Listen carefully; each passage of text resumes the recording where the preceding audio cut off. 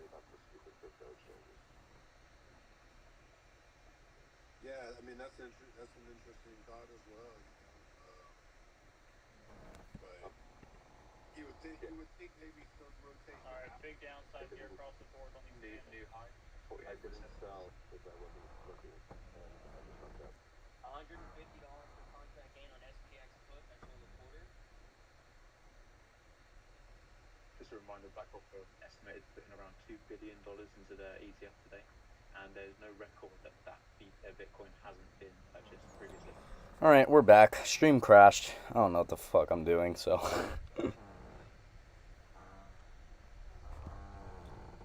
Let's see. So SPY back under hedge. and I'm still in this position.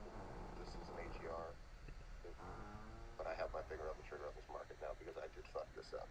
It is down much more than I like to see on the small account challenge. Uh-oh. It made it really hard to. Did you take 0 days again? XCUR, X-ray Charlie Uniform Romeo. This is microcaps. They're seeing respect to these highs of XCUR. But I'm not very confident in this position at all. But we'll see what happens at this ATR. I have my finger on this trigger for the market sell, and I'm not playing. Finger on the trigger. I'm not seeing a lot of sales on this BTC ledger at the moment. I'm seeing a lot of buys coming in. Flow is starting to flip a little bit more, like it's back to neutral. It was bearish on the main, so that's a plus for these. I may hold a little bit longer, but the ATR is still my stop loss now. Well, this ATR like fib. Whale, my stream crashed. Goddamn. Watch Tesla if it reclaims. It's back up. I'm trying. Oh, Tesla. This is a horrible trade. I'm sorry for anybody who might have taken it with me. Alright. T-Dizzle. Google's still pulling back here. Apple's still pulling back. Microsoft's selling off. Yeah, Amazon just got a nasty red candle pulling back here as well. A lot of. Oh, Google. 50-point gain on NQ short. Google. I'm all out. It's $1,000 bill. Just Boom. There you go. hold on, Nickel. My algo is trying to trigger short here on SPY. When you say trying to, is it triggering it or it's just not locking it in yet? This is the ATR and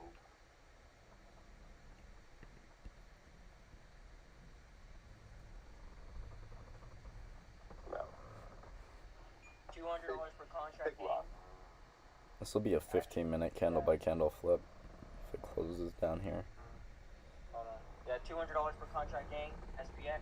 I sold a quarter, or not a quarter, an 8. I'm down to the runners here. Yeah, we're trying to trigger short on my 15-minute. Go, Maple.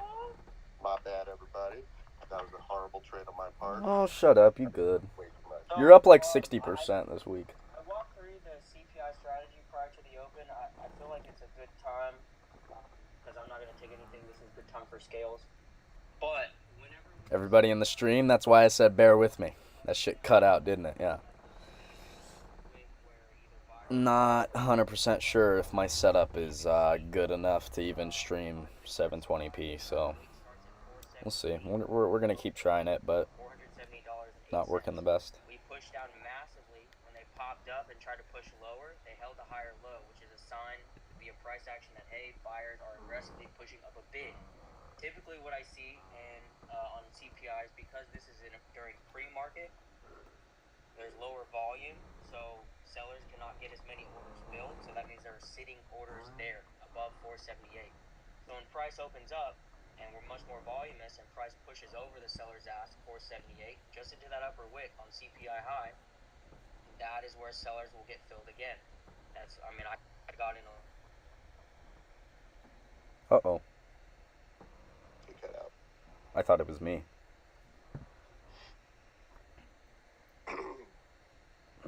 Snow right here. It's a nice 9 EMA dip. And just hit that $200 again. Sorry for that. But since we pushed up into the open, there's much less aggression for the bid to be held because buyers are wanting to lock in profit, right? It's too risky. So here, I would again be patient for a higher low potential as we're nearing buyer's territory under 475.8.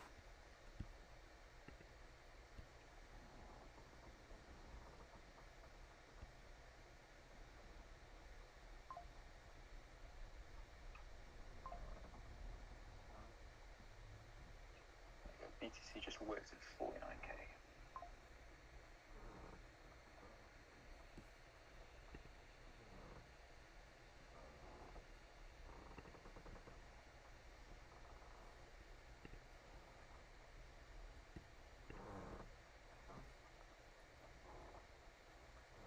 Taking it to 475. Top of my bear zone. It's the beginning of it.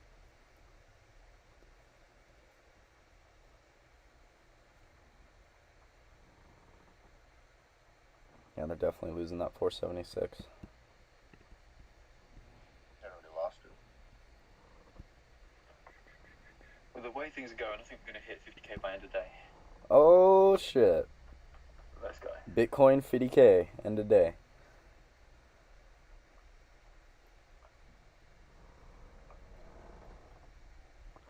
Oh, that sun's $400 coming. per contract in SPX. I'm all out. Beautiful.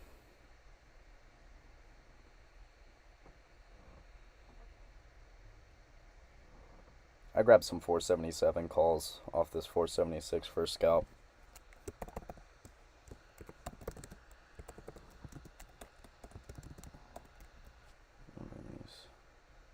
Fuck, I just did what Whale did.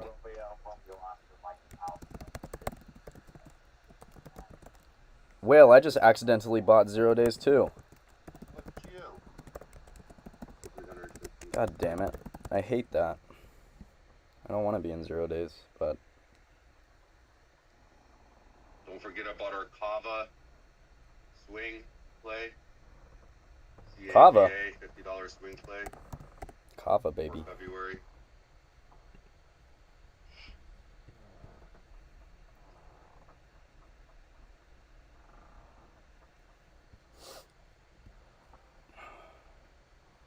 Want to see it close over 476 here.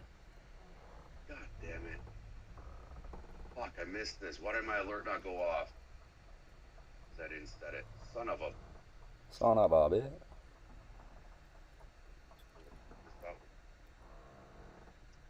Alright, well, I'm keeping my risk real tight since I accidentally got 0 days. God damn it. Why did I do that? I talk all this shit on Whale doing it all the time. I did the same thing. I always tell Whale, you dum-dum, what are you doing? I know. It's because normally, like, so my reason is this, normally when I'm trading, like my normal account, I do 0 days. So I'm not used to changing the date. I don't have a reason. I don't know what I was thinking right there. I just did it. And then the other thing is when I did the small accounts in the past, I used Robinhood, which you can turn on a setting that prevents you from doing 0 days. It's like a day trading protection Yeah. thing. So I never had to change the date because the first date that would come up was the following day on SPY. So I created a separate watch list just for the options I wanted to trade for that day, like before they open. Mm-hmm. Then I can click and it goes right to active trade or whatever contract. That's cool.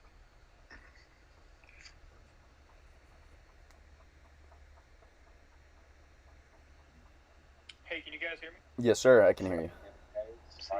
God, my Wi-Fi must be freaking terrible. All good, all good. Jordan is working out, buddy.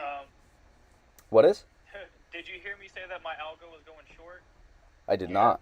My algo went short on the last candle. I'm just scalping this 476 bounce. Oh, Yeah. You mean again? Because you said it's trying to flip short, like. Yeah, so when that 945 candle closed, it closed short, and then I scalped 5 DTE puts for 18%. Nice, yeah. Yeah, Mine flipped short on that last 5-minute candle as well. Therapeutic CRSP shares seen an increase that is hitting new highs for CRISPR, Charlie Romeo, Sandy Papa. Big trouble.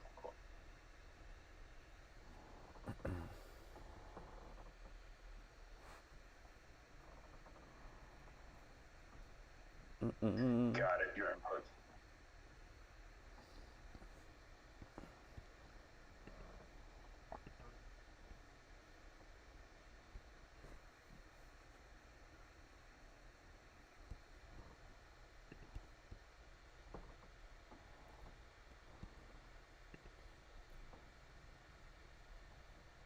Yeah, crypto. This was kind of my concern on like Coinbase, for example. Like,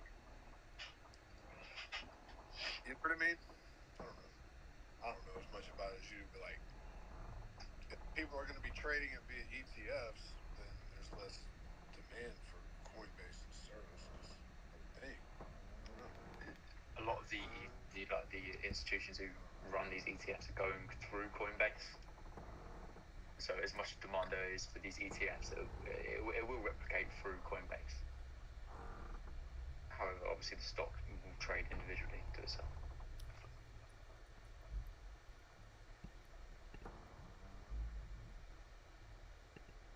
Fair enough.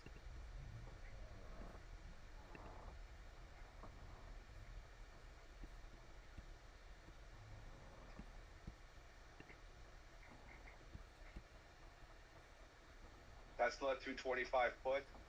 Oh. Yeah, she couldn't reclaim that 230.80, huh? Sad day for Tesla.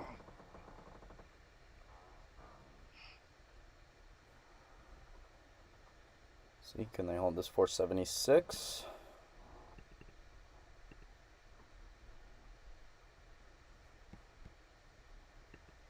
I think they slam it down, to be honest. They might slam it. But they also buy. Watch the reaction at 475.25.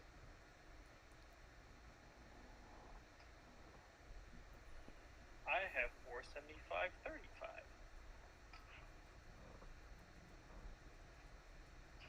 I agree with Mike. I know. I see what he's looking. EOL, Holland, hitting new highs now. Papa Oscar Lima.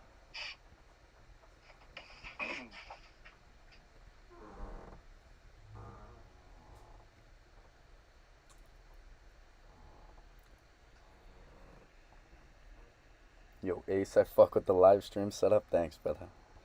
It crashed earlier, so we're hoping that it holds. I don't know. Fuck. We'll see. Hopefully it's working good.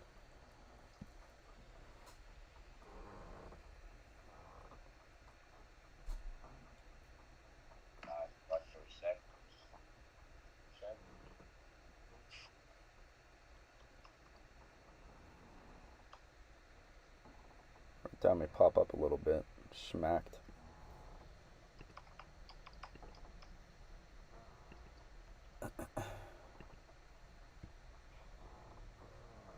Microsoft's holding pre-market highs. Yesterday's high.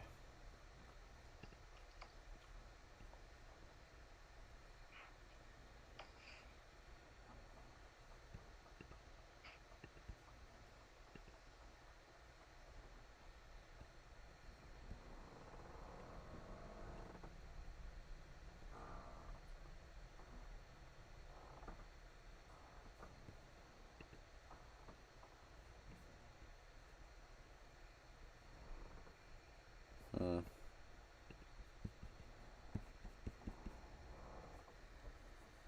just grabbed some puts. Fuck, 0 days. Yeah, I'm debating. I was like, probably need to trim some of these calls here while I'm in profits, because we're not getting the momentum at all. No real buyers off 476. But let's see. I will cut these very quick if I need to. Take my like $9 a contract and Lots of RMA, Roma at the highs of the day now. Recent IPO, Roma, $5.75. Spiking here now at 48%. Romeo Oscar Michael Alpha. Romeo Oscar Michael Alpha. large bearish. SPX flow just came in. Sold calls. Sold calls. Heard. And bought puts. The sold calls were 5.95 million. Bought puts were 1.47 million. I don't want to scale, but I took a scale.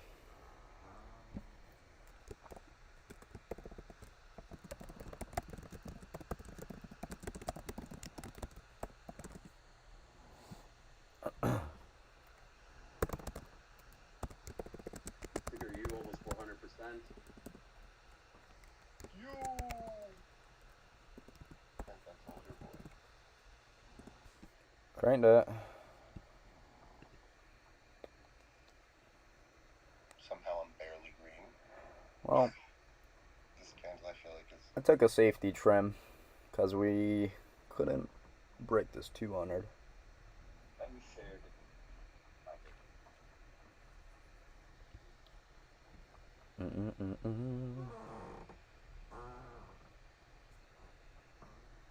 Here's the pre-chart. more bearish flow coming in. My thesis, I'm liking it. Let's Nice. go. Drop it, drop it low, girl. Drop it low, girl.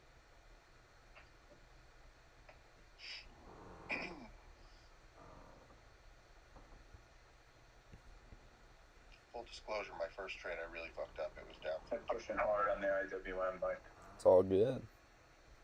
No, Up or down? one trade that was plus 50%. down, making new lows. KRE's down 2%. Bye, KRE.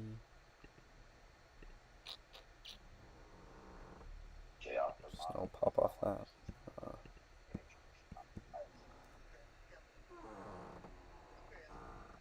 CBC still holding bearish. Yeah, I'm not liking the way that last candle closed. Yeah, this is a buyer zone. This 476. But if we can lose it, I definitely see us going to 475. Test the top of my bear zone. Just lose it.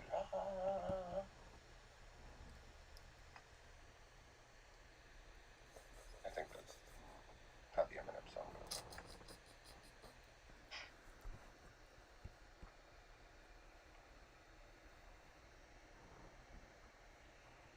Give me momentum. Go. You have a new fave trading view indicator, or you still like rocket scooter zones and hedgy? Oh, still love rocket scooter for sure. I use that daily. But in terms of like an actual algo, I like the stocks buddy, which is like these signals that show up with the stop loss and everything, which cut the rest of these probably. Let's go. Tesla new lower day for those 225. Lamb it. Ooh, nice call there. Drop it, low, girl. Drop it, low, girl.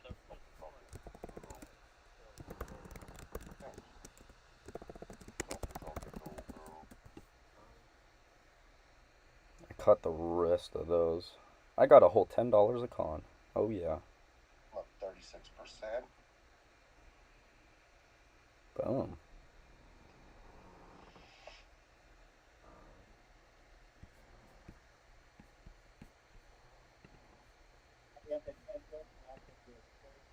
And I'm out. I just don't like the wick back above the ATR, even though it looks like it's continuing. It's okay. Tesla stays continues CPI. Set really lows for Tesla.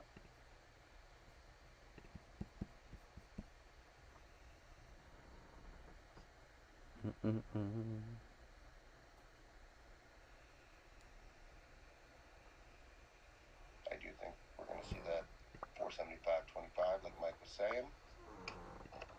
Alright, I scaled more out of the runners here. I have one contract left in the SPY puts. Let's go, baby. Let's go. And here's 475.25. Yep. And, oh, it's still going. Jeez. Oh, that's why, because it's really 475.15-ish. Oh, no, it's 475.20. Here's the top of the bear zone. Let's see if they get moving in it. I'm all out. All out of SPY puts here. Wow, 474.88. Woo!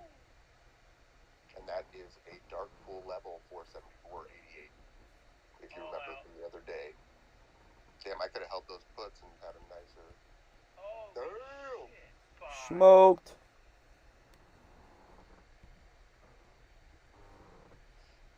Damn! Oh, Didn't think that was gonna happen. I guess I could have held a little bit longer. I guess we all could have held a little bit longer. I'll post my chart here in just a second for the reason for the spot puts. Even with that trade, though, I am still red on the days so far. 'Cause that first trade, I did hold a little bit longer than I would have liked, but we still got 3 more trades to make to flip it. You know, I have Boom. 1 red trade that I did hold a little too long. Microsoft's still above yesterday's high.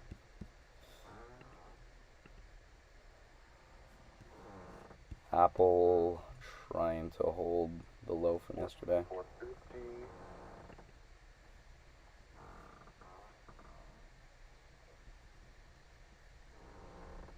Wow, it's still going.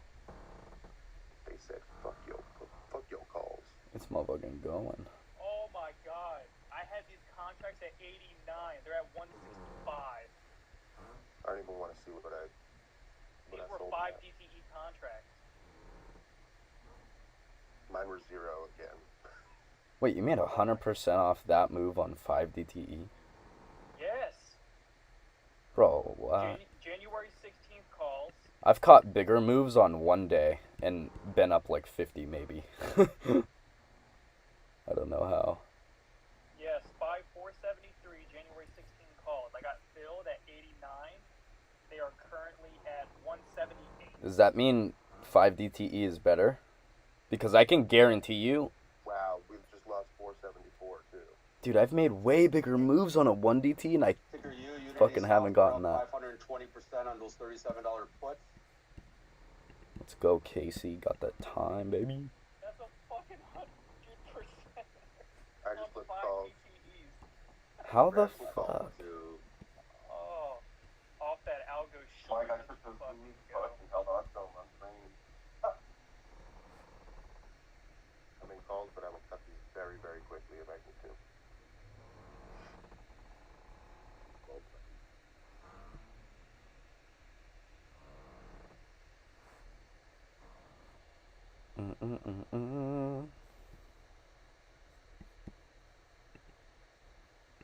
Even where I bought them, and we're up higher now, I'm still down.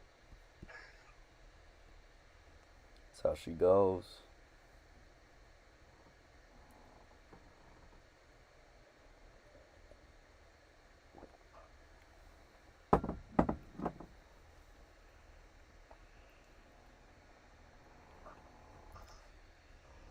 Bloodbath is coming. Yeah, if we get under this low from yesterday, could be rough.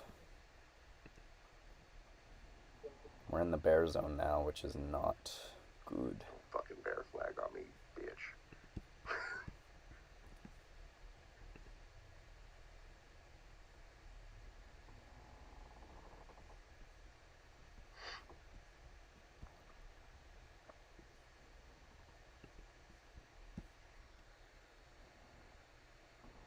We're still higher than where I bought them, and I'm down 10%.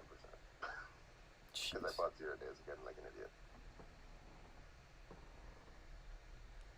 Stop buying those. Stop buying those, boy. Alright. Market sell is... Wow, were they just gonna bring it right through yesterday's low? No hesitation? Shit, I guess. 473.90 is my line in the sand right now. If I see it on my screen, I'm out. Oh, I'm out. And it's going to bounce right here, too. Watch.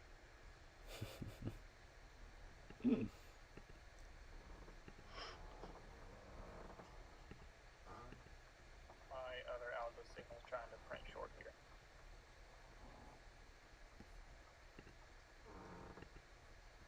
Today is not my best day. That's alright. Could be worse. You could have taken puts and you were live trading in your Discord, but you had your mic turned off and you were celebrating by yourself the whole time. Ooh. And now a bunch of people are mad. But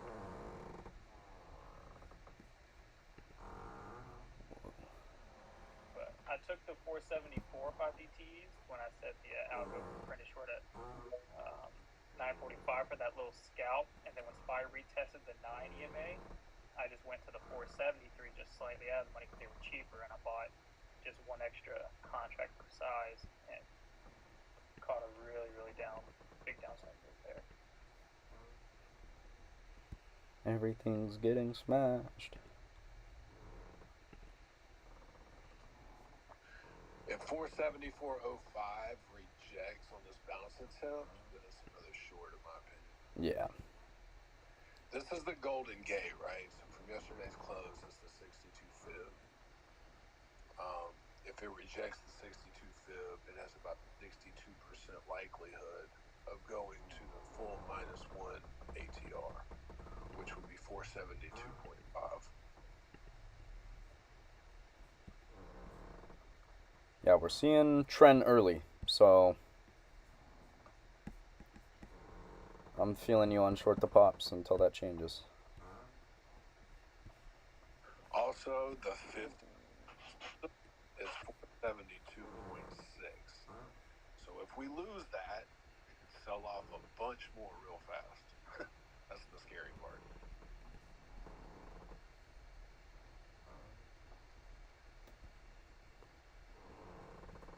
What was yesterday's low? Right here, 473.90, 87.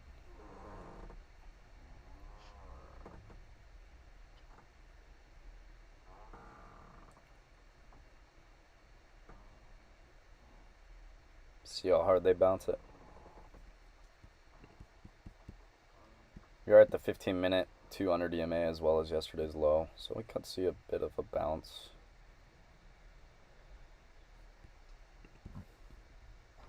Retest that 476. It's orb low, right? I think that's orb low. Yeah. Rejecting for now.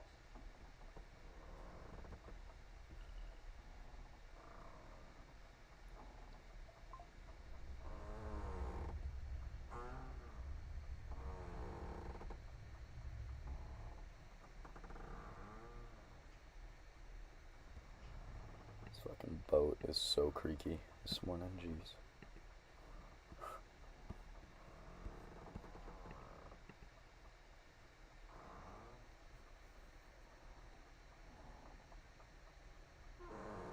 Love seeing you live, bro. Now I have you and Max to watch in the mornings. Let's go, baby. Love it. Good stuff.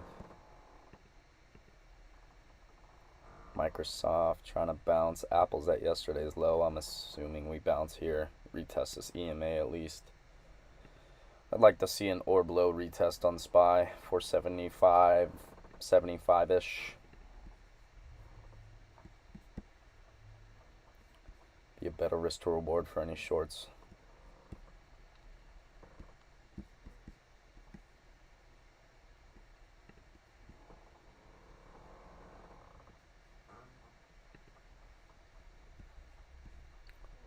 This is a weak ass bounce. That's because it's not a bounce. Define bounce.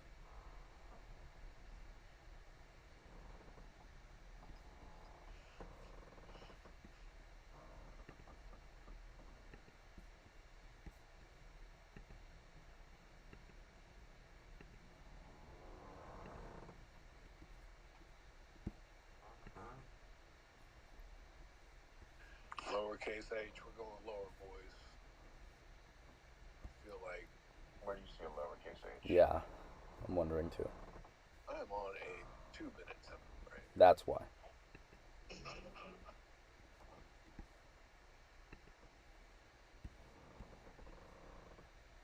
But it is clear as the morning sun.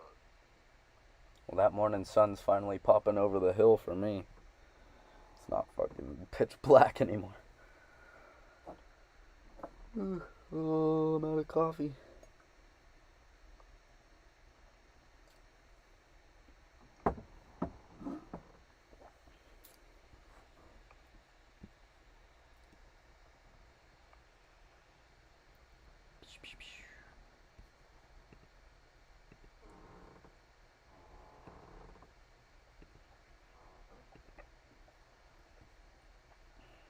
Oh God.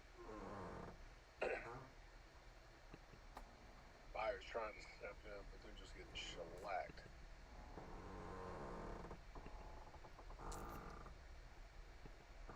Yeah.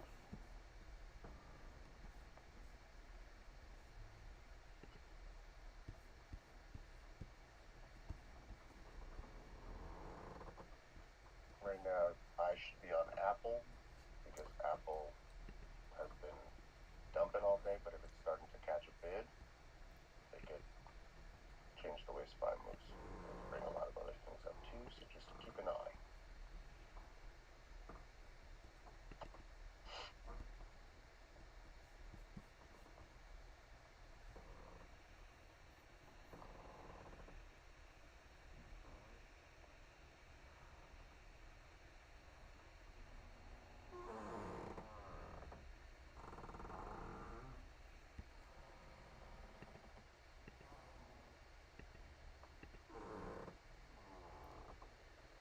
Apple's trying.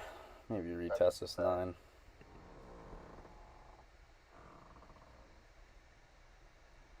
Buyback above 474. Like I said, Apple carrying it right now. Lots of bullish flows starting to fly in.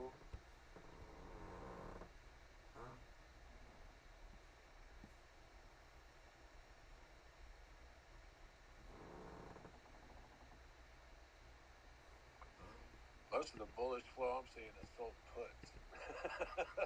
There's sold puts, but there's also some big bought calls on SPX. Over $1 million, over $2 million, all coming in like just nowish, 10-16. When it says sold puts, is that closing orders, like closing positions, or is it also just selling? It's either closing a position or opening a position, which is why like sells, even like just like kind of when you think about sells with like insider trading, sells are much less indicative than buys. Right. There could be so many different reasons why somebody would sell, but usually if somebody's buying something, it's more of a tell of what their sentiment is. The sell side can mean they don't think it's going down anymore, or they think it's just going to stay flat, or they're taking profit, or they're like it could be so many different reasons. Interesting.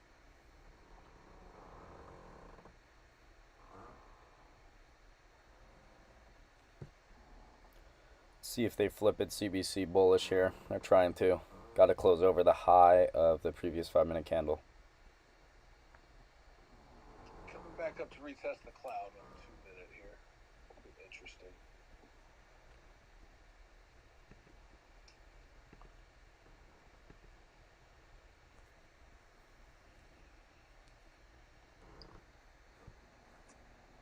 West Coast market open hits different. Lights dim. Hood up waiting for the sun to rise, right? Bitcoin That's got exactly smashed what right it's about like. what crypto says. Oh, every morning I'm sitting in the dark until right about now when that sun starts coming out. Get the pop. Feeling a bit peckish. Feeling a bit peckish, eh? Nice bounce so far. Microsoft trying to reclaim yesterday's high, holding that 200.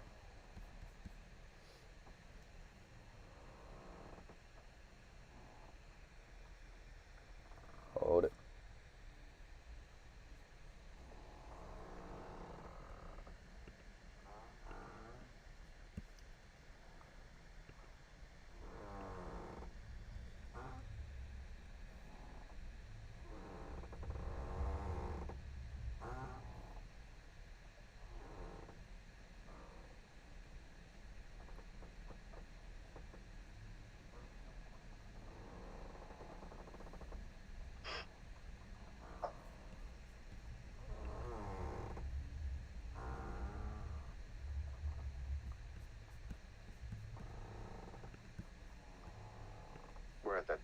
level 474.88.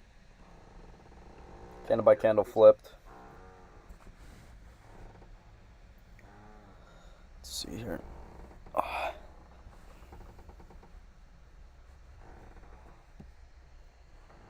Damn, that is a bullish fucking candle on the 5.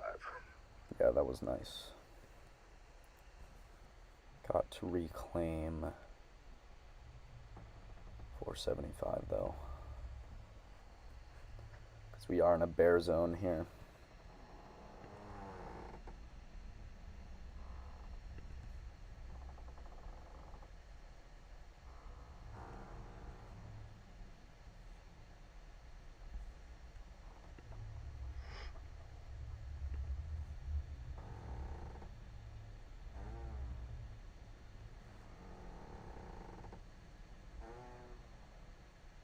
What the fuck is that? The boat. I just watered the ropes yesterday too. Shit's creaking still. Ridiculous. It's better to have a creaky boat than a leaky boat. Hey, very true. Good morning, ladies and gents. Morning, David. Morning. What's up, Jordan? What's up, everybody? Morning, morning. Sorry I haven't been as active in here. It's just been, Oh, trading's been absolutely insane. no worries. You're good, bro. Gets crazy. Isn't it? Yup, CPI day. You know, we got another one tomorrow, right? Yeah, PPI. A lot of good opportunities this morning. You just had to be, Jack be nimble, Jack be quick. Yeah. How's everybody else doing today? Doing chilling. Not good today. Today was a bad day. Oh, it's not even bad. Stop it. Oh, no, it is. I did It's early. It's early. Exactly, it's early. Around. Plenty of time. But I flipped a few times and I didn't call him out and I kept screwing up. Yeah, Wrath, bro. Take a trip to the East Coast for sure, and see how it is to trade on the 9:30 time. I like it better. I'm not gonna lie. Like, it's nice to wake up and it's dark out and see the morning go on, but I would like to be on the East Coast time a lot more, because I would still wake up just as early as I do here, but I'd just work out, eat, do all that stuff first, and then I'd be ready to trade. And I feel like I'd probably trade even better because I'd have a workout in me beforehand. I'd have food already in me. On the West Coast, I wake up, like, I just get coffee and I just get trading, you know what I mean? I'm not going to eat right away. It's like 4:30 a.m. when I wake up, so it's not worth it.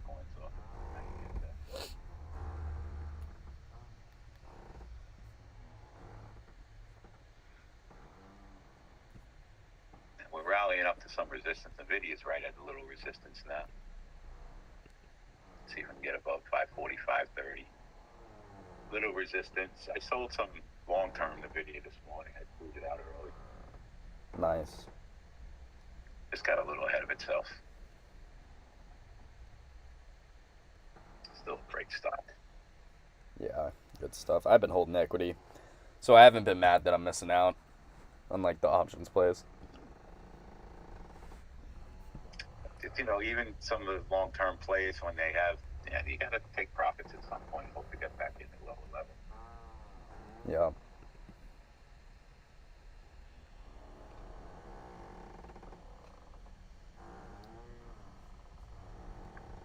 We're all starting to lose a little volume now. Bonds are rallying a little. Tesla lost like all support here, Jordan. I know, that poor thing. Fuck. My baby. Poor thing. She's like, gotta bounce, or else we're making a lower low on the daily, and that's not good. The monthly is 224.88. I have a monthly level on that. Gotcha. 30 minute. Yeah, that's that gap we were talking about earlier, right around that 225 area. Yeah, I'll tick a little if we get down there.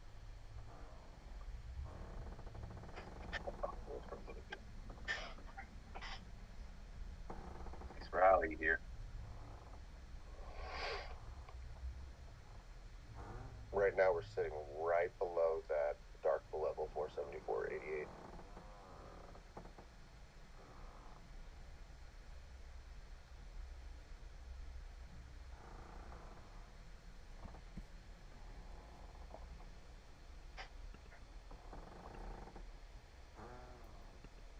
CBC did flip back bullish. Overall trend for the morning is bearish, though.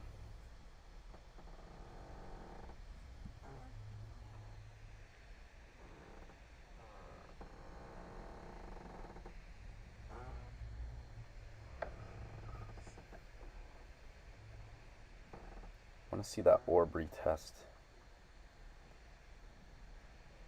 We broke it. Now we need that little base.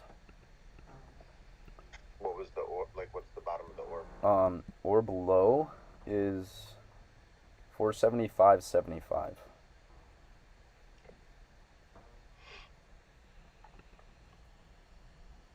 I mean, that's if you're doing it off of a 30-minute candle specifically, though.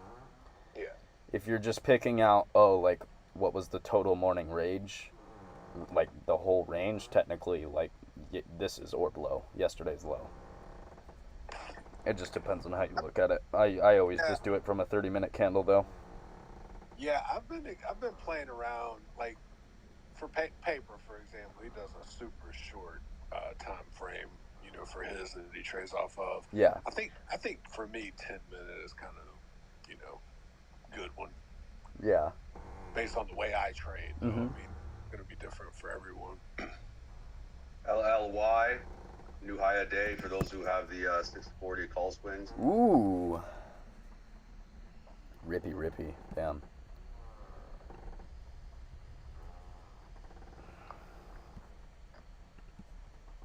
How's oil today? Oil's trying to get a little rippy.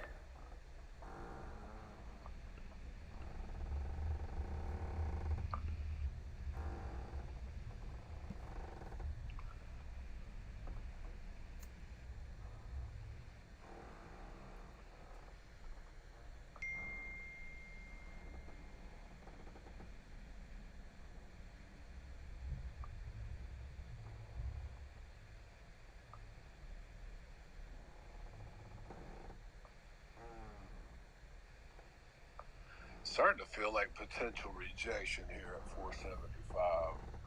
We'll see. Could also just be like a bull flag, but I don't know. Yeah. Seeing a lot of red on the tape. Yeah, here it goes. Best of luck on the rest of the session. Looking forward to stopping in for more of these. Absolutely, bro. I appreciate you. Thanks for coming by. I'll be doing these every morning as long as the stream ends up like working. I'll be doing them every morning. Just pulled back from the trend trade also. Yeah, Apple's starting to sell off again. Not really doing much here though, to be honest. Exactly I took one little 90 trade. MA, 16, Scalped long for like $10 a con. Stopped out of the rest. I'm just chilling right now. Those lower 475s. Looking to see if they want to make this a intraday low for now, or if we're getting the setup for more shorts.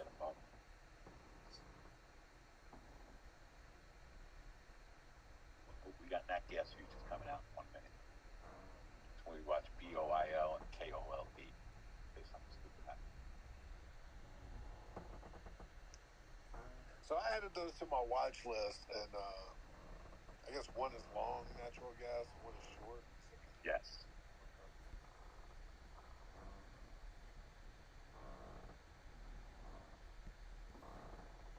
And they move. Yeah. I've never traded before, but just kind of watching it for now. We had a good swing in the KOLD 3 days ago. It hit our 200 EMA around 67. Got to 65. Went up $14. How far out do you like to go on? I had stopped. Oh, you comments, I guess. Yeah. Stop that. It's getting cold. Is getting dumped right here. Oh wow. Oh. Numbers just came out. 140 natural gas. Natural gas draw of 140. Larger than expected. Natural gas futures up more than 2% now.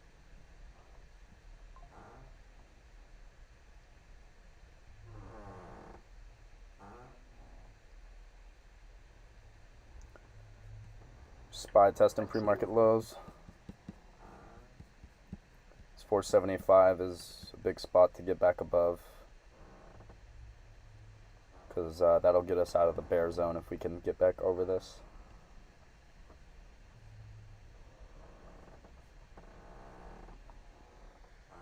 She's trying. Is VWAP right here? No. What is that? Microsoft looking decent, holding yesterday's high. That's good. Ticker SDBI, Sandy Golf, Bravo, India, ticker Amazon. Diamond Sports gets extension for streaming deal with Amazon. That guy's hyped up. Yeah, that guy was Right. That guy's real hyped. That dude was cracking down. Amazon!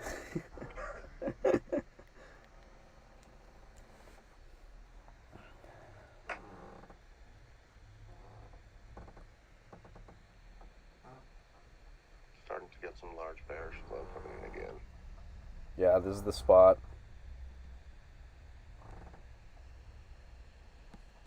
They could just short the pop, yeah. Ticker SDBI shares continue to see heavy activity, new highs. Sandy Golf, Bravo, India. On New York Post report, Diamond Sports gets extension.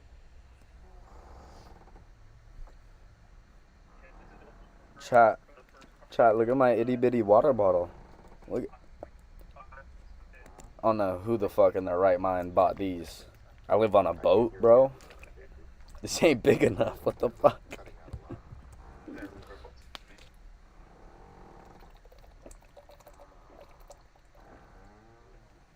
Like, that's already gone? Come on. It's crazy, bro. Whatever. Oh, is this short the pop? Is this short the pop, boys? It may have been. I'm probably gonna short the pop.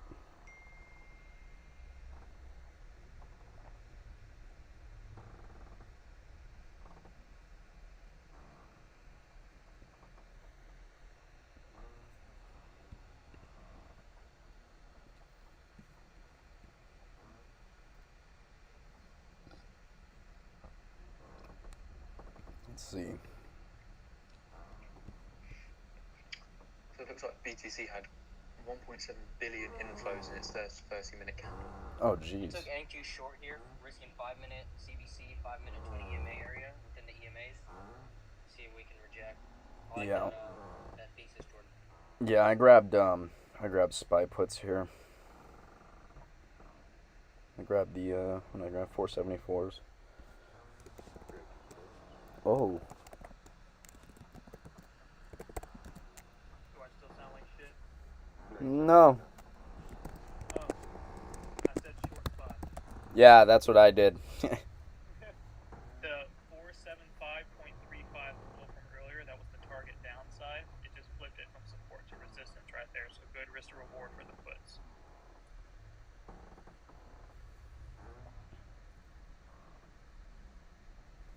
I'm scaling small amount, 20 a con.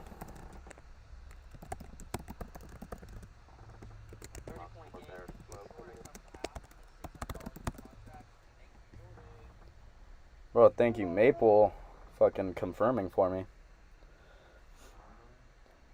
I was a little degen and tried the longs early this morning, and hey, I still caught $10 a con on some of them, so take it.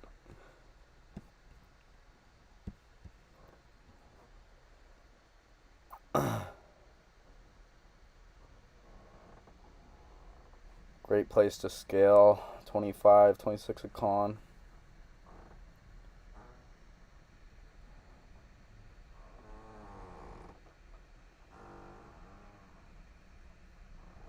Nice move there. Here, I'll do, for everybody on the stream, I'll do a little visual thing for you. Let's see. How do I do this? Is this how I do it? Oh, there we go. Yeah. Perfect.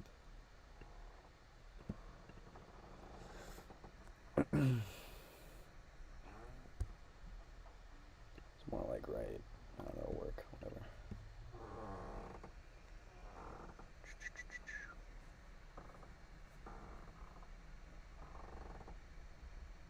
I am watching for a higher low in case they try it, but let's see.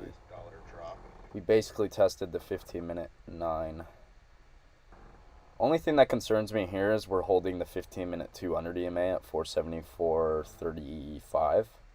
So do want to see a move below that.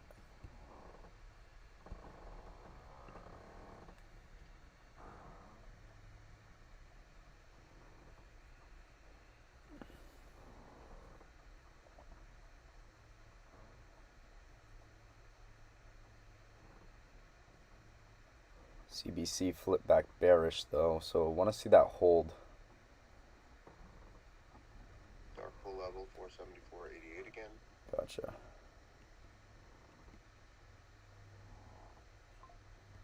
Don't love how they're trying to bounce it here. Well, they ain't trying. Are you going to buy Tesla long term like you said? Yeah, but not here. I'm already so loaded in my long term for Tesla, so I need lower. Like below 220, in that 200 220 range, I'll be watching for spots that I want.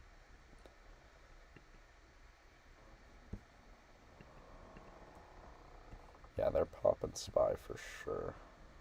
Cons are break even here. We took some decent scales though.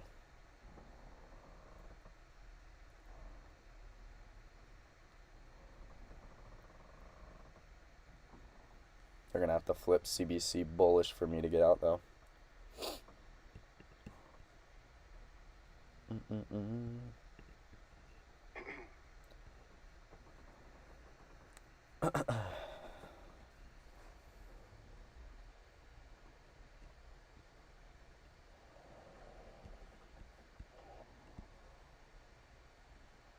Somebody just flush a toilet.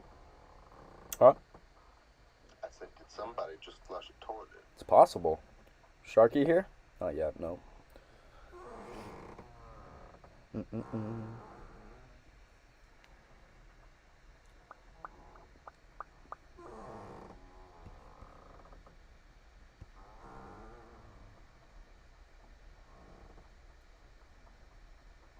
Stream is holding up this time, so that's good. Yeah, reject that off that 9. Come on. Still concerning though. Apple is making a higher low here. If that breaks higher highs, that's definitely a concern for SPY. Microsoft is still above yesterday's high, but flip CBC on that last 5-minute candle. I offload a little bit more risk here, 20-point gain. So 400 a call, and I got 1 contract left. Nice. On NQ.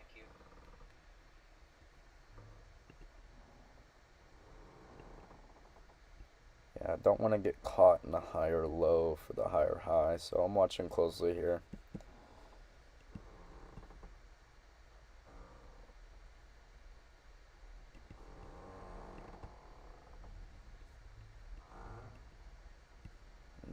Not buying that.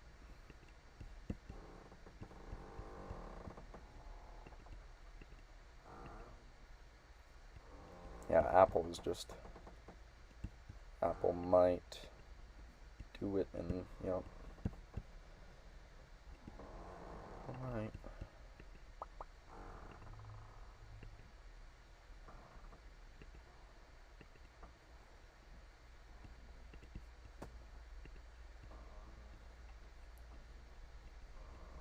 Need Apple to reject off that 185.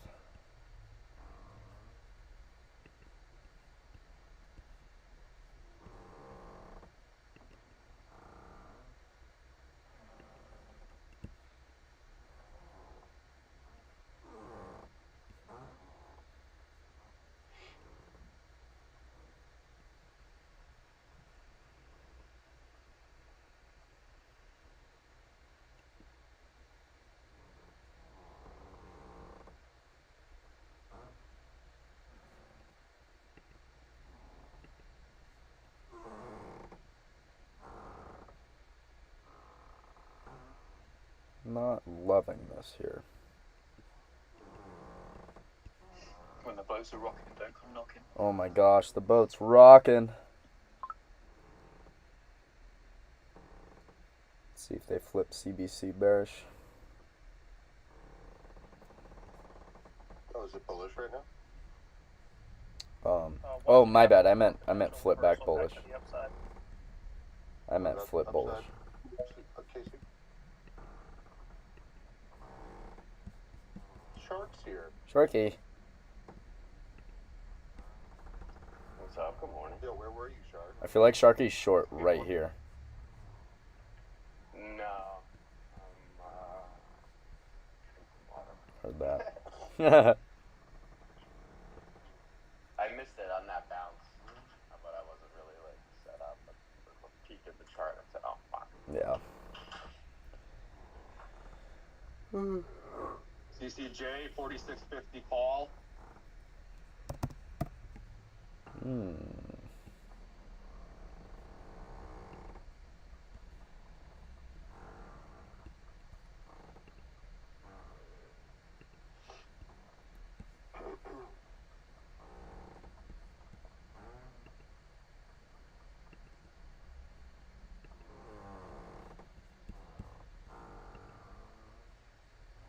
Back to break even.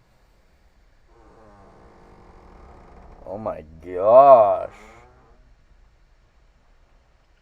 Bro, I gotta go water these ropes again. Jeez. I'm gonna go nuts sitting here. Right about our suspicions, though, that they were just freaking front running it and I was gonna die. Buddy, Bitcoin's getting shellacked. Is it? Oh, yeah, man. Oh, so it is a sell the news event then. Well, let's see how it interacts with 479. Yeah. If it just breaks through that. A few more red candles coming in today. She almost hit that 50. Almost. Close. Just wait till this one.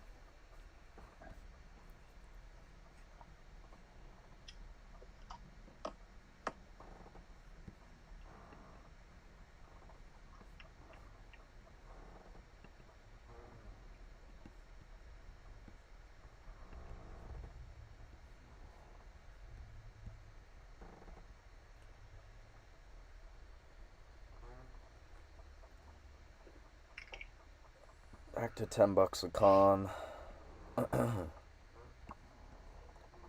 Not seeing the hard rejection I'd want to see off this pre-market low. What are you short on? SPY. I grabbed him on that 10:30 candle at top wick. I have already scaled some out. That's the one that I missed. Yeah, that was the spot. I've already scaled some out. My desk, I saw it. I was like, I know, right? the short entry. Yeah, it's the short. Let's see if we got a little something. We're still holding this area though.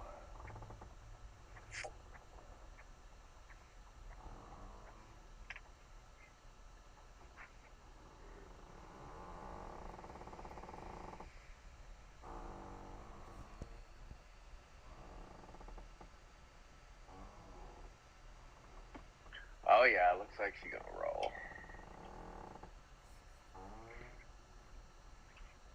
Back at the desk. How's the 10-year doing? 10-year still over 4. Oh man, I gotta do this. Dixie's dumping.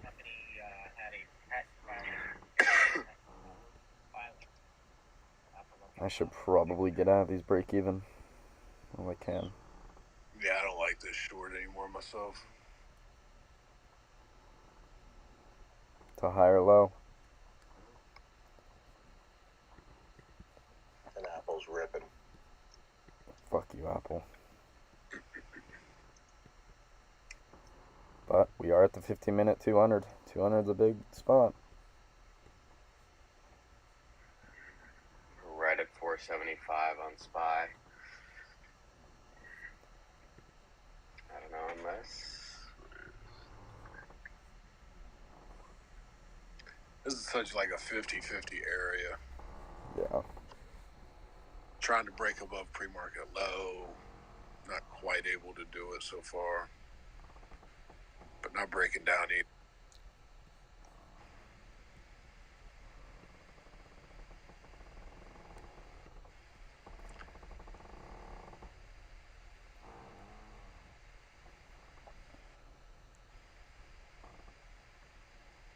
See if we get that CBC flip.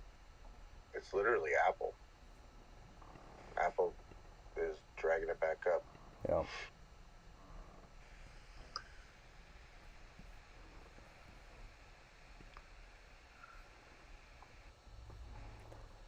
People want those Vision Pros, eh? What's up, Zeke? How we doing, dog? I'm doing. I'm an Apple guy, and I don't think I'm gonna grab one, to be honest. I scalped $10 a con long, stopped out of the rest. I caught a short on this 1030 candle, scaled out of some of those, and we're still sitting in some, but I'm seeing if SPY wants to flip it here. I'm not sure. Still holding my CBC method bearish, though, so I'm staying in the trade for now. But this 475 is a problem. If we reclaim it, 475 is getting out of the bear zone. So for puts, I want us to stay in this bear zone. But if we get out of that, might be flipping shit around here. 2 trades for me, 1 small, 1 red. Bigger green, so up on the day. Yeah, good shit. Same with me, I'm green so far. Took a little loss on some of those calls. I grabbed this 476 bounce low. And tried to get a retracement back up through 477, my hedge pressure, but we didn't get it. So, but these puts looking better. If we can keep rejecting here.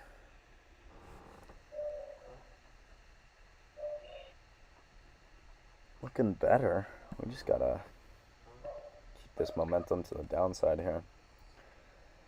See, I'm back up. Watch for that potential 11 o'clock reversal as well. Yeah, back up at 11 a con here, but not convinced. Just keep fucking bouncing.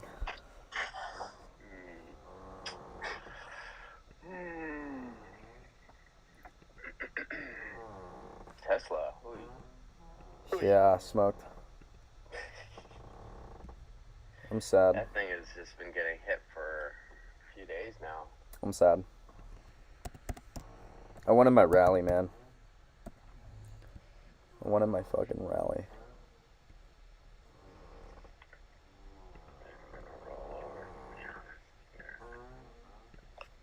Oh. Uh-oh. Bring it down. Back to 15%. Give me it. Give me it. Give me it. Come on. Danger zone. Give me it. This could go back down to the 1034 low. I'm about it. Let's go. But it would have to get under like the 12, like if you're on a 2-minute chart, like the 10, 12. Mm-hmm. That's where the structure broke. So if that broke, then you could go for that test of the double bottom low a day. But I don't know.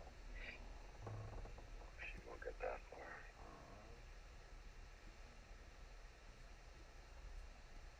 Just give me a move right here to yesterday's low so I can scale more.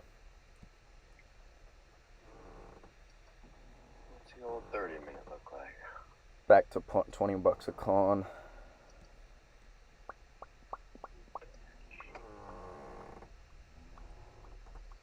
If anybody does want my thoughts on BTC and where I think it's going to be going in the relative short term and what to keep an eye out, I have just shared it up top. There she goes. Let's go.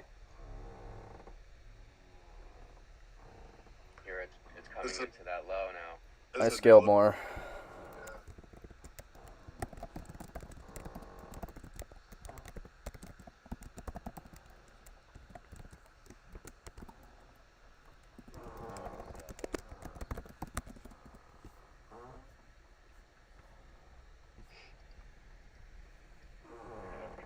Alright, I'm holding quarter position. We're up 25%, about 30 a con. Nice trade, buddy. Oh. Give me 50 a con?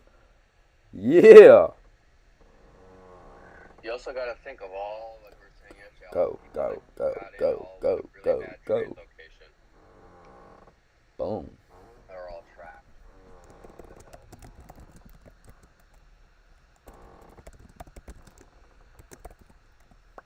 Oh, I can't type fast enough. Ugh.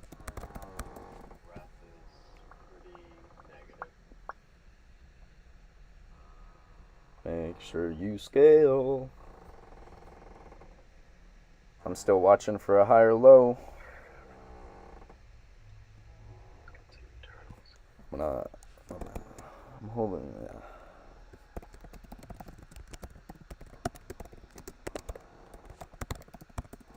I'm holding 3 runners on this trade. Bada bing, bada boom.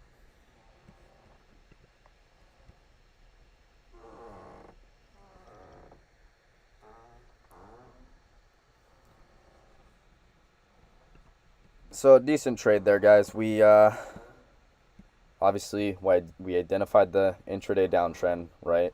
Popped off yesterday's low. And we got the pop up to the 21 EMA, 9 EMA, all that jazz. I was anticipating a move back to or below, which was a few cents higher at 475.75, but we didn't get it. So we got really close, right? We got right there to that or below. So as soon as I saw that rejection here on the 730 candle, took the puts on that rejection and just held CBC as long as it's holding CBC bearish, right? Which it is. You can see we got no candle closes above the 5-minute candle high. And so that kept me in the trade. I'm still in it with some runners. We're going to see how far we can milk this. But a decent trade to start the morning. Not terrible. Not amazing either, but I'll take it, right? Could turn into a really good trade here if we get moving below this yesterday's low and the low a day. This could be really solid here, so keep it watching. Also, if you bump up to the 15-minute time frame, it's a perfect 15-minute 9 EMA rejection. When in doubt, if you're riding a trend and you get above the 5-minute 9 EMA when you're in puts and you still want to hold, you watch that 15-minute 9.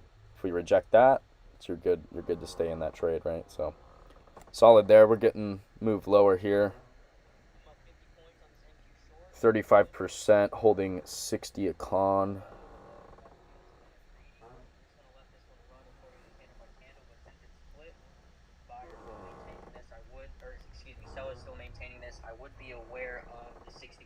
So, like Maple's talking about right now, sellers are maintaining this candle by candle, right? So what does that mean, guys? That means look at this 640 candle. What happened? Well, we closed below the previous 5-minute candle low. That's a CBC flip right there. Bam. Got the bearish signal from my algo. I tried to scalp the long here, scalped it a little bit, got stopped out the rest. That's fine. Cool. Downtrend continues. And then we get our first pop. Something I want to note, too.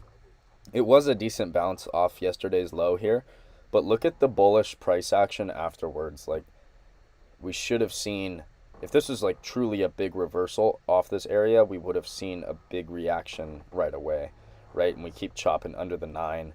This is the only like part of it where I was really concerned, where we tried to make a higher high there, couldn't do it. CBC held, we were good to go. If I wasn't holding, like if I didn't know the CBC method, I would have gotten stopped out of that trade on this candle because I would have gotten scared, right? Oh shit, it looks like we're going to pop higher and make higher highs. But since I was using that CBC method, kept me in the trade, kept me going.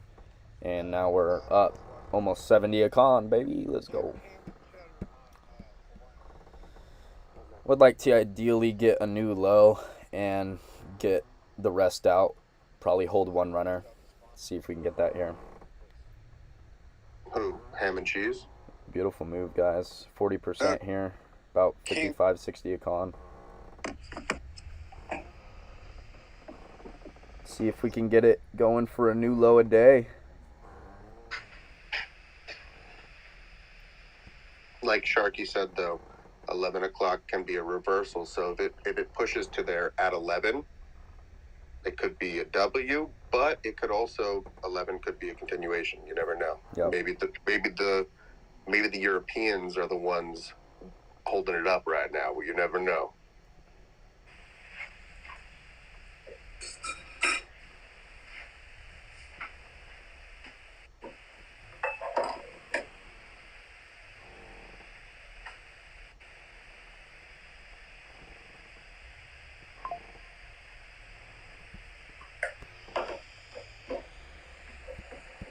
Alright, I can now not lose on this trade. Stop loss is a 5-minute close above that previous candle high, CBC method. Oh, my man Bueller. What's up, baby? Woo! Love you, brother. My man. We hit the puts. We hit the puts. Oh, look at Apple. We got it. I want to see a lower low here, though, which might be asking for a little much. Watch for that higher low here. I would, I mean, if you're in a small account trying to really save those gains, I would be all out. Just me personally, but Apple is ripping. I'm going to hold it CBC method. You say Apple's ripping? Ooh, someone washing hands. Nice. Yeah. Oh. Yeah, I'm still in my puts. We're holding like 30% here. I'm in runners. I'm going to see if we can make a lower low. But if we flip CBC, I'm going to stop out. I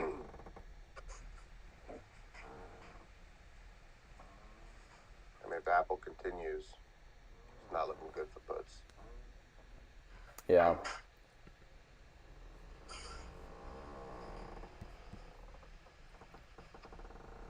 Come on, Apple. That's a weak grind up. Give me that rejection off the 21. So my puts go further. You Come call on. that weak? Yeah. I mean, not super weak, but like if that was strong, to me, I don't know. I feel like we would have seen higher faster instead of this kind of sideways chop grind up. But I could be or on Apple. On Apple. I'm looking at the 1 minute. Those Yeah, 1 minute definitely looks a lot better. The Yeah. last few 1 minute candles on Apple were pretty. Yeah, they're pretty. Yeah, they look pretty bullish. I see you. Let's see though. Apple's one of those names that likes to show that weak grind and then pop hard. So.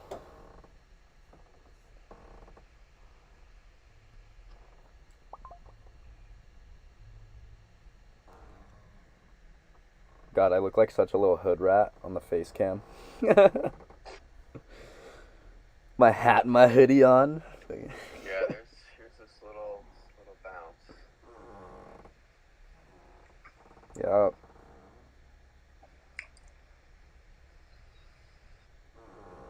I don't think I can hear not well. Uh-oh, you can't hear well? Nah. Casey's such a loser. I'll jump out and try and come back in. He said he loves you, Casey. I'm sure he said the opposite. Yeah. I can't hear that motherfucker, but I know he's like, don't bring it back up. Yeah. Yeah, that guy needs insurance. Well, fuck you, Will. I'm coming back. BRB. Love you, bye. I feel the love in here. Yeah, right. Casey's response to you earlier, Whale, had me laughing. Oh my Sent you gosh. an Amazon order for clippers. Tank it. Oh, good. He already ordered Reject that candle. Come on, baby. Yeah, jokes. Tank it. He knew. We need a lower low. I'm still up. Easy. All right, guys. 1 Big minute 37%. till European markets close, which means I might be signing It's out actually today. at 11:30. things are about what? 11:30. Oh, I thought it was 11. Am I an idiot? Yeah, I was wrong. Oh, I guess I'm an idiot. 11:30. I hope the walruses go off in the background. The seals, if they're going off, you guys will hear them for sure. Because I'm pretty sure you can hear my damn boat creaking too. I'm sorry. I'm so sorry for the listeners. I don't have a mic, so I can't I can't make the sound like only focused on my voice, but it's fine. We'll get better. Everything's so weird over there. Come on, tank it.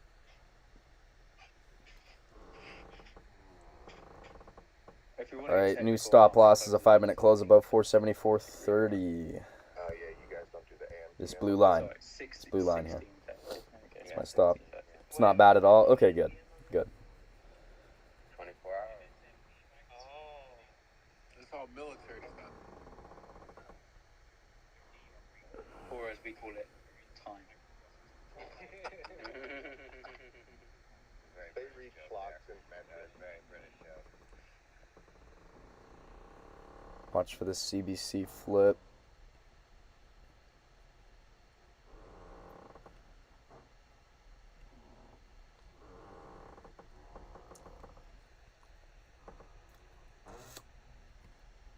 stopping my screens? Reject it, reject. Oh There we shit! go. I guess I didn't touch my mouse. Wow. They went to sleep. They went to sleep? Screens went night night. Bro, SPY about to go night-night. Fucking. Come on. Break No, this low. We couldn't get above any of the trend lines in the spiders, so. I'm holding. Hold. Spider. Hold. That 475.50. I want 100% on my 1 days because I'm jealous that KC caught 100% in like 10 minutes on 5 DTE, bro. How? Dude, that was insane. You pissed me off with that this morning, bro, because I struggled to get a hundo off 1 DTE. I'm like, fuck, this kid just walked in. This is the reason why I got away from trading 0 DTEs, because I Oh, facts. certain setups with you can buy a little bit of time and still get really, really good returns and moves out. It's true. That's why I like the 1 days, even though I keep. When you talk about candle by candle method, do you pay attention to the body or the wick? Always the wick. So right now, look at, I'm in puts, right? I'm in puts. Our entry was here, right? That's where I put the entry. We're green, right? So what I want to do is hold 5-minute candle by candle method. What does that mean? That means whatever candle we're on, like we're on this candle, you go to the previous 5-minute candle and you mark the candle high. So I'm in puts. I want to mark the candle high on the wick. And if I get a 5-minute close above that, I'm out, right? I'm gone. And same thing for calls. If I was in calls right here on this candle, my stop loss is a 5-minute close below the 5-minute candle low, right? And you keep, like, let's say we were in calls, and then this candle shows up on 7:30 candle shows up, it gets a 5-minute close below that candle low, right? The previous candle low, we would have gotten out. Bam, that's your stop loss. So now that we're in puts, we're watching this 5-minute candle wick, 470.430, right? If I get a 5-minute close above that, I'm going to cut the rest of these, and they'll still be in profits, right? That's the beauty, is that we're going to cut these in profits no matter what.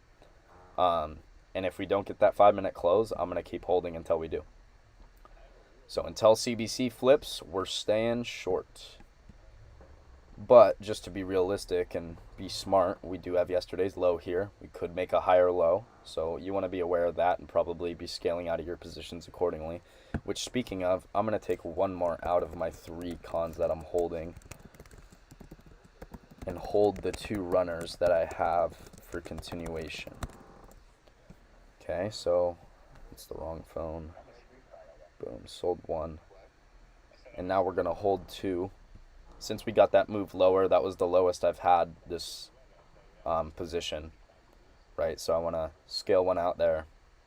And now I'm holding 2 runners. If we get the move down and want to continue down for a trend day today, cool. I'll make some extra money. It's not going to be a whole lot because it's only 2 runners, but it's extra money, right? I'm not leaving it on the table. I scaled one of my runners, by the way. I'm holding 2 runners.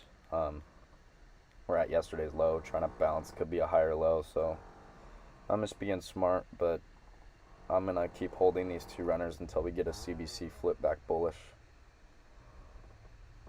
I'm looking for the trend day down since Miss Cleo didn't... Well, I guess we did get a trend day yesterday, huh? Up. Come on, Miss Cleo. Would you call that a trend, though, or would you call it, like, it was shopping around and then a breakout? Like, I wouldn't call it, like, the day wasn't a trend. Yeah, I feel you. I mean, 90%, 95% of it was. Nope. I feel like yesterday was more of a trend day than the day before, though. Because the day before was really just an inside day. I don't even remember which day I'm thinking. It does depend on how you look at it, though. Are you, like... I remember one of the days he tried to argue that the trend day was sideways. Like, it's trending sideways. Yeah. I don't know. I would have... Like... I don't remember if that was yesterday or the day before. Yeah, it really just... It depends on how you're looking at it, too. Like, if you're looking at the daily, yesterday was a trend day. Day before that was a trend day. I mean, the day before that was an inside day doji. Well, not really doji. We had some good price action, but like intraday, you look at the day before yesterday and you're like, oh, that was a trend for sure, you know. So they're trying to bounce it right here. Yep. That yesterday's low is a big spot, so be careful. Shout out to everybody in the stream. Love y'all. 26 viewers. Appreciate you guys. I'm gonna try and do these every morning. So I know this morning the stream like died and crashed and cut out. Just to be aware that might happen because I don't have a really good streaming setup. I haven't spent a bunch of money to like make this work, so I will in the future. If I'm gonna keep doing these, I'm gonna spend some money, especially because it's a fucking write-off. I'll spend some money and we'll get a whole streaming setup going, so it's like super nice. But for now, we're just gonna run it with the MacBook. Thanks for the helpful explanations. Yeah, that's why I like these streams, because like I'm not just explaining shit and you have to look at your own screen. Like you can see what I am explaining on my screen and understand it completely, you know what I mean? So I hope this stuff helps you guys. Definitely give the stream a like if you like it and you're enjoying. I'm gonna try and like have a whole audience in here as well as like the spaces and everything, you know.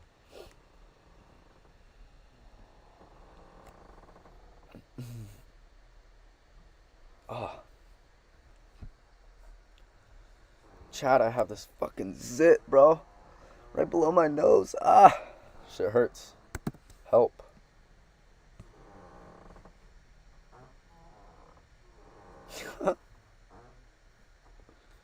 I love the little transitions. Why are they so clean? Thanks, OBS.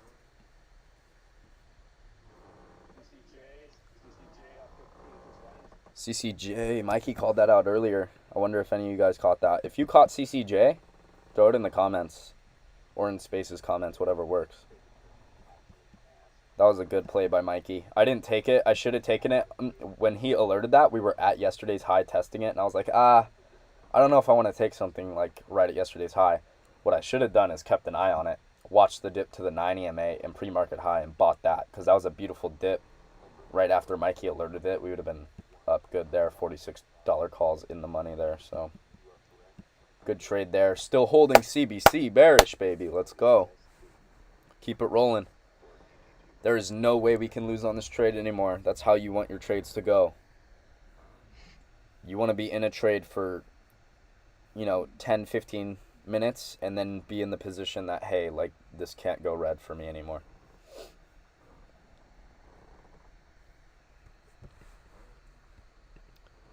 I'm not going to lie, though. I have to pee really bad. So,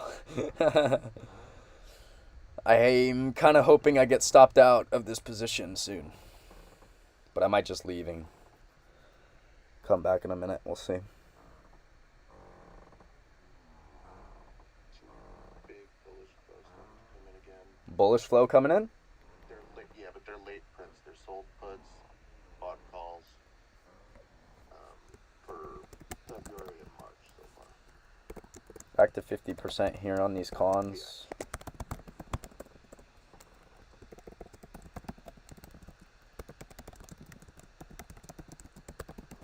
Doesn't mean we're going up. We're just calling out that some big bullish flow is starting to come in, but it's for a month to 2 months out.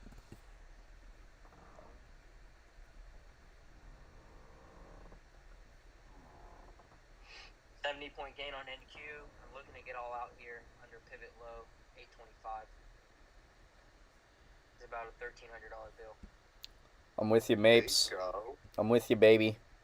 I wish they made those. Yes, sir. Jordan, thanks for the money, brother. Bro, thank you for the confirmation. I love that.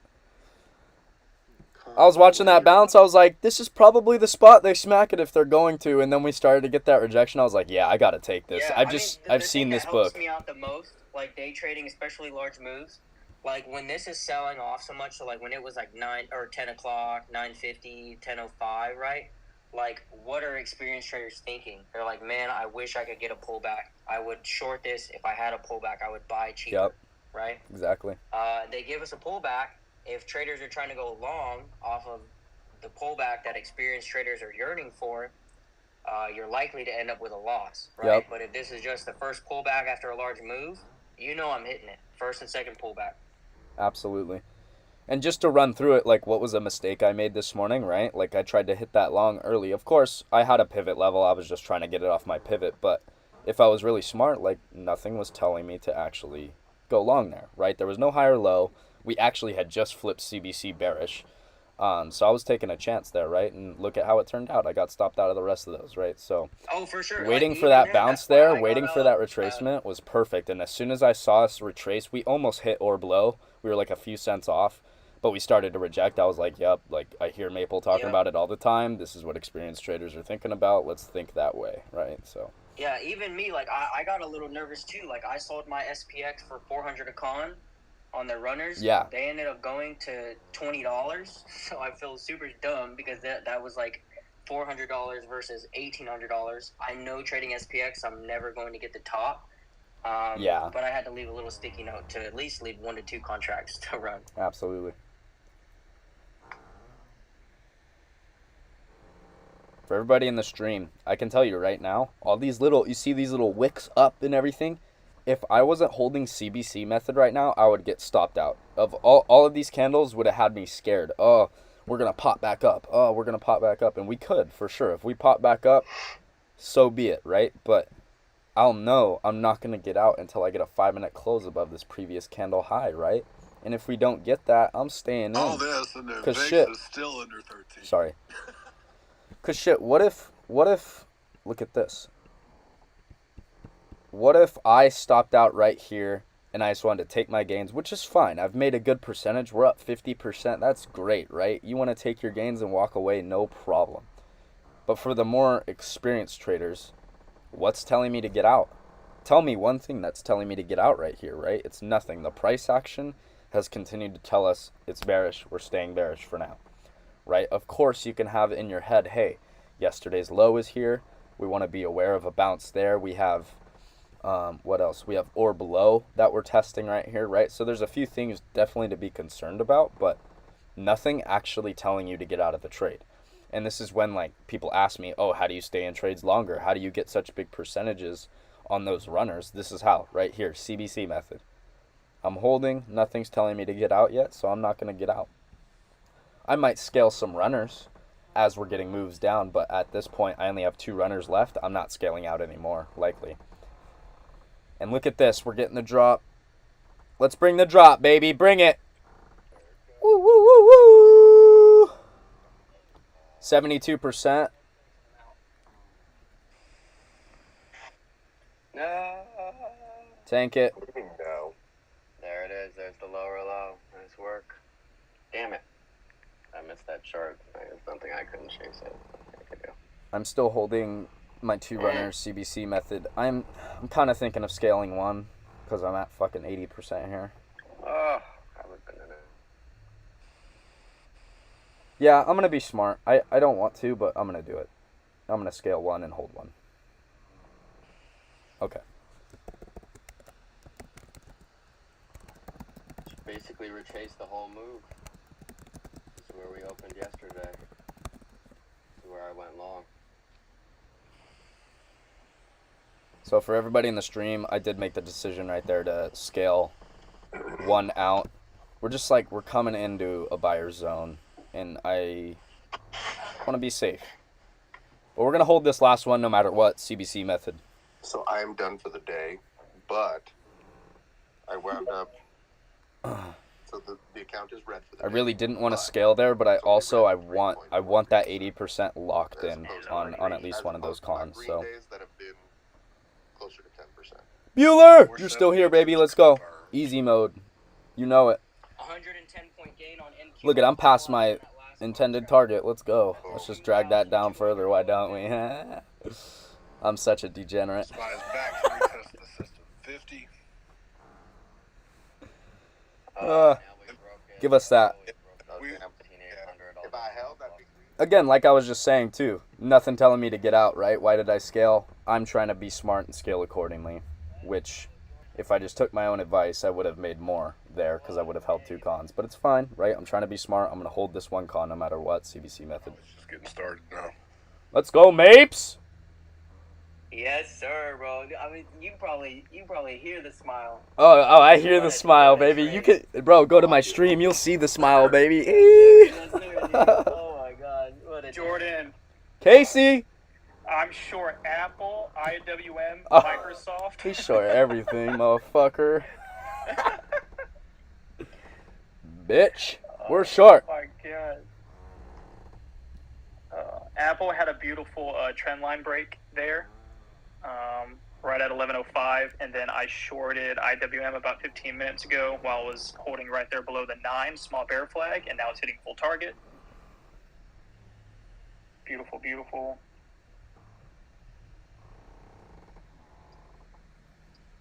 Microsoft is really, really printing here. I'm up 26% on January 19 puts.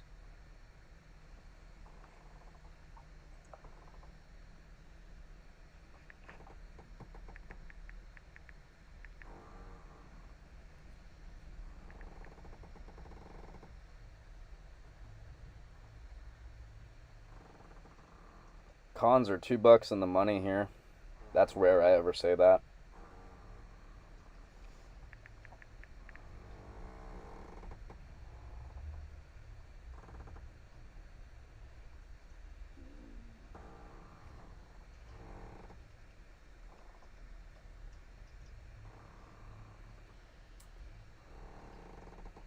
I'd like to see 100%.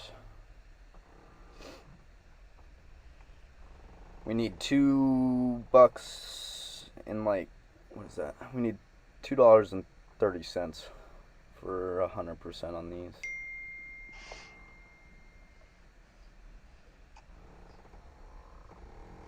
Golly, everything I'm looking at is like, if SPY can't put its foot in the ground right around 472.50, we're going down another 2. 40% on Microsoft puts here.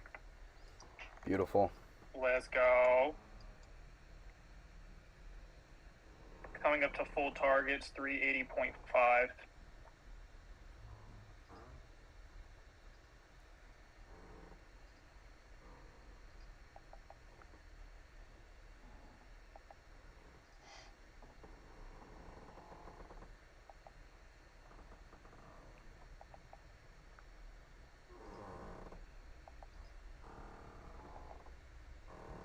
Who dat? Who dat?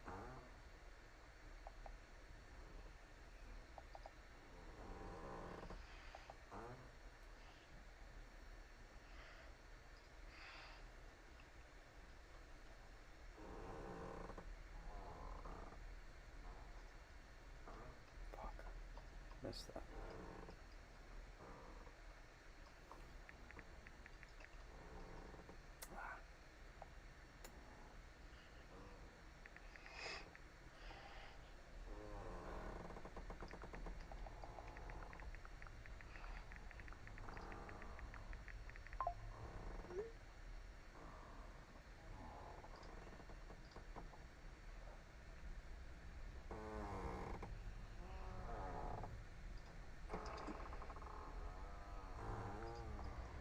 Hey, boys.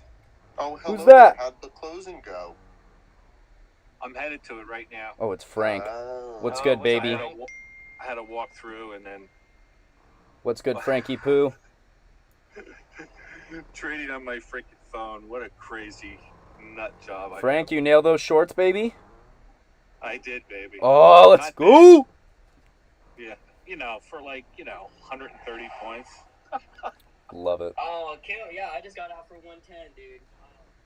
Do you live stream in your Discord daily? Oh my gosh, you just reminded me that I didn't even start that this morning. Fuck. Usually, yeah. Usually I'm live in Discord, not sharing my screen, but I'm live in there for any of the people that do pay for the Discord. I like to give them the real-time live market talk because everything in Discord is real time right there. So I stream the Spaces audio on there. So anybody that if you pay for the room, I want to give you the real-time live market talk so you're not getting the 10-second delay. And same thing with YouTube. I know the YouTube delay isn't huge, but there is a slight bit of a delay from what I know. So I like to do it in Discord as well, but you just reminded me that I didn't even start that this morning. Oops. I got too caught up in the stream. Ace fucking banking, dude. We're up good today. I will say we're up pretty good. Those puts paid. We're still holding one runner CBC method, but might get stopped out here. You can see this little green arrow. That's signaling me that it's trying to flip CBC bullish. So if we flip, if we get a 5-minute close above this candle low, I'm going to stop out of the rest at 65% here. So Big smiles there. Love that.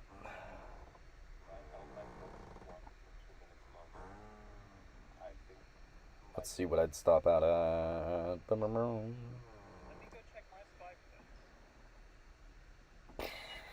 Let's see. I kind of hope it stops me out because I really need to pee, guys. I'm dying over here. Or whatever it was. I didn't call it out because Rejection. Give it. I've been off today. Let's I go. don't want anybody to suck with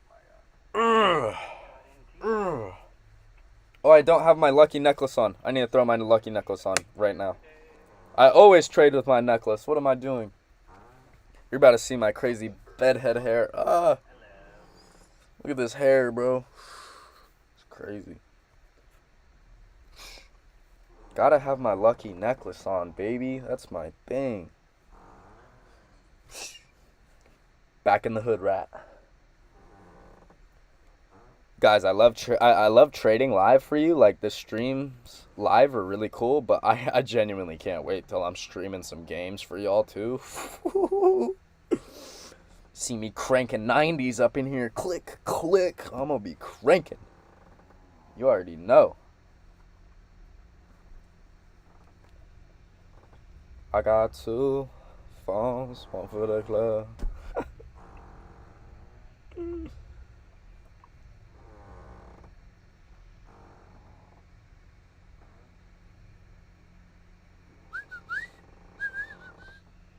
Bro, can this stop me out already? Like, I gotta pee so bad. I'm waiting to get stopped. Maple, you still in, baby? No, bro, I'm all out. Oh, shit. I took that $2,200 bill. Nice. Yeah, I'm holding one runner. I'm not even holding much. Hey, but... yeah, there's nothing wrong with that, bro. I mean, what I love about it, we bought the pullback, we scaled out along the way, scaled out under the pivot low. Yep. Runners on. That's all we want, right, man. That's it. Right, and now think about the traders who are chasing this short. Oh. They're really nervous, right? Well, and they're breakout buyers, and that's going to be a common theme for breakout buyers. Yeah, because you're shorting the hole basically right here. Yep, big facts. If you're trying to short this. But yeah, 5 for 5 today for me. Beautiful. I'm going to call it here. Pleasure making money with you guys as always. Love you, I'll catch you guys live tomorrow morning for PPI. And we'll wrap up the week on a strong note.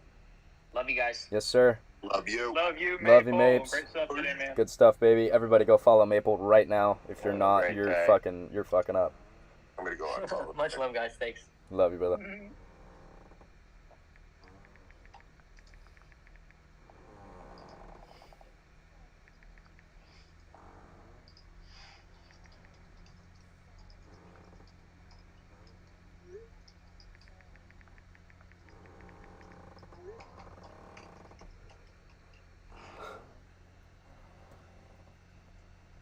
We got 1 minute to close under this previous 5-minute candle high, or else I'm cutting it.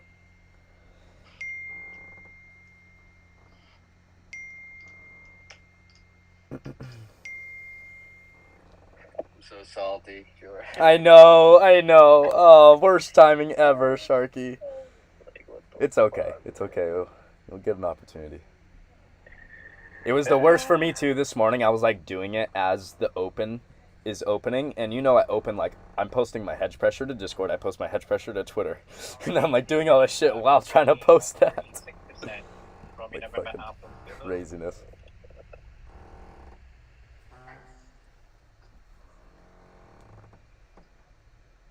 Bro, everybody go. Bueller right now is in the comments. Bueller live streams too. Everybody needs to go drop him a sub. And go watch his streams, because he has some great streams. Motherfucker taught me a lot of what I know, so check him out. I don't think I'm subbed to Bueller. I need to sub to you, Bueller, right now. Boom! Damn, 6K subs? Fuck, Bueller. I think we can get a You're going, bud. Soon. Oh, we got the 5-minute candle close. I'm out. Cut it. Gone. Normally I would think this is kind of a short area, but it's almost it's too obvious.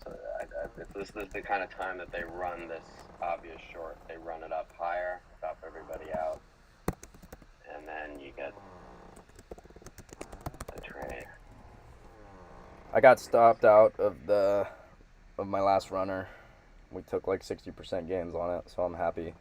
We're still under the 9 EMA, still under the 15-minute 9, so if you're extra risky, you could hold, but I'm taking it out on the CBC flip, and I'm probably done for the day.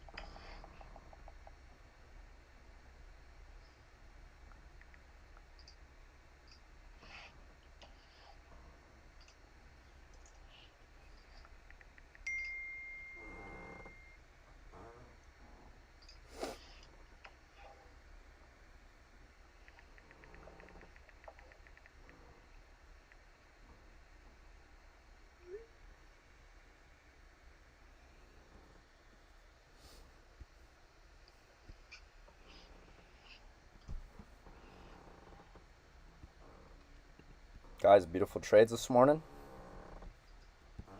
I'll do a little run through here. Let's do this. What time is the bond auction? 1 o'clock. 1 o'clock, yeah. 1 o'clock. Oh, what's up there, paper? What's up, buddy?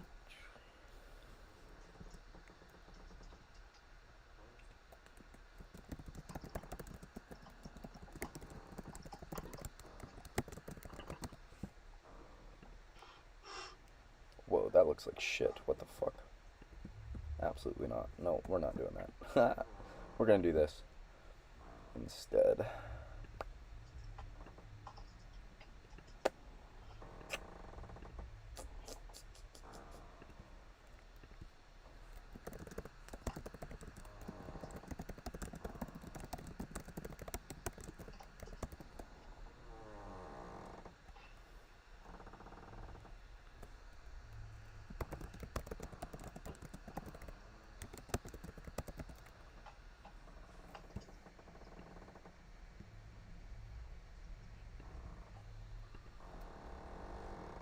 Paper, it looks like the bond market priced in the hot number. Well, yeah, we were talking about that with those. That MOC was on TLT or something. Remember we were talking about that? Oh yeah. Yeah. Maximiliano called that or brought it up.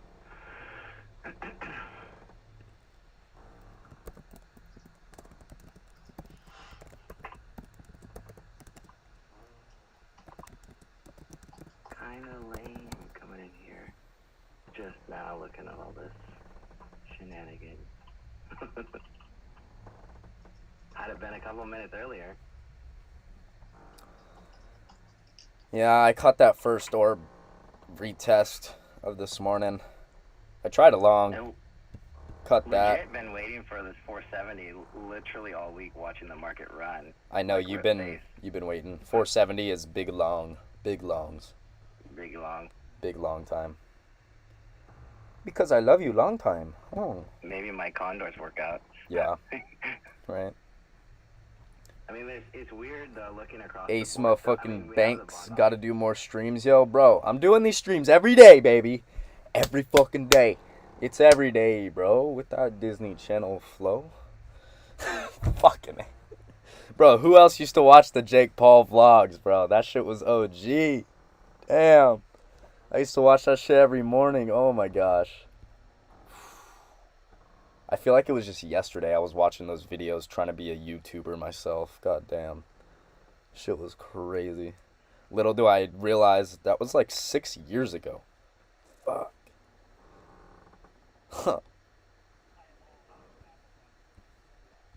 God, I used to be big vlog guy. I used to do the big vlogs. Oh my gosh. the little skate vlogs when I was competitively skating back in the day. I used to vlog myself like going to the skate park every day, and I was such a little kid too doing it. So funny to look back on. I'm sure we could find those videos. I think that channel's still up. I'm sure somebody could find that shit. All right, I got stopped out of my trade, guys. I'm gonna be back in like 2 minutes. I have to take a pee so bad. I've been waiting for like an hour, so I'll be right back, guys.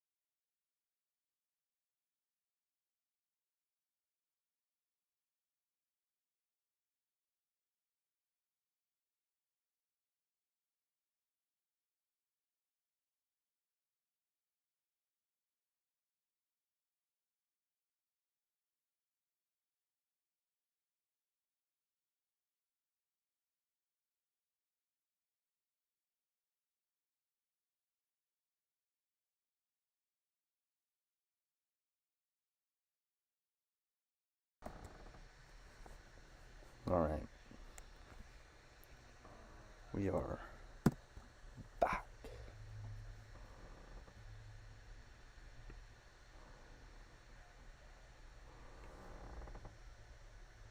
$153.50 is that support. Paper, are you short? I mean, it looks short for right now, but I haven't really. I mean, I'm just stuff that hasn't made the full average range of their daily volume. I'm looking at. There's a 152.50 put on Amazon that's pretty cheap. I had Roblox short on watch. I'm probably not gonna take that. There's not enough volume on it. Gotcha.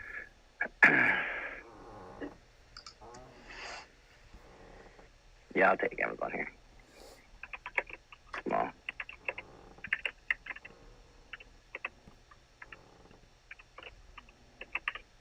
Yeah, I stopped out of the rest of my puts when we flipped CBC there. 40. It's trying to flip it back bearish.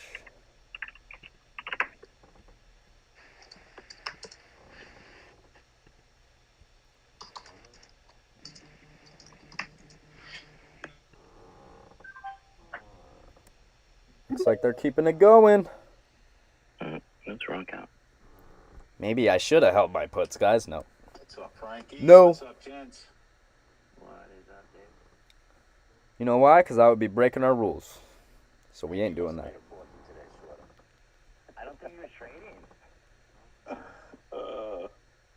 Yeah, really good morning shorting, David.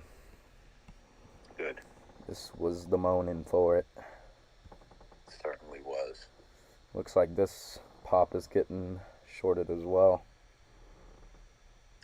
I have a level I'm waiting for in the Qs. I don't know if we get there or not, but 403.70.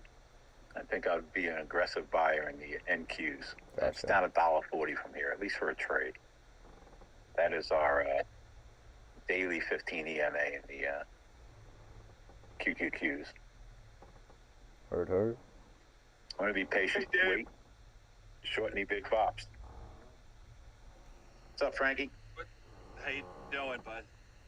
I was just saying to everybody, you must have made a fortune today.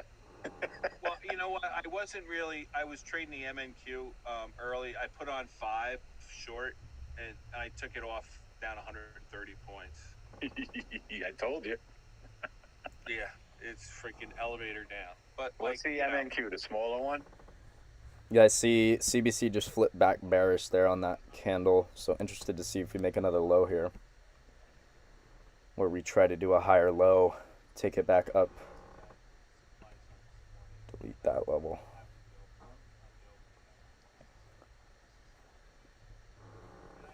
lower high from the pre-market. Oh, now we're gonna see. Now we're gonna see where it can be over the next week. Well, we got numbers again tomorrow, so that could be another big event. You know, the key is you can't get caught up in the chop and the whiplash back and forth in the morning. You just got to trade the zones, trade the price. Forget about where they're, you know.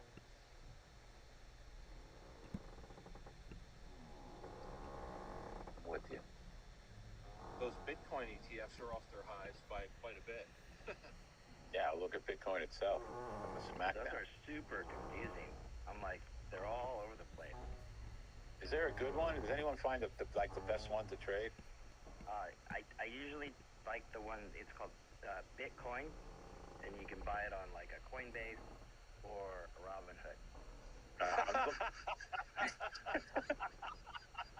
Not really sure why I need to buy an ETF, but hey, well, if you want a biased response, me, Jordan, and some others are doing some work with one of them hashtags, the DEFI one. So biased, but shout out to them. True story though. Big facts.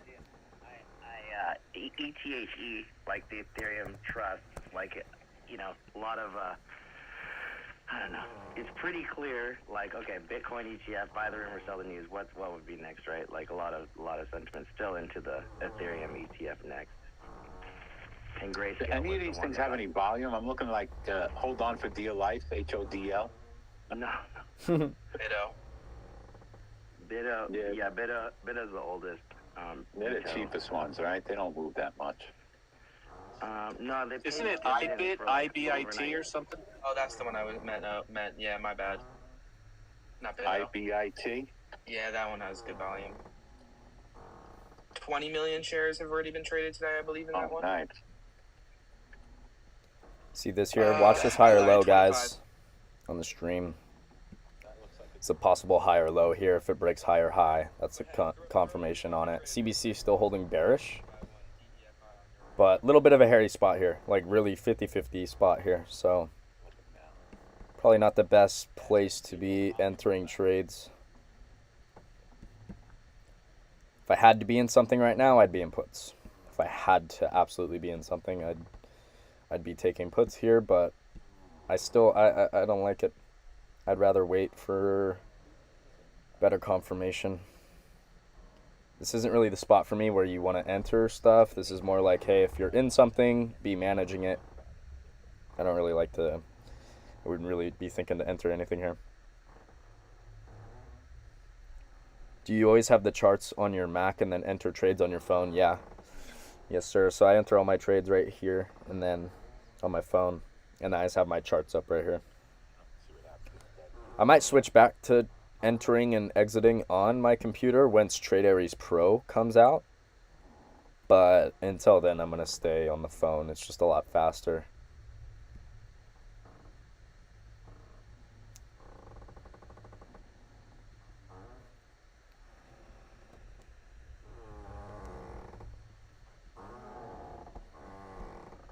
Get the lower low. SPY might want to dump some more here. Yeah, it's starting to look like it wants that next leg down. Was trying to make a higher low here, but CBC flip back bearish.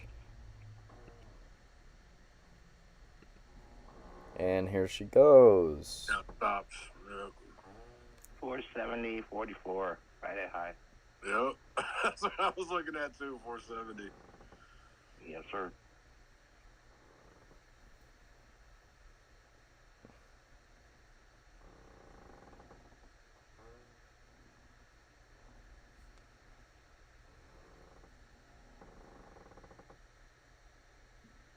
Oh, let's go, Watt Bender.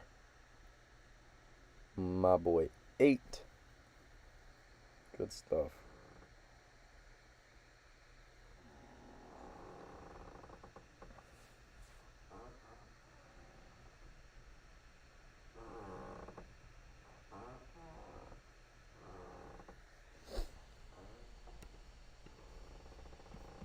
How we doing today, though? How has the market been treating you guys? Solid, bro. Honestly, this is a good day. I had my first red day in the small account today. I've made back all the losses from that one Friday. That fucked me. Let's go. So we just needed the market to go down. Yep. I guess so. Jordan, I saw a little YouTube live stream this morning as Dude, well. It's the start of something. I am live right now, yeah. Oh! It crashed Yeah, earlier. the first one crashed, so you missed. He started up another one. Yeah, you know, I'm doing it all off my MacBook, so it's like I'm streaming like in 720p. It's not the highest quality stream you'll ever see, but until What are you using? I'm using OBS. Oh, just direct to YouTube? Yeah.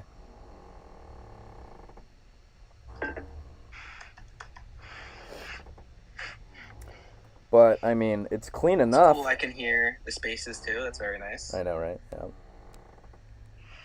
I saw earlier, and I could definitely tell it was a 6 a.m. guy. Also, follow up. Are we gonna get a boat tour at some point? Well, that's what I was thinking about doing on the stream today. Is like give a little look-see of what the boat looks like. No, we gotta hype it up. I feel like a lot of people want to see that. Do I need a full like posted video on Twitter? Is that what we're doing? I think so. Okay. I think so. I think you get the hype up. I just posted to YouTube. You want to see what my boat looks like? Ooh. Yeah, I'm gonna try and. Started the video saying that you're live streaming on YouTube now too. So yeah, there we go. Yeah, I'm gonna start doing the streams every morning as long as it doesn't like crash on me. But I'm gonna be investing in an actual setup soon here. I just need someplace to actually put it. Oh yeah, everybody wants the boat tour. Texting me, he's like, I was out too late. I can't move. Oh. He was out way too late. You know? Oh wait, we're right at the daily 9 EMA here on NQ. And, you know, I might try the little counter trend trade for lunch. For lunch? I think they've had a good level. How do you eat a trade for lunch? Let it flush a little bit. Shout out to Kirby. He's like, you need a monitor for the streams? I'm like, I actually have an extra monitor. I just can't fucking put it anywhere. Just set it on my bed next to me. Brutal. Well, CBC holding back bearish. Still didn't get the leg back down. I would watch that 472. We got the hourly 200 EMA there. You gotta have the sea lions on your live stream, dude. What's that? You gotta have the sea lions on your Yeah, live no, stream. I've been waiting for them. I haven't heard them at all this morning. I don't know where they're at. There was one last night swimming around next to me. It's like your trading mascot. Yeah. Absolutely. I got some messages for the short position on SPY, and then why I was kind of short everything else. I put my chart there at the top of spaces. There was no reason for calls today, in my opinion. Every single thing on my SPY chart was telling me short, rejecting all key levels, and then signaling on these breaks of these zones. All the 5 minute CBC looking good. Yeah, absolutely.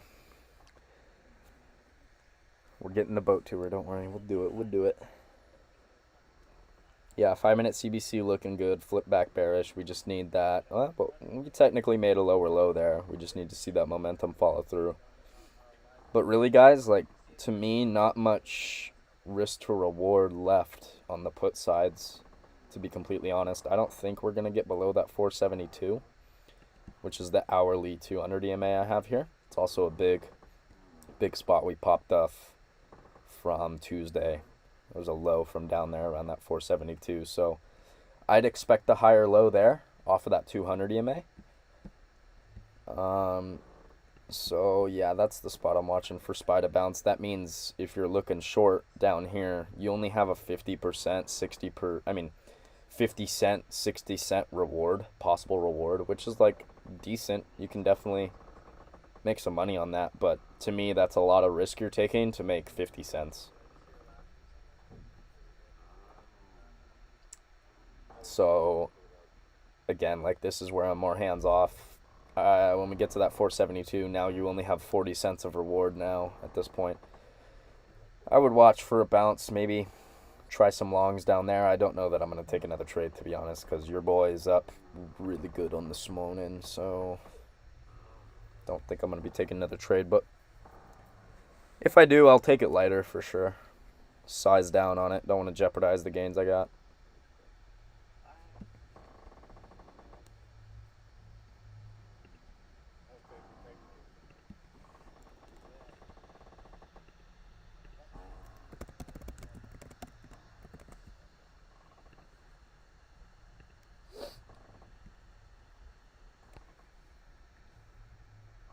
By the way, for anybody just wondering, the purple lines, purple dotted lines, always pre-market high, pre-market low. Shout out Bueller. And then red line, green line is always previous day high. Red line is always previous day low. Again, shout out Bueller, bro. Oh my gosh. The GOAT. Oh. I didn't mean to do that.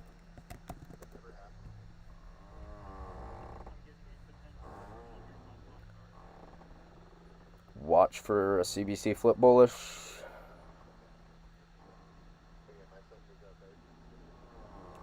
We looking good, though. To my mouth because you ruled in it once or twice. You know, it was probably my fault. I waited like half an hour after 8. I thought it would be okay. But, you know, I guess it happened. I hear, though, the next rite of passage is the poop in the bath. And that yeah, I've yet to hit that threshold. So I do have one more to look forward to. That price discovery below 472.50 brought in a lot of new volume. Interesting. Yeah. So, guys, I posted the daily update today. As I said, it was a red day.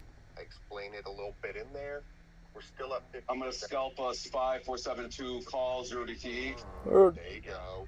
Yeah, I am long. I'm long at 774. Tesla 230 call. Oh, we're long and strong, boys.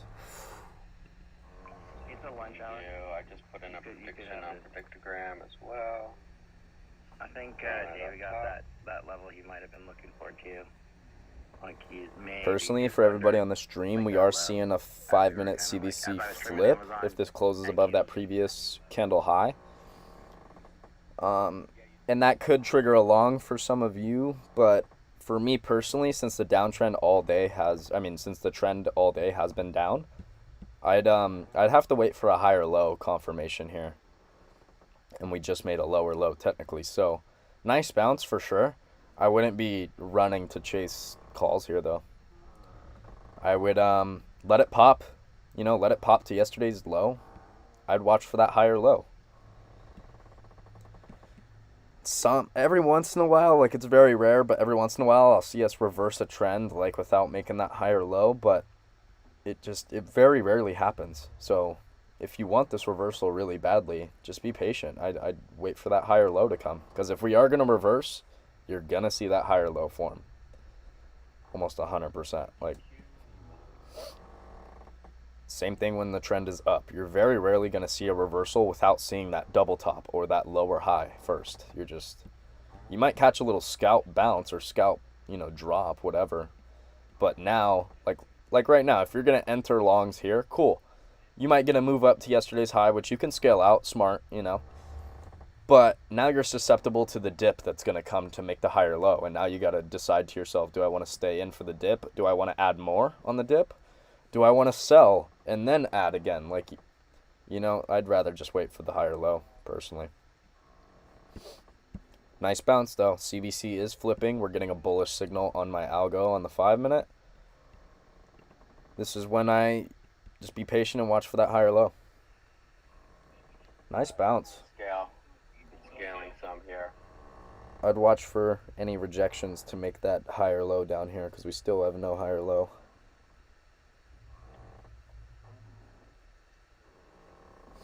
And still sitting below yesterday's low here.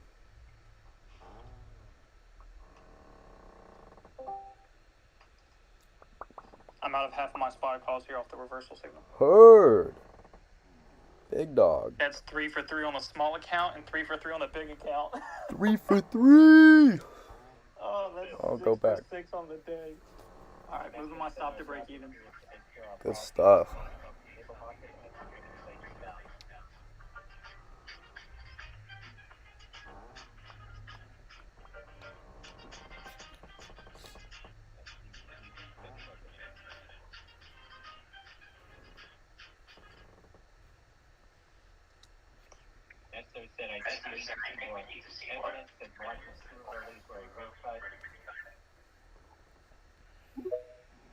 Thanks for doing this. I've been tuning into the spaces for over a year, but so much easier to get what you're saying by watching you talk the chart. Yeah, bro. 100%. Shit's a lot easier when you can actually see my screen and understand what the hell I'm talking about without having to match it up. Just hearing my voice, you know. Here's a dip. Watch for the higher lows.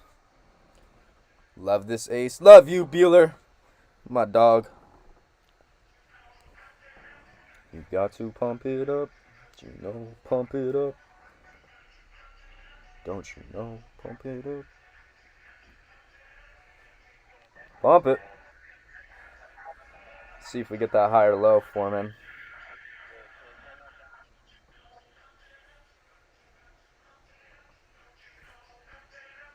You got to pump it up.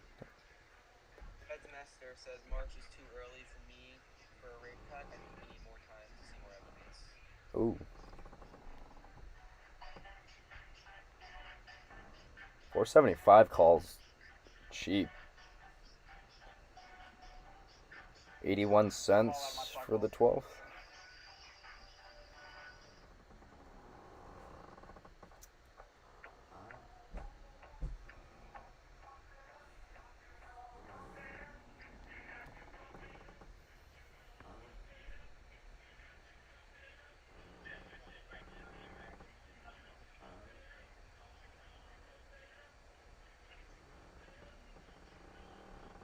Gotta turn donations on because I'll rather be generous for free info than pay for these shitty alerts. I appreciate you. I don't even know how to turn donations on, so I don't know. I'll figure out how to do it or whatever. But you guys, dude, don't feel like you have to do that at all. That's for sure. It's not why I'm streaming.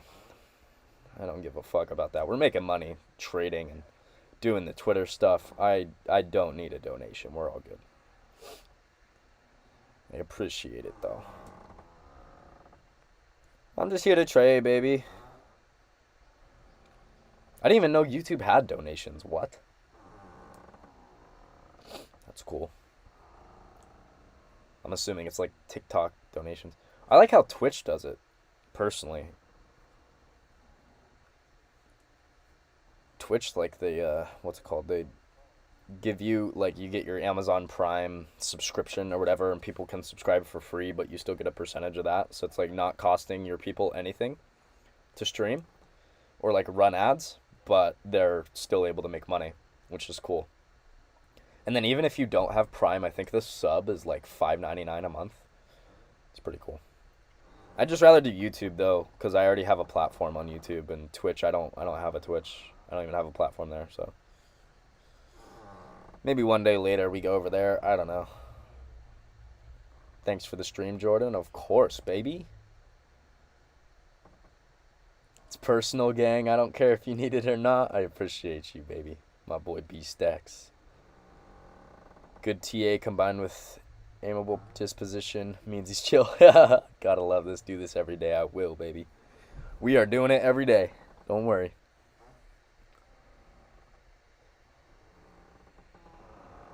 Wow, he had not waited for the confirmation and bought at the top. Would be wrecked right now. Oh yeah, 100%, right?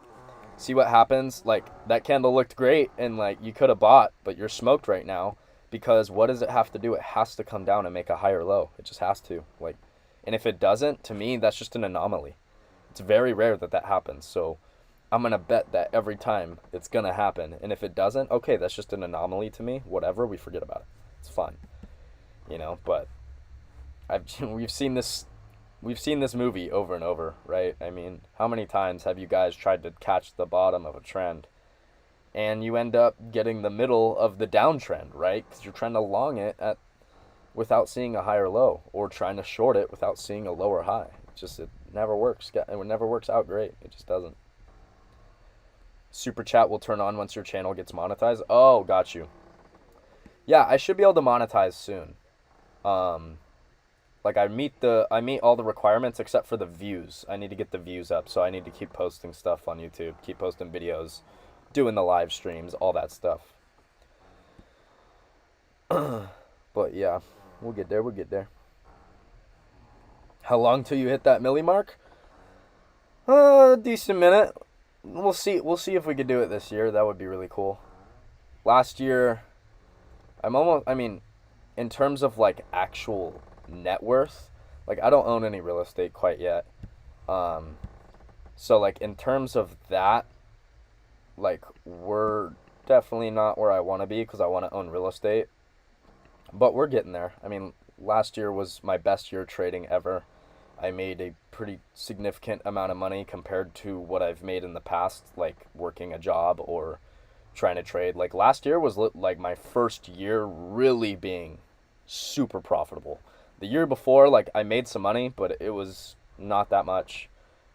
It was like equivalent to a normal job, right? So this last year was actually like, hey, you're a fucking trader, you know what I mean? And like I made some actual good trading money, and I'm stoked. So first year really doing I did taxes last year, but this year is going to be like the real tax year, because I'm actually paying some significant taxes on the money I made. So going to be an interesting year for all that stuff for sure.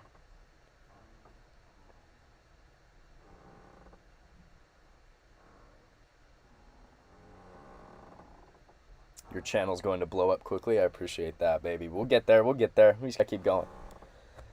But yeah, thanks. Congrats on the great year. Yeah, thank you. It was good, man. Just there were some stuff I wanted to work on. There were a few times I broke my rules and took some good losses. Like if I didn't take some of the losses I took, I think I would have cleared like 250, 300K. That would have been great on the total. That's total year. That's not just trading, guys. That's for everything else that I do collectively. That would have been great, but not quite there. Took a few heavy losses last year. I'm not going to lie. That kind of set me back. So we'll work on that. Try and not let that happen at all this year. Awesome progression. Thank you.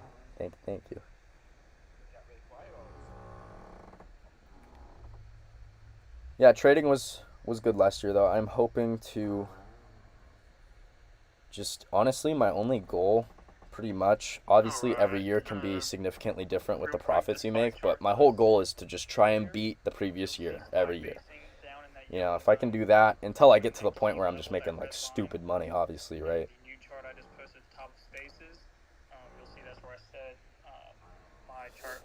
Appreciate you and the team. All your success is well deserved. Thank you.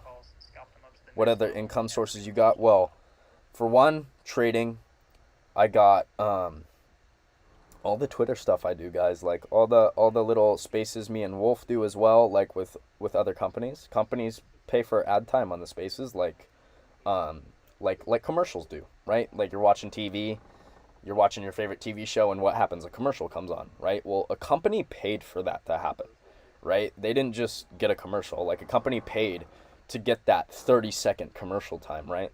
So that's something we do similarly with the spaces. Like last night we had the Bitcoin conversation. Not sure if any of you tuned into that, but obviously the Bitcoin ETFs were getting approved. And one of the Bitcoin ETF companies that's been around, it was the first one, DeFi. You've heard me post about it, I'm sure, on Twitter. We did a space with them just talking about, you know, their goals with the ETF, and we were just asking questions about like all the craziness going on. So I do, you know, making money from it's basically marketing, doing that. I also have an income source from a company where I help people save money on bills that they already pay for. So like your phone bill, your internet bill, your gas, not gas for your car, but gas for your house, your electricity, stuff like that. I help people save money on those bills, and then I make a percentage on that bill every month. So income source from that. What else? I mean, obviously Twitter pays me a little bit, but that's lunch money that's not an income to me. Like I get $20 every 2 weeks from Twitter, so that's not really an income. That's just like buys me lunch every other week, you know? What else? Pretty sure that's it. Oh, credit cards. So, I do like credit card referrals as well. If people want to sign up for like the Amexes that I use and stuff like that, they use my referral code and I make a certain amount of money on those. That's like, again, that's a smaller income, but that's just like extra side money.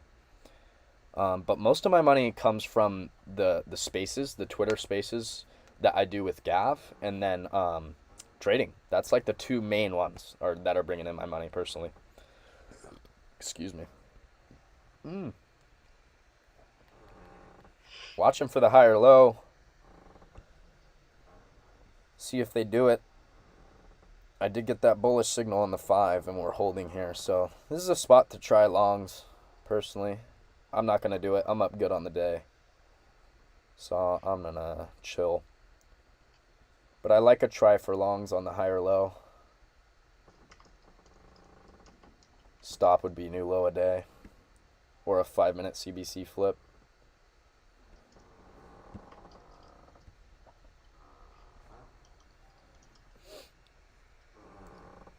Jordan, I was listening to the last minute there on the YouTubes. Oh yeah? Good stuff, baby. Dude, this is gonna be the big year. Evan. This is like the first year I'm paying Mundo taxes. So Excited. yeah, I'm not excited, but we'll figure it out. We'll be alright.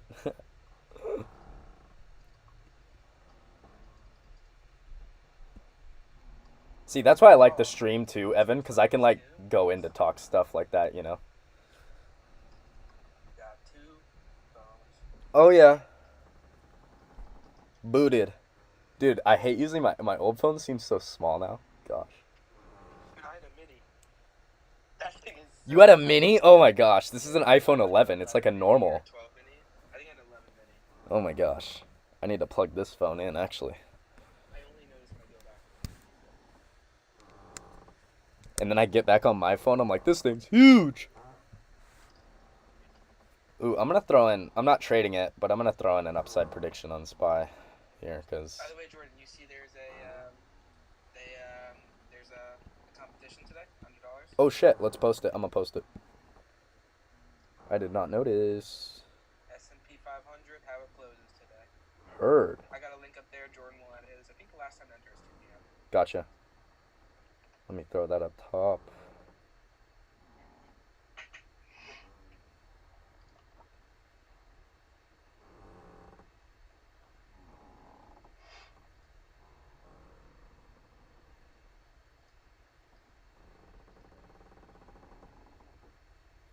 Alright. That link is posted up top. Ooh. Add that. And that is why I say wait for the higher low, ladies and gentlemen. Because if you bought on that bullish candle, you had to sit through that dip right there and decide whether you wanted to add, stop out, or just hold it. Versus just waiting for that higher low after your bullish signal. Bam.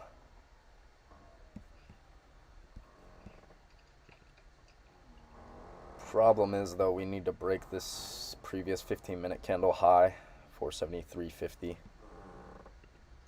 Want to see a break of that.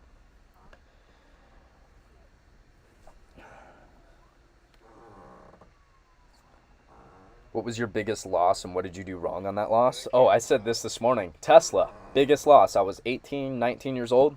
Lost $22,000 in one day on 0 DTEs on Tesla. I was just kept loading puts and it kept going up until the market closed and I expired worthless. So, yep. Nothing crazy. Literally as simple as that. I fucking kept loading. Every high we made, I was like, this shit's got a tank. It was making a giant bear flag, which turned into a bullish curl. And yeah, I lost 22 grand in one day. I was like 18, 19. Fucking sucked. I'll tell you right now. That sucks, bro.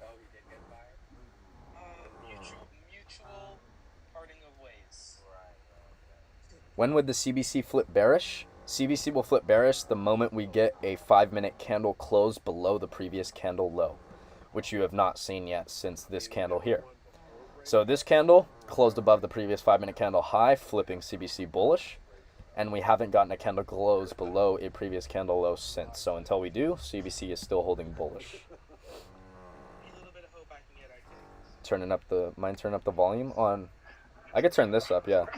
I got you.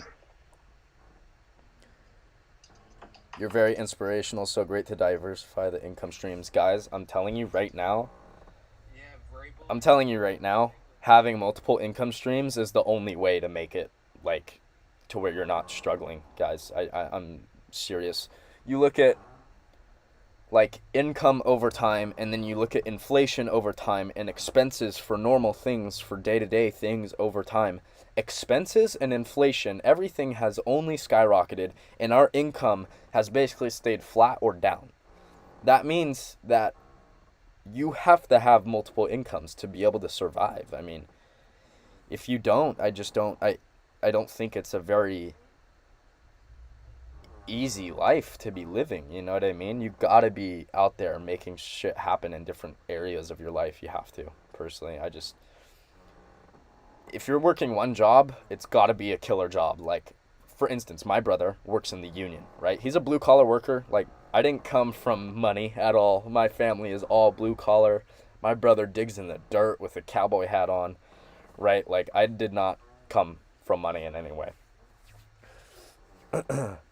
So, like, you got to have those multiple income streams. I'm the only one in my family that has done that. And my parents, like my brother, they're starting to understand, like, wow, you have to have that in this day and age, because the inflation is just too ridiculous, guys. It's so bad. It's so hard to just make ends meet, you know what I mean? And I've seen it for so long, watching my parents struggle. It's just, it's tough. You have to be getting yourself out there, even if it's uncomfortable and it's something you might not want to do at the time. Like, you think the guy that makes billions or millions of dollars off of the industrial business actually has a passion about industrial shit? Like, no, he probably doesn't. He's passionate about money.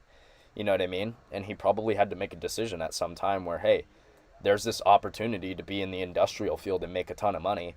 I don't necessarily love it, but I'm passionate about money. I'm passionate about success, right? And this will get me one step further to that. So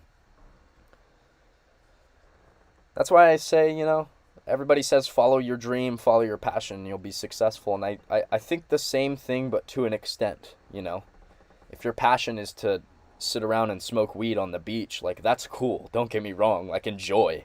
Have fun. But, like, that passion, it's not going to make you any money. You know what I mean? I think it's a little unrealistic there. So I always say, if you're passionate about success, if you're passionate about money, no matter what you do, like, you'll get there, right? Even if it means you have to work a shitty job that you hate, or make money from this deal that you don't necessarily want to do, whatever, you know what I mean? Like, as long as you're not hurting other people to do it, right? And you're fucking, if it only hurts yourself for a short period of time, I say do it, right? Because you'll probably thank yourself in the long run. I remember not even, a year and a half ago, guys, I was trading, I was working, and I was also working the two other businesses I talked about on stream here. Doing all that at once, just so I could trade, just so I can do this stuff with you guys every day, So it might suck. It might be a hard time, but it's worth it at the end. So get out the comfort zone and go find those multiple sources of income, in my opinion. You're going to need it sooner or later. You're going to need it, guys. Like, it's just a matter of time before you realize, I have to do this. I don't have a choice anymore. So might as well make the choice now and get out there and start making those multiple sources of income. Because even trading, guys, unless you're significantly outperforming this market, you're going to need another income besides trading as well, right? I was surviving just off trading for a while, and then we started making money from Twitter as well and doing ad reads, stuff like that, right? So, and I realized, wow, like, this is needed for sure. even on top of trading. The whole goal for me at the end of the day, what I told myself is I want to be able to have one of my sources of income, two of my sources of income completely fail or whatever, and I'm still fine. I don't even notice the difference, right? That means I need 8, 9, 10 sources of income that are just bringing me in money all around. And so one fails, okay, it's fine. We're making money here. It's okay. We need to fix whatever's going on there and you know, reevaluate. We'll be good.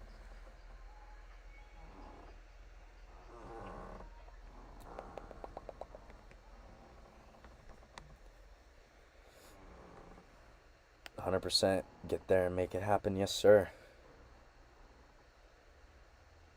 What previous jobs did you work? My first job ever, I worked in a restaurant as a busboy for 2.5 years. 2.5 years until 2020 when COVID hit and I got laid off. So I was a busboy for a year, and then the second year I was working in the kitchen as an expediter, which means I would just read the tickets off to the chefs, and I'd be like cleaning up the dishes before they go out to the customers to make sure they look all nice and everything. And then my most recent job was I was a pizza delivery guy, which, let me tell you, best job ever. Oh my gosh. I'm telling you right now, if you're like trying to trade in the morning but also work a job to be able to fund your trading, pizza job, pizza delivery guy, work night shifts, you'll thank me later. I was bringing in like $200-$300 every night in cash tips plus 17 an hour. Dude, I was getting paid, and all I was doing was driving around in my car, like making like shredding cheese, like dumb shit like that, guys. Super easy job. You didn't have to work too hard to make a buck in it. And yeah, I mean, cash tips anywhere where you can get cash tips. That's why I love restaurant jobs if you're going to do it. Also because you can work nights, and as a trader you can't work days. Like if you're day trading, you need to be able to work mornings, right? Like you need to be able to be on the screen.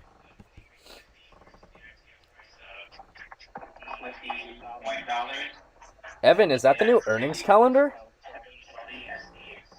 No, I custom made it. What do you think? Oh, okay. Well, listen, I got it custom made. Got you. Certainly did not do that. Yeah. No, it looks good. I was like, because I know we post a Savvy one usually. I was like, wait, did Savvy change it? How beautiful. We're talking. We're gonna be posting this for Savvy, but yeah. I added to. Go for it. Sorry. By the way, guys, on the stream, look at what happens when you just wait for a higher low. If you entered on the higher low, this is what I was talking about. This was the entry I was talking about right here. Enter here. What the fuck? Oh no. Hold on. Enter there. Where's your stop? Either I would have, whichever came first would have been my stop, which is either if we got the 5-minute CBC flip or the break below the low. So if we just broke below the low without getting the 5-minute candle close, I would have stopped out. And if we got the 5-minute CBC flip, I would have stopped out. You didn't get either of those. And you're probably up 20% in profits here if you took those. I'd be scaling here out at this 21 EMA, looking for the retest of yesterday's low. Scaling there as well. If we got the break over yesterday's low in base, that would be a break. Yeah, I would think we retest that orb pre-market lows, which is 475.23. And again, just, you know, you hold your CBC as long as it's holding bullish. The second it flips bearish, that's my stop loss. I just get out right then. Easy. Not easy, but simple. Simple's the word. It's never easy, guys. I don't care how simple your strategy looks or is. It's never easy, but it can be very simple, that's for sure.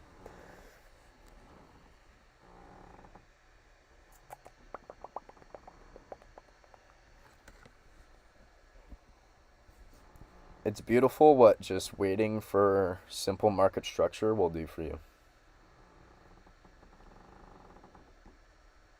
And again, like if you did buy that breakout, I'm not bombarding you.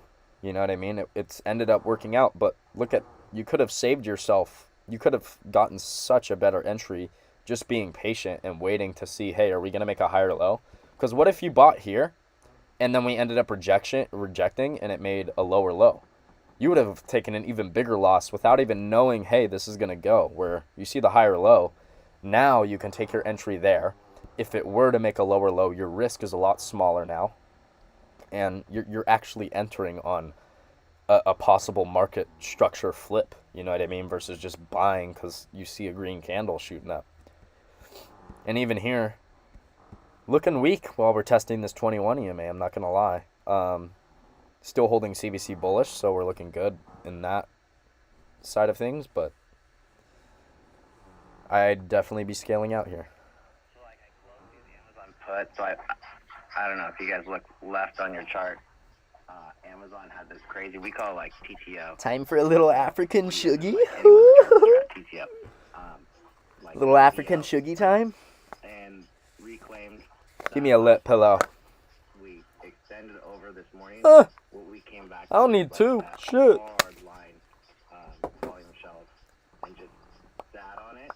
That was where I was exiting, and we just. I want to set up my camera, like, my face cam, like to the side. On that volume shelf. 153, it'll look better. 40, give or take. We'll get there. Pretty solid. So that could be a decent reversal too. Heard. Big Papier.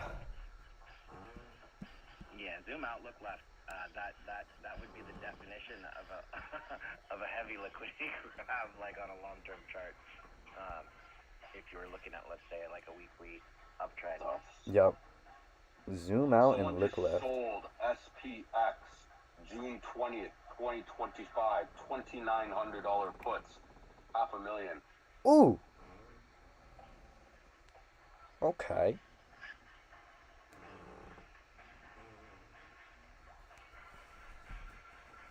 There's a lot of those funky orders. You could put ETFs going on lately.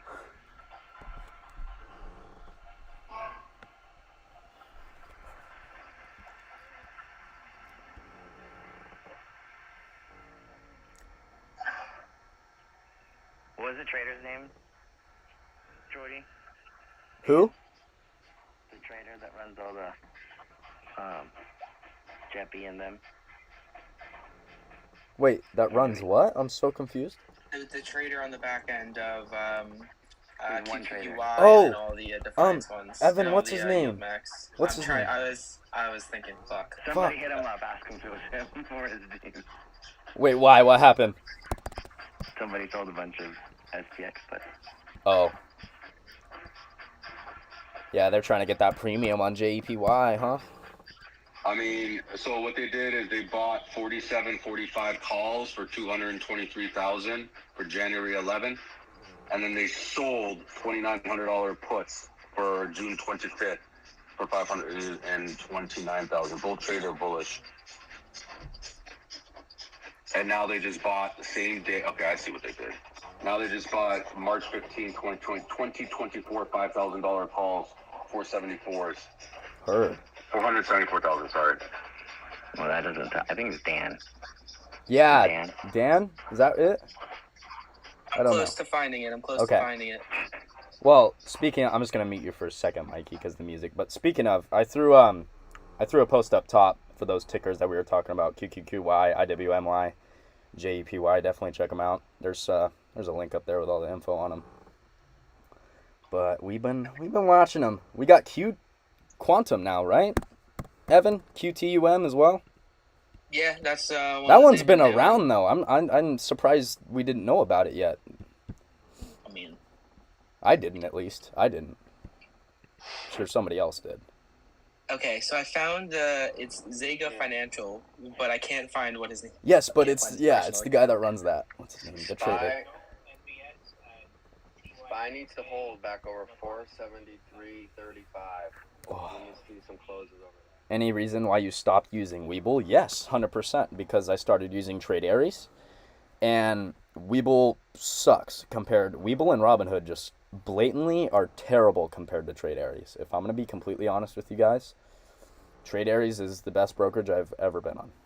And I'm not even saying that because I know Retta or I fucking own a portion of the platform of the brokerage because I bought shares. Like, it's not even that. I genuinely think the platform is better than fucking everything else. Like, the only platforms that have a better user interface in terms of like user interface would be IBKR, like those more high-tech brokers like that, Thinkorswim. But as soon as Trade Aries Pro comes out, which is going to fix their user interface problem, which they don't even have a problem with it, it's as basically as simple as Robinhood is, right? And I want to be able to have, like, you know how you can download fucking, what is it, TD Ameritrade, but you also can download Thinkorswim, and it's the more like detailed day trade customizable version of TD Ameritrade. That's what Trade Aries Pro is going to be. So as soon as that comes out, then I really don't see a reason to be on any other brokerage, because you can trade options completely for free. Like, you know how Webull says it's free and then you end up paying like cents for your contract? That's not how it is on Aries. On Aries, it's like actually free unless you're trading futures or SPX. But if you're trading stock options, it's completely free. And you're like, the execution time, the actual like time it takes to execute those trades is fucking faster than TD Ameritrade or IBKR. Just from my experience, it's definitely faster than Webull and Robinhood. Like, that's no question. But I mean, it's, if not as faster than the main brokerages that you pay for execution. You know what I mean? It just makes no sense. So I highly recommend Trade Aries. I mean, if you're not trying it and you're on Webull and Robinhood, to me, you're doing a disservice to yourself. Like, again, I'm not even trying to get you guys on there. I don't even make any money if you get on there. Like, it doesn't benefit me at all. So that's not even what I'm trying to say. I'm genuinely just trying to say, like, this is the best brokerage I know of. So I would try it. You get $100 if you sign up and put $500 in. I think he has a promo going on right now too. Retta, the CEO, he has a promo that if you deposit $1,000, you get $100 plus a free hoodie, one of their free new Aries hoodies. So like, that's there too. Also, I didn't even notice, this is the biggest selling point of it. Guys, there's free flow. Now, I love my boy Whale. Go, like, if you have the extra money and can subscribe to Whale Stream, definitely subscribe to Whale Stream and give him some love, because like, I love his platform and I don't want to take anything from him. But if you can't afford a flow platform and you want to use flow, sign up for Aries. It's free flow, guys. Literally free flow. You don't have to pay anything for it. So try that out. But again, I don't want to take anything away from Whale. So like, if you can manage to make that payment, like, I know Whale would appreciate it if you paid for his service, you know what I mean? But if you can't, there's an alternative. There's Trade Aries and they give you free flow there. So just want to throw that out there. I'll start throwing the link for Aries in the description for anybody that wants it. It's not there right now, but I'll start throwing it in there. There's a description for like everything else I use, or a link for everything else I use down there. Got to take care of the Whale. Absolutely. That's what I'm saying. Like, that's more for the people that like really can't pay for it. You know what I mean? Of course, like, we want to support our Whale Tail, right? So definitely support him if you can. But like, I can't pass up showing you guys free flow. I mean, it's there for you, you know. Oh, this is the day. Oh my God, Sharky, today is the day where the guy. How's that higher low working out, by the way? Ooh. Yeah. Telling y'all. Still holding CBC bullish. No CBC bearish flip yet, but we are looking a little bit weaker here. Fuck, what a fucking play. What a fucking play, mate.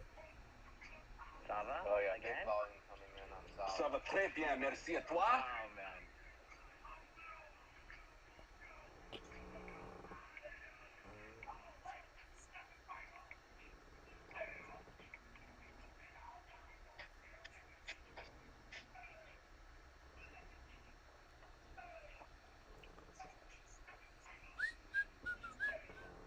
Beautiful Sava. Ça va.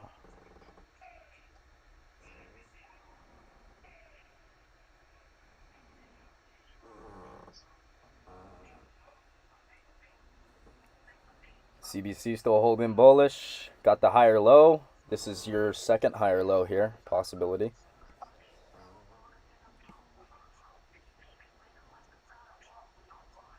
If you waited for the first higher low in that CBC flip bullish, you have only been green. in calls. But this is a tough spot at this 21 EMA, and we got yesterday's low right above us. So until we get moving strong above that, I'm still not convinced that we're holding up here for the low. Oh, look at that. We got a B-Trades entering the contest. Oh! He's not up here anymore. By the way, for anybody in the stream right now, go to the Twitter Spaces, and if you go to the top of the Twitter Spaces and scroll right, I have a post up there. It says $100 to someone who guesses where SPY will close today. You got to enter your prediction through Predictogram, the site. But $100 to anybody that can guess where SPY closes tonight. So get in your predictions for sure.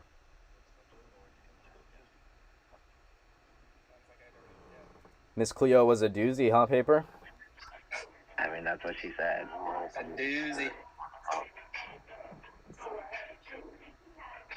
Teach me how to dig. Oh, my bitches love me. Mikey, oh, I love you. Listening to both X and watching you trade. Wow, you're a goat. I feel like that would get annoying hearing my voice twice, but hey, shout out to you if you can handle it. Don't you want? Give me to me. I give it to you as long as you want.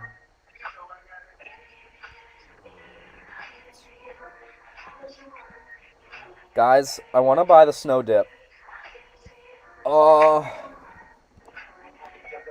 but it's too high, man. I should have bought the 180 dip. I'm stupid, bro.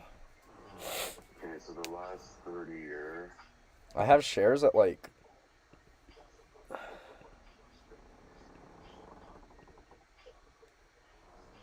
Where are my shares?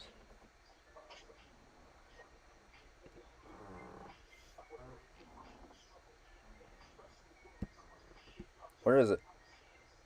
Where is it? Oh. My average is 165, bro, but I only have 2 shares. I fucked up. I like started a small position. I was gonna buy more. I should have bought like 5K worth right there. Holy shit. I'm pissed. So I only have 2 shares. Fuck. Whatever. It's fine. Look at how much it's blasted though. That's where I bought it, right here. Oh. Fucked up.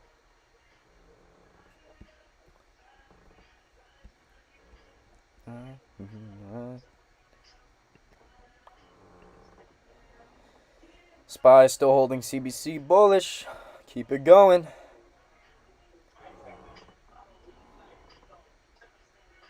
Only thing concerning me is that 21 EMA here, we're not able to get above it, so definitely a bit of a concern.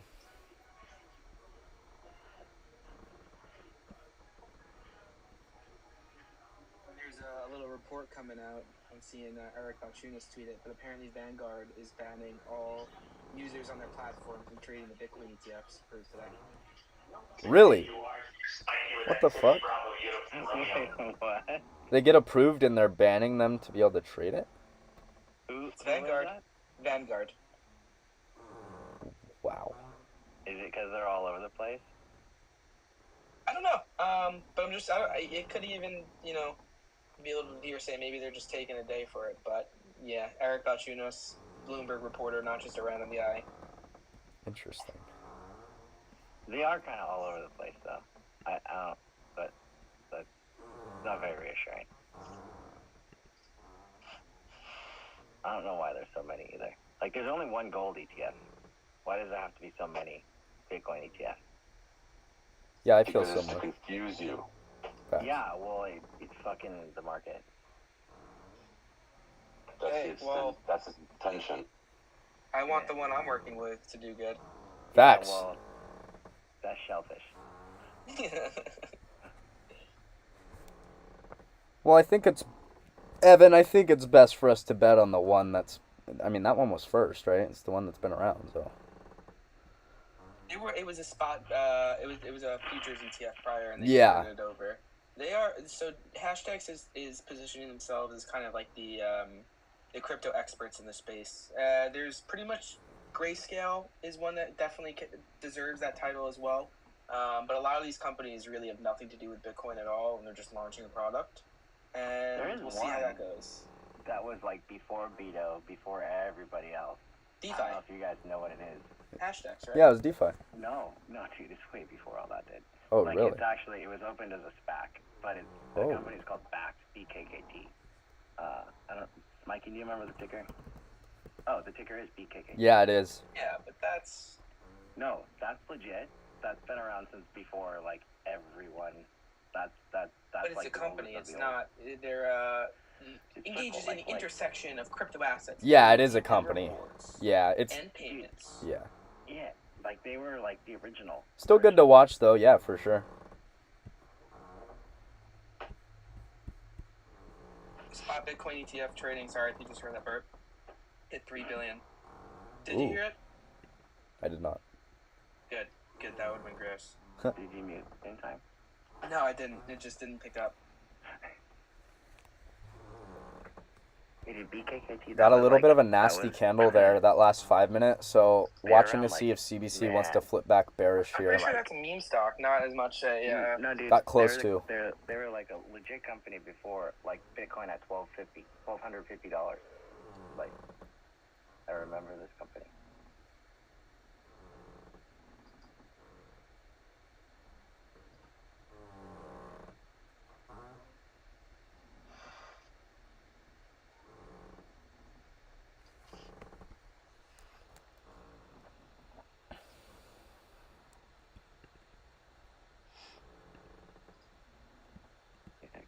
Institutional grade solution, multi-layer. It could have been it. Should have been it. Should have been it. Wrong direction.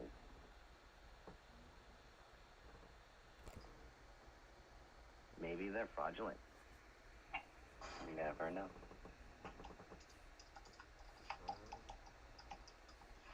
The words of Paper Gains do not reflect any other opinions on the panel. And if any lawyers are listening to this, that was not me. Jesus.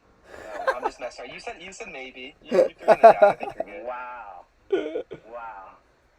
I don't know. I remember them from the original days. Like these guys pre anybody being on the actual market. These guys were around in the cryptoverse when like Bitcoin was like $1,200 and I was buying it. $1,200 hollows.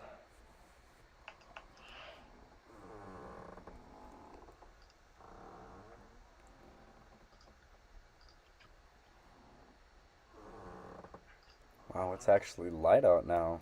I can see my face. Uh-oh. Like, custodian, like institutional custodian, not like payment processing and stuff.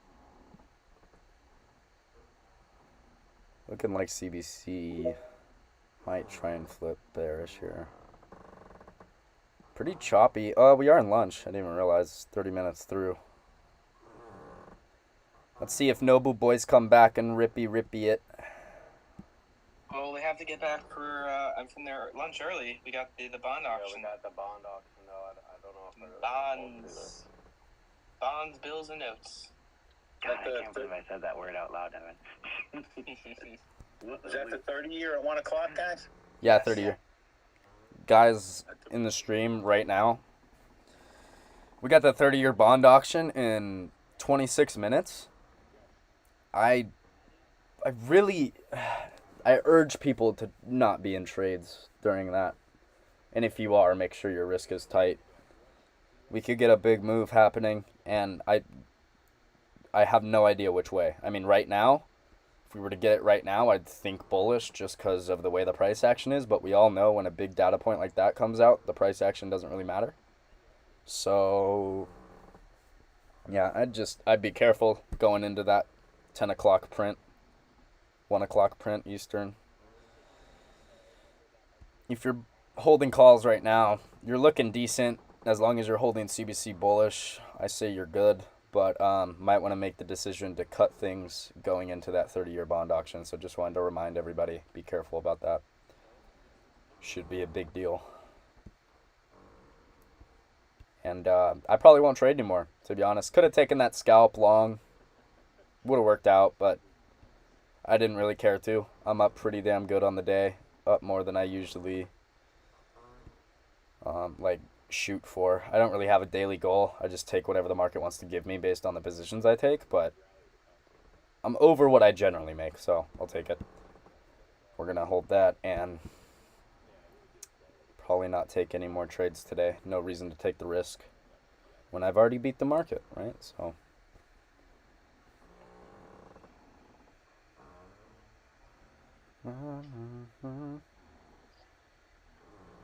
Qs are getting tighter here. A little range.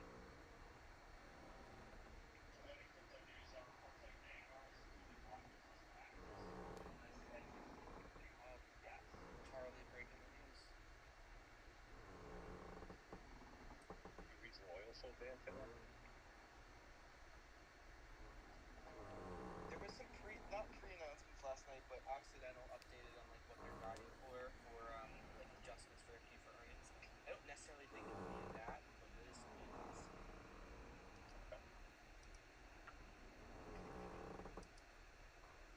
Also, Buffett was filing last night talking about the big Snow, nice little pop. I'm watching, or that's Uber. What the fuck am I talking about? Jeez. Snow's basically doing the same move though.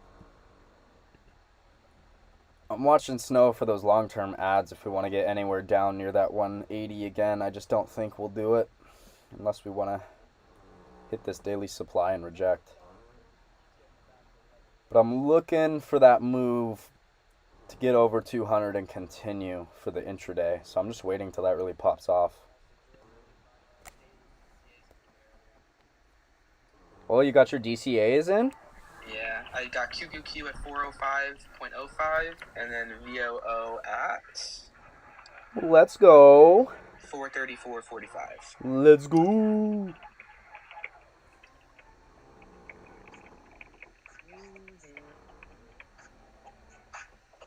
That longer term stuff? Yeah, that's my long-term holds. I maybe should have mentioned that first. By the way, if you're on the stream from Bueller's stream, fucking love you. Bueller's the best. He's awesome.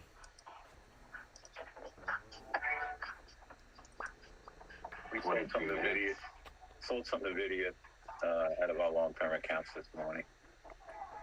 It's going crazy. Nvidia has been a wild couple weeks, even just week or so. I'm thinking, should I sell some? I don't know if I want to. Jordan, I think you're in a slightly different position in my opinion. Yeah, But I don't think I'll ever sell any of these companies that I'm holding. Well, we'll see when you're old. Yeah. If I was your guy's age, I would never sell it either. Yeah. Exactly. I only sell the ones that I like lose belief in.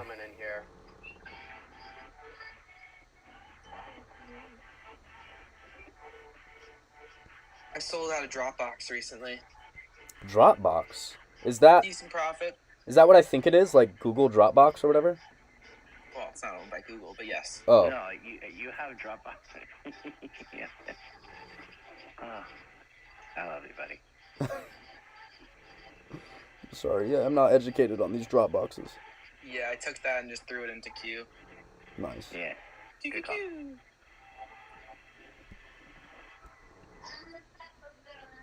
Nvidia does not want to let QQQ become my second largest holding.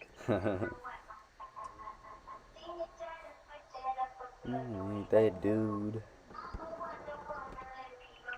Road. Money. NQ's looking like they're trying to curl up a little bit here. I'm going to take a guess on the 30-year auction. Previous was 4.344. I'm going to guess 4.044. Heard. 4.044. If it doesn't go there, then I think it'll be 4.44. What does that land us at? Chef. 477 for the day. 477.61. No. Real nice. 479. On the floor. This is just a guess. Just to let everyone know, this is a hypothesis at best. It's a hypothesis. No Guys, CBC holding bullish. Second higher low of the day. Looking good. This was one of the CBC tried to flip. It didn't flip. We're holding bullish. Watch yesterday's low for rejection. You want to see a higher high here. If you see a higher high, it's a good deal. Although, either way, guys. I'm going to try Hold on. Let me. Either way. Yes, it's a higher low. Yes, we're trying to reverse a bit, which is cool. But look at the price action here. Specifically, like, all in this box here. Look at this price action. In about the past hour and a half, we're sideways for the most part, right? It doesn't have that big buyer momentum, at least yet. We definitely could, like, make this higher low, keep it going higher, back over yesterday's low. I'm not saying we can't. But generally, when I see, like, a big reversal, shit happens a lot quicker. Like, all this happens a lot quicker most of the time. And you see a lot more aggression, I feel like, off the lows. We still could get it, but I say be aware. And don't think we're going all the way back to highs. Of course we could. Anything happens. Always have that mindset of anything can happen. But I just try and, like, relate it to, okay, this price action, like, semi-strong compared to, like, I don't know, where's a strong reversal that we could see? I don't know, like this. Like, see how we instantly, like, got bought up, then we just made a higher low and went, versus all this consolidation we're seeing down here. God, this shit's really choppy. This stream might crash again. Be aware. But I don't know. Might be wrong. I just don't think it looks as strong as it could be, as aggressive. Still holding CBC bullish, though, and that higher low entry was a perfect spot. So looking great.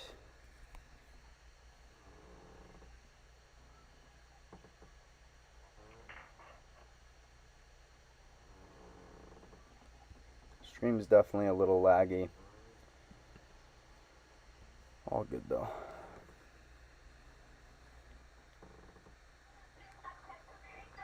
That CBC held bullish. Getting over yesterday's low now, boys.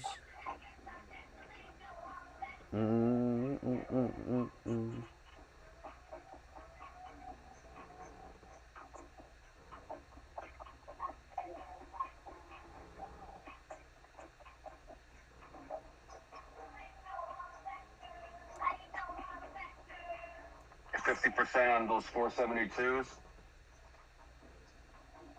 Let's go. Perfect snipe from that bottom. Ooh-wee.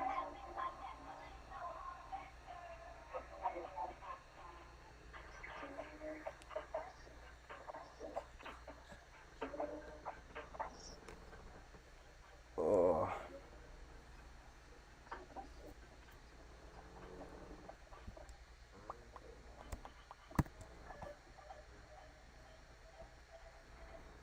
One second, guys. Give me 5 seconds.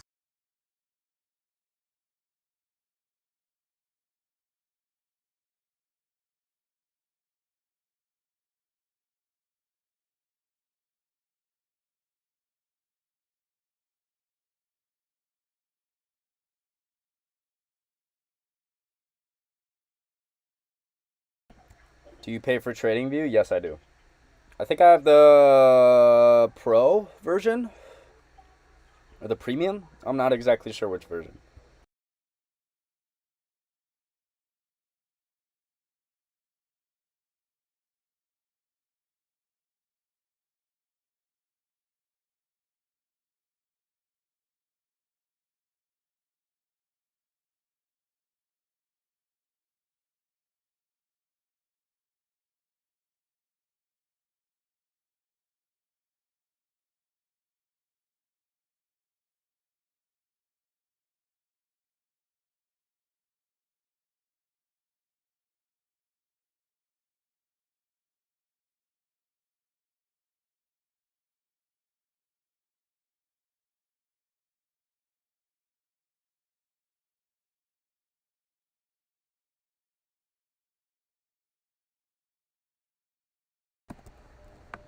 Nice logo. Thank you, sir.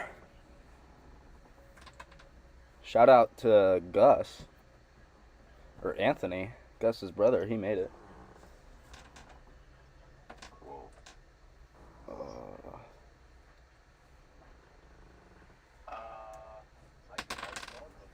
Hold on, I'll switch the screen back in a second, guys. My bad. 54%, 54.06.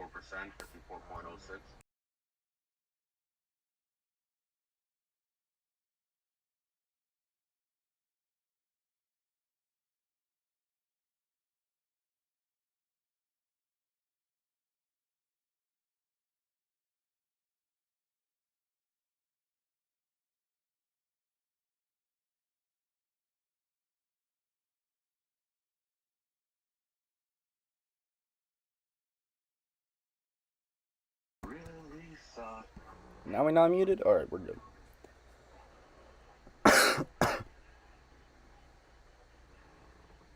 Bum bum bum bum bum bum bum. I need to figure out how to put music like in the stream for you guys. So like I can listen to it, but you can listen to it also. But it's not like you guys are listening to it through my speaker. Like you actually get to hear the normal music. I just don't know how to fucking do it. So we're figuring it out. What's up, baby? Check Savvy Trader's last post they just put up. Really cool new feature, actually. Ooh, let me see. Because if it's a new feature, I can show people on it right now on the stream.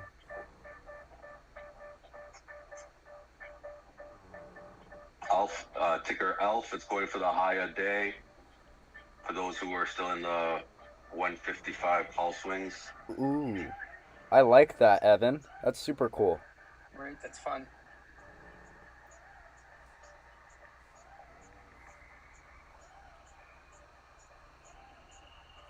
Wow, yeah, so now guys on Savvy Trader, you can go to like any people's portfolios that you like, and you can enter in like how much money you would want to put into it, and you can see how it would have performed on that person's portfolio. So for instance, like you could put, oh, how much would I have made if I put $1,000 into Jordan's portfolio? And you can see like how much he would have made off of the tickers that I personally buy, right? Or someone else, or Wolf, Evan, whoever it may be. So that's cool. I like that feature. Definitely check that out on Savvy if you haven't. Let me see if I can just do it real quick. I want to do it to somebody. Let's see if I did it to... I don't pay for anybody's portfolio, so I don't know if I can even do that. Oh, right here. So you go to this what if. Right here. And this is a good port to do it on because he's up 10.8% on the total. So let's say if you if you invested 1,000 today, it would be worth 10,000. Or no, if you invested 10,000 today, it would be worth 10.5, right? So you made $500. That's a nice 5%. Let's just do. Let's say you like were a hefty dog and you put 50 grand into this portfolio, like a maniac. Like that's solid, man.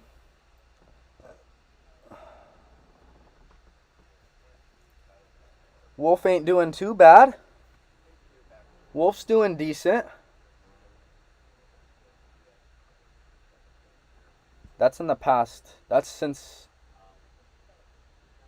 July to January. Would have done 5.75%. That's pretty decent. I mean, cool. Either way, I just find that's a cool feature. So check it out. Get Mikey's music playlist. Pump it up. Let's pump it up. Let's go. Look at that. CBC never flip bearish, baby. That's why we do it. Come on. Look at that. That CBC never flip back bearish. How cute. How are you guys doing on the 545 Nvidias? Ooh, they're in the money.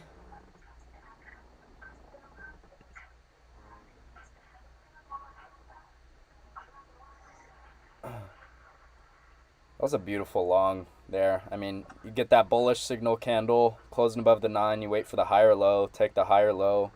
Bam, you get the higher high, another higher low. CBC never flip bearish. You're just riding the wave. It's perfect.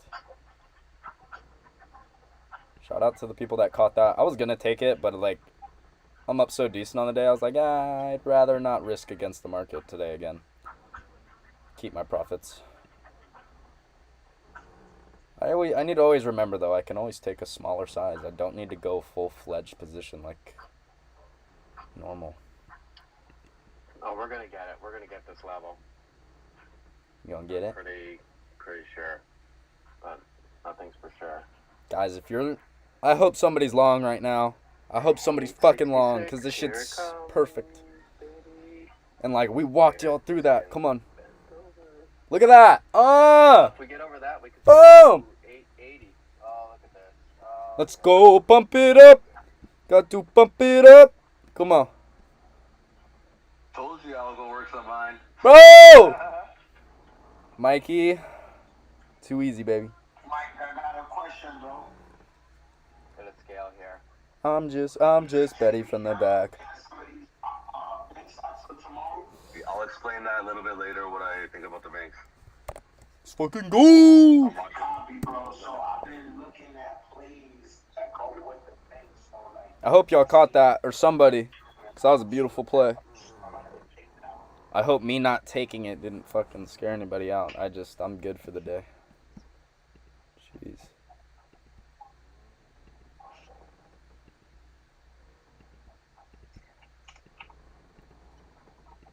Oh, I was muted there. Jordan, the whole Predictor squad is going in one direction on my team, so you're not catching up today. Oh no.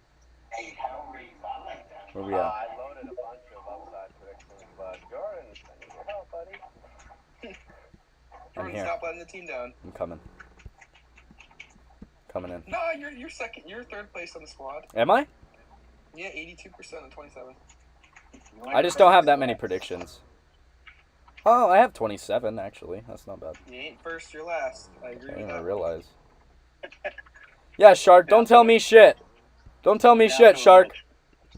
We're down to a little trailer in the NQ long. Heard. That was a beautiful breakout. What did you get, Dave? What price? Right above 1605. When it cleared above the Yeah, beautiful. cleared above the 9 and the 15 EMA. I think I made. Got Hey, moved to just to 70, let- 76 is my next real resistance, which I will flip around and short for a trade. 76. But Yeah, down to a That 80, so yeah, that whole the 4-point range on that, that's a 50% retracement of the intraday move. So I'd be interested as well to do a counter trend trade there. Don't worry, Sharky. I forgot I made predictions on the upside before all this movement, and we're all hitting all those, so we're good. We good. down to an odd bot now. I think the video just exploded too. Yowza. Yes, sir. Boom.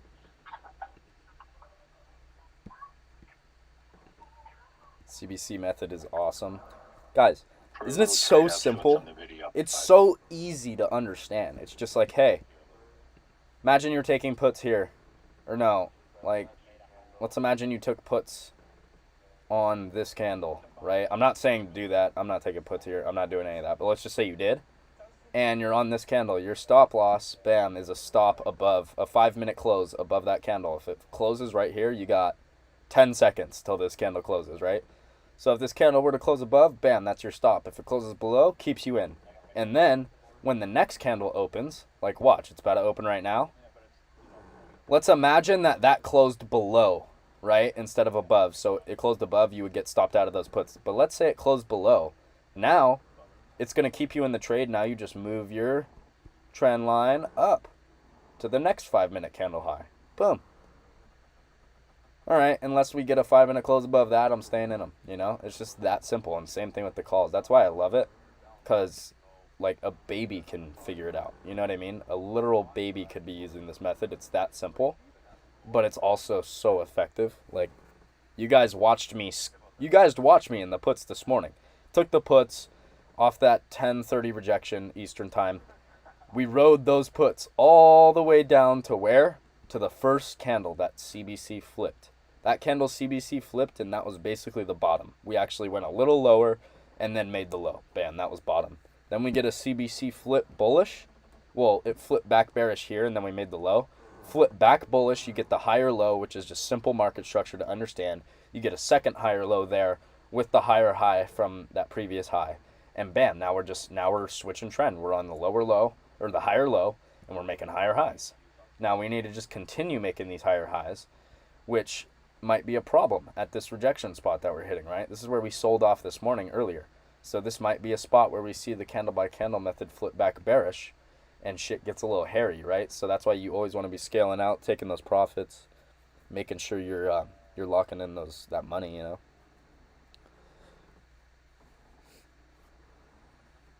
I'm also for the people that like maybe you're just joining or don't understand CBC method still. I'm going to be posting a YouTube video about it, fully explaining it. I mean, you can go back to this live stream where I explained it and like listen to that too. But I'm going to do a whole video about it as well. So if you're missing any of that I talked about, don't worry. You'll get a video on YouTube coming out soon about it.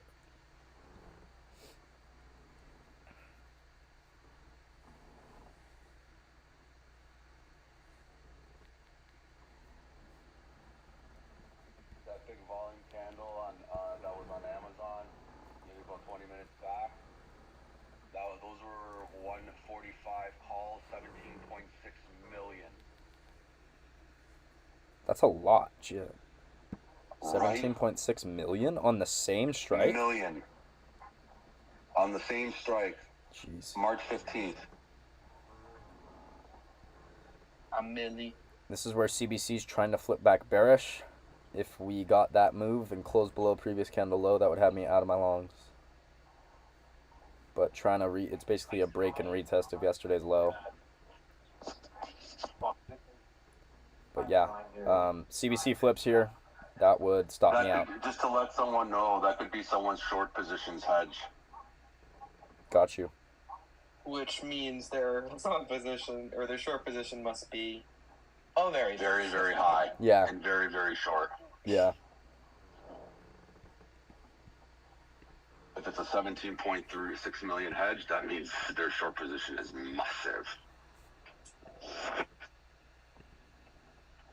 Like at least 100 mil.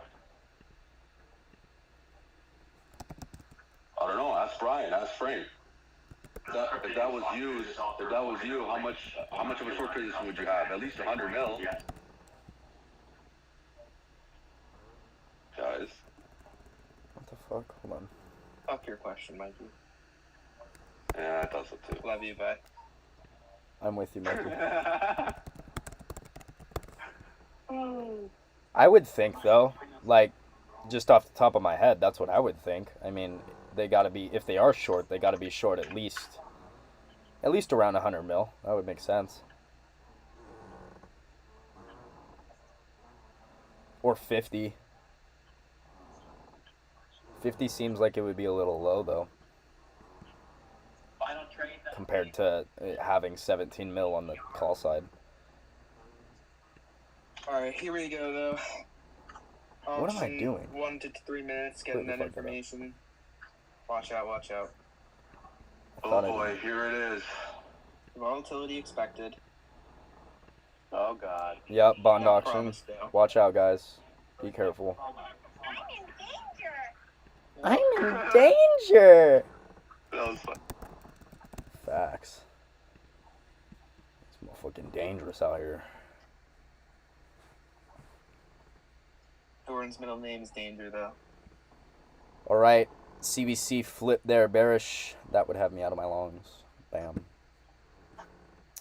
But if you're if you want to take a little extra risk, if I were to do that, you are still holding yesterday's low. And the normal EMAs. So maybe more experienced traders could hold on to that.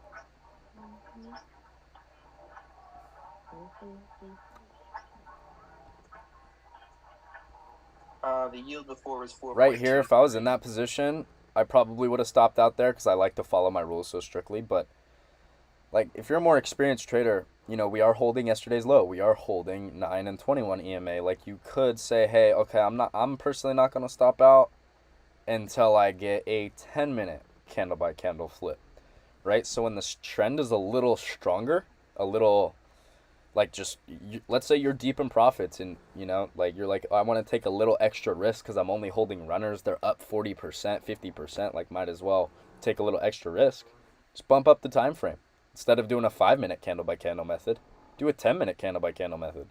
Now it's the same thing, same exact rules apply. It's just you're on a 10-minute time frame. So instead of that 5-minute stop loss hitting, now your stop loss is a 10-minute candle by candle method, which means your stop is a 5-minute or a 10-minute close. It's always, you know, 5-minute candle by candle method is a 5-minute close. 10-minute candle by candle method is a 10-minute close, right? So you'd be looking for that 10-minute close under 473.78 to stop you out. So you know, you make that decision for yourself whether you want to take that extra risk or not, right? But on this type of trend, I don't know if I'd personally be doing it. Looks like it'd be working out if you did, but I personally wouldn't have been holding 10-minute candle by candle method here, just because the trend to me doesn't seem as strong as it could be. That's just me personally. So I would have stopped out 5-minute candle by candle. But on those days where we're like extreme negative gamma, like Mikey's telling us SPY is in negative gamma, and we got that crazy trend to the upside or downside, you better believe I'm doing a 10-minute candle by candle method, at least on the runners, like, because the trend's so strong, right? I don't want to get stopped out or wicked out of just a 5-minute candle wick. That was a good stop though. Don't be pissed off if you're trading and you took a stop right there and we're going higher. Like, that's a great stop loss to have that 5-minute candle by candle method, you know.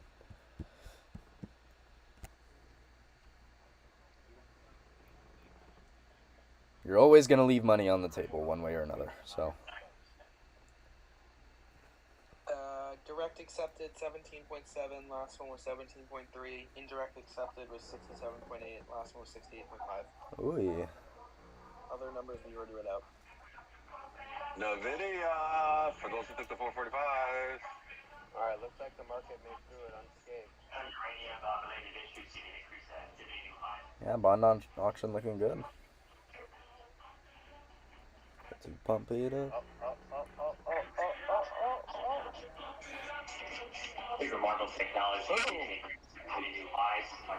Boom! CCJ, our 4650 calls are about to get in the money. Go, go, go, go. What a beautiful morning. Guys, we're about to hit 51K on Twitter. Let's go. Come on, market. Give us that one more pump. You got to pump it up. Fed's barking and speaking right now.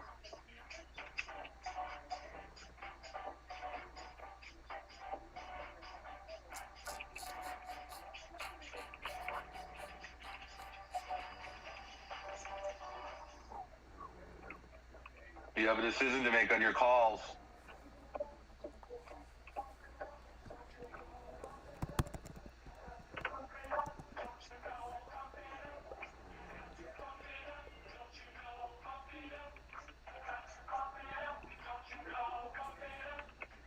CCJ up 35%.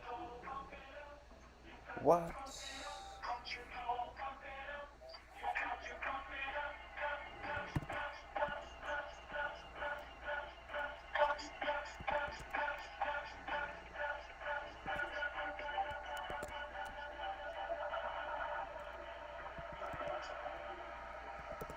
Don't you know, pump it up.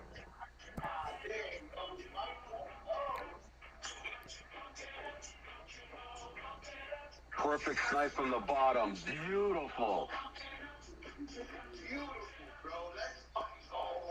85% on SPY. Let's go, Mikey. Boom. Nailed that low. 60% on the video. 550s. 550s banging.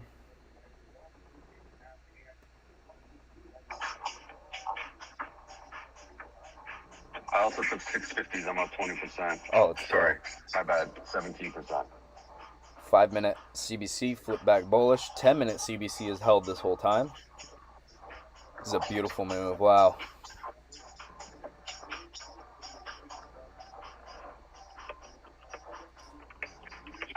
See what I mean about, like, if you're a more experienced trader, right? Like, you could see, hey, yeah, we got that 5-minute candle by candle flip, but, like, wasn't really a harsh candle down. It was getting bought up, held the 9 EMA and the 21 EMA. Like, you could take a little extra risk, like I was saying, you know.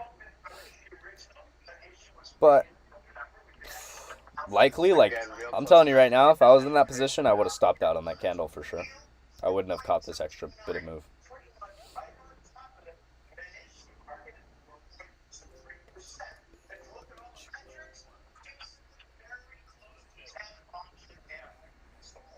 I'm running out of ammo.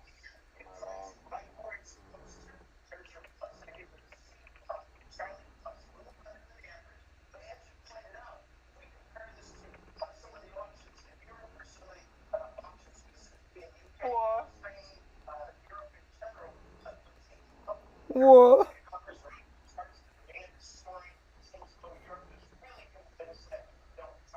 Those were some beautiful longs off that 845 candle. Boom. Higher low. Later.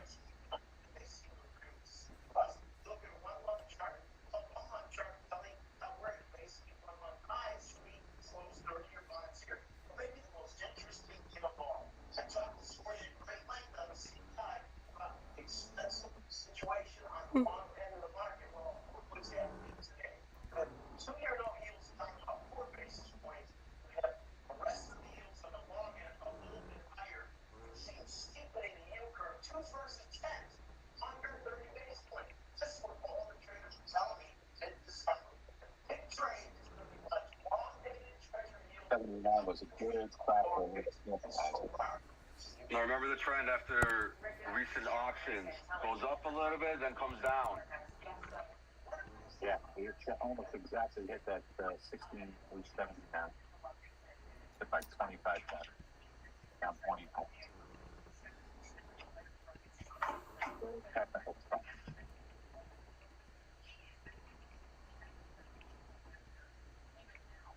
Exactly the 65 again. Now I'm lost. There's stuff between everything. Got out way too soon on the bonds, but whatever. I see January 26th, 48750 calls for Netflix, 1.1 million. Ooh.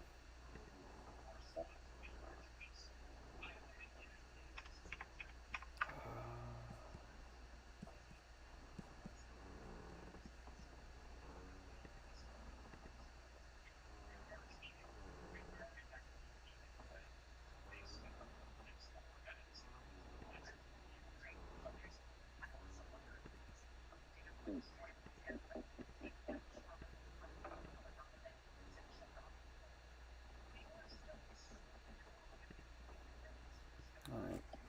CCJ still moving.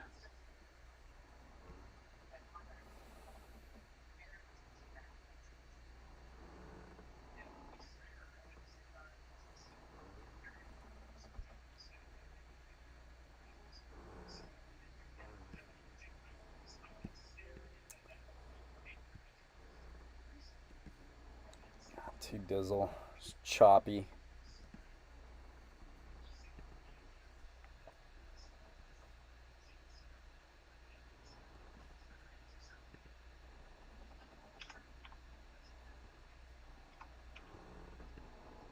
Did you try the little short there?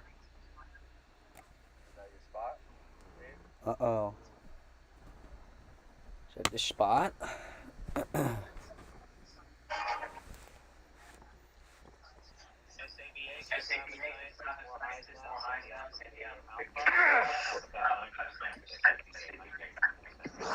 Fucking made you my bitch. This 474.85 on SPY tough. Here we are again. Go SPY. Apple's curling. Yeah, I don't know if it can make it over this. Apple's curling nicely off this 184. We mentioned that CBC holding.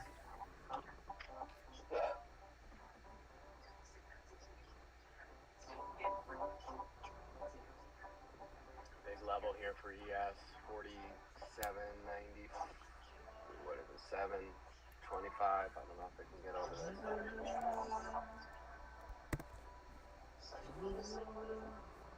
Oh yeah, solid. Nice little flag breakout. Elf, new high a day. Yes.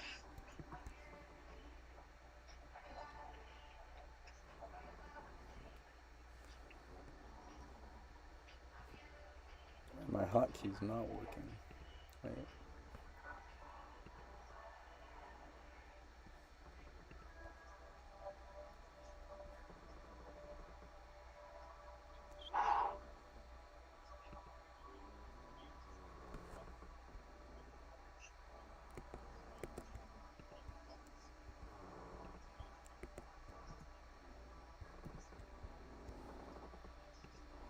Yeah, my hotkeys don't work. What about? Wait. Okay, on Delta Airlines, we hit 42.22 for 42.50 calls. We're right at the pivot point.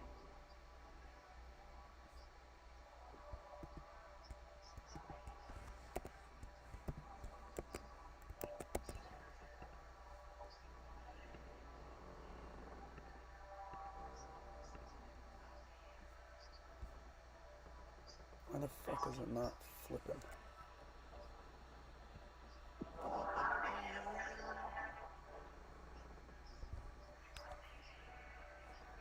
How does this? Wait, did it flip? If we could break through this level here on Delta, I guess my the next hotkeys level don't is work. 42.46.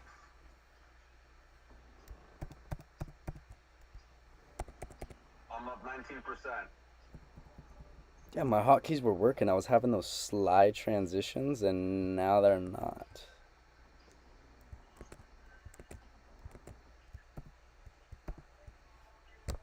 Well, we're learning how to stream still, guys, so fuck.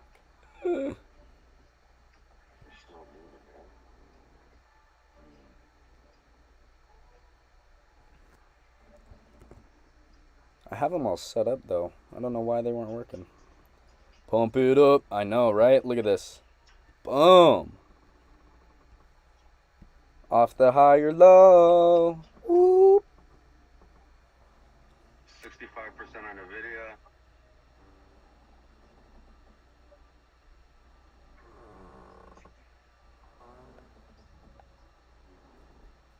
Trying to fix this. 1 second. Let's see. I want to have my hotkeys like all good and set up. They were working perfectly earlier.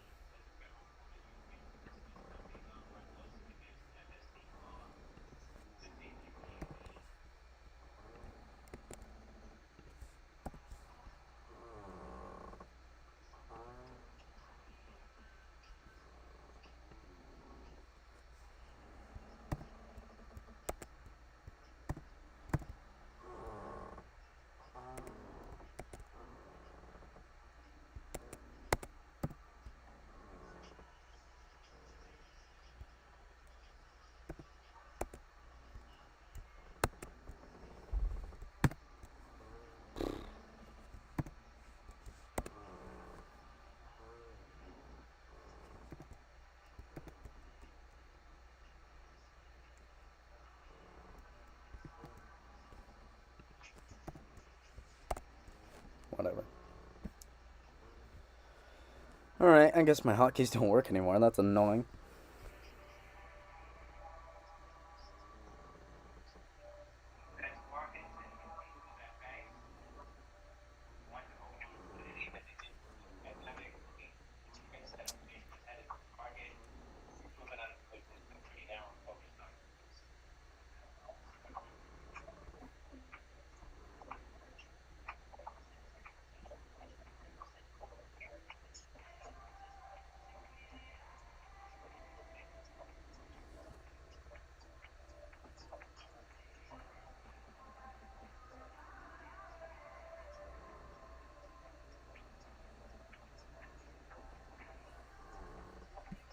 CBC holding bullish still. This is looking beautiful.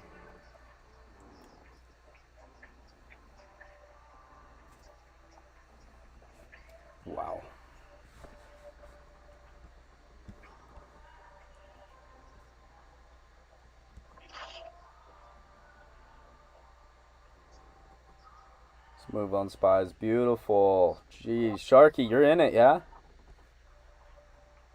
I thought you were in it. Yeah, I'm still in from whenever we got in. Gotcha. Like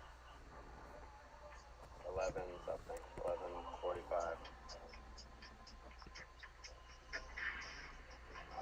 SPY calls up 110%.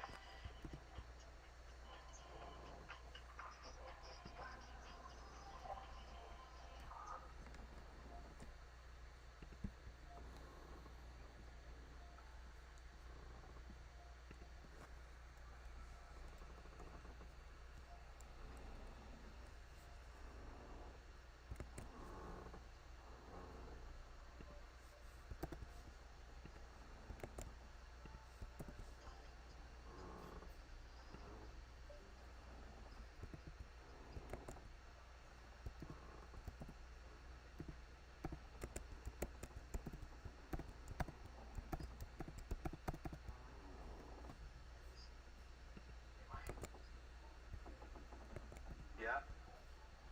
Come on, let's get 900. There we go.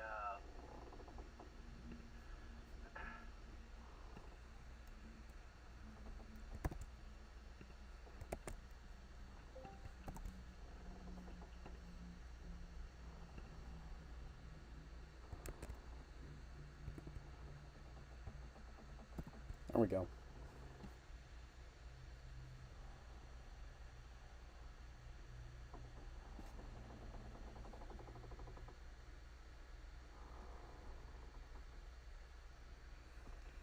Damn.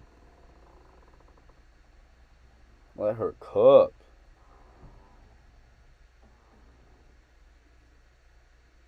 $475 retest.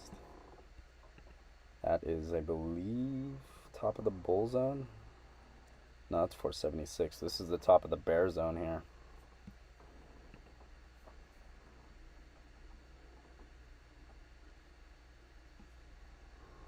Don't be mean, Jordy.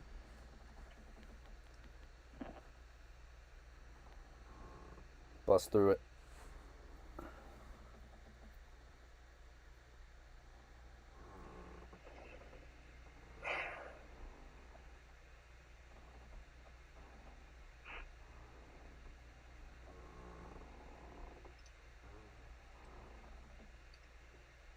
We wop.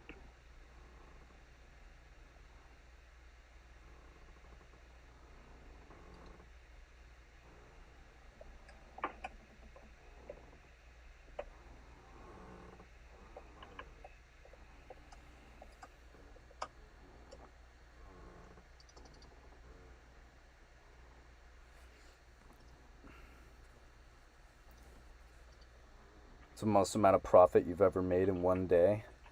A little over 10 G's, but I got really lucky that day. That was not me following rules. That was not me. I mean, I traded really good, but over trading, oversizing, like looking back, like it was cool, but it was not a it was not like a smart $10,000 made, if that makes sense. I was stoked. Don't get me wrong. Like I was stoked, but I haven't done it since, and that's exactly why. Is because I oversized, I fucking overtraded. Like I'm happy I got out the way I did because could have gone very bad, and that's usually how it goes. You start out with doing that, you know what I mean? Sizing way too heavy, trying to make a bunch of money, taking way too many trades, and you end up taking some big losses. Luckily I didn't. Luckily I was hitting trades, and it was an amazing day. Like me and my buddies, we played poker that night. Like we celebrated. It was a great day, don't get me wrong, but like looking back, it was definitely not the smartest money made. And I wouldn't do it that way I wouldn't do it that way again at the end of the day. That's why you haven't even seen me make 10K. Fucking, if I made 10K today, I'd be posting about it. But Oh my god, I was looking at these No. 555s on Nvidia. They're like under 100. 555 on Nvidia. Well. Yeah, but honestly, nothing crazy. Like, you guys see people making way more on Twitter. I'm fucking by no means a millionaire. By no means bringing in that kind of money every day, that's for sure. That happened one time, and I'm looking to make it happen more times, but the right way, and by scaling up accordingly and in a smart way, not by just fucking going crazy. I hate that I think back at that memory and I like, it's like almost, it's not negative, but it's just like, damn. It's like that, it's amazing, but it's also like, fuck, I made that on bad terms. You know what I mean? Basically, not following my rules. Either way, can't really be mad. It was a good day. But that's, again, that's an anomaly. I'm by no means doing that every day, guys. I shoot, dude, if I make $500, even $1,000 a day, like, I'm stoked. That's what I shoot for. Sometimes I take $200, sometimes I take $3, like, it varies very much, but I know if, like, 500 to 1,000, I like, this is, like, kind of the saying, it's like, you know, what is it, glass of wine a night, or glass of wine a day keeps the doctor away, whatever you want to call it, like, same thing for me. At least fuck was on your side. At least luck was on your side that day. Yeah, absolutely. I'm happy like it worked out. And by no means do I like want to take it back. Like I wouldn't want to take it back, you know what I mean? But again, I wouldn't go in doing that again the same way. What's up, baby? Slow? A little bit. We're chugging to the upside though. A little bit. Chugging. A little bit. Little bit.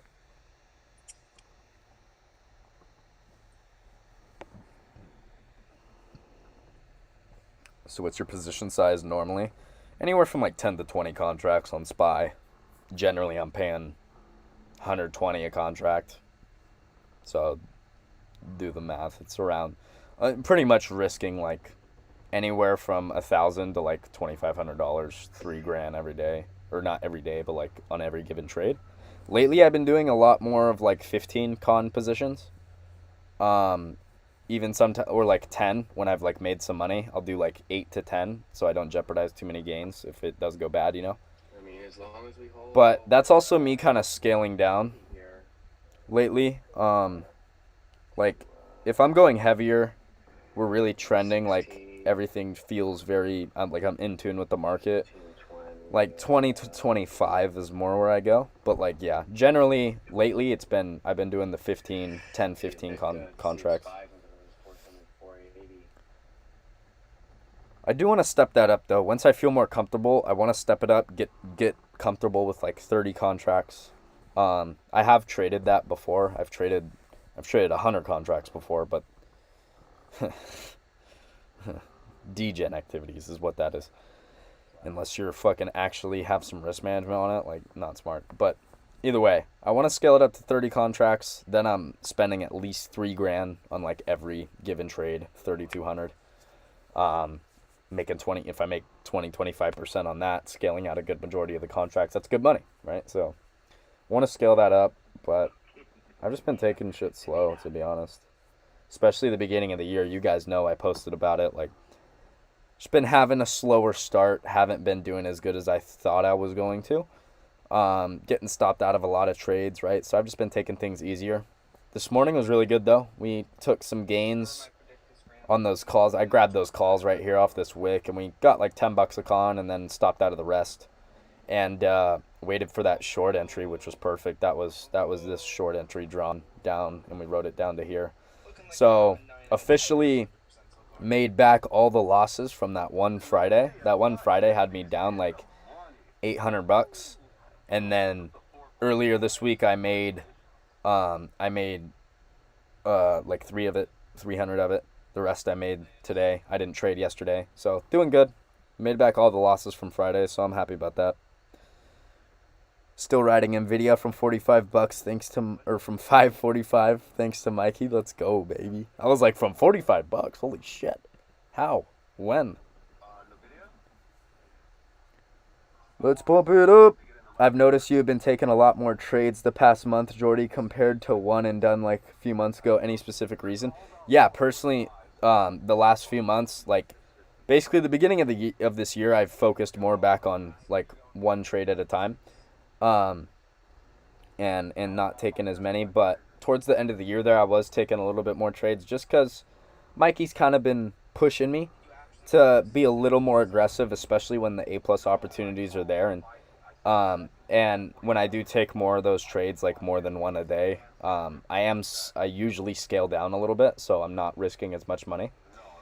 So if I do take the loss, it's like not that big of a deal, right? But yeah, for the sheer fact that like now I'm very comfortable with my trading for the most part now, and very comfortable with SPY, that I felt I was okay to start managing multiple positions at once and just taking more trades throughout the day.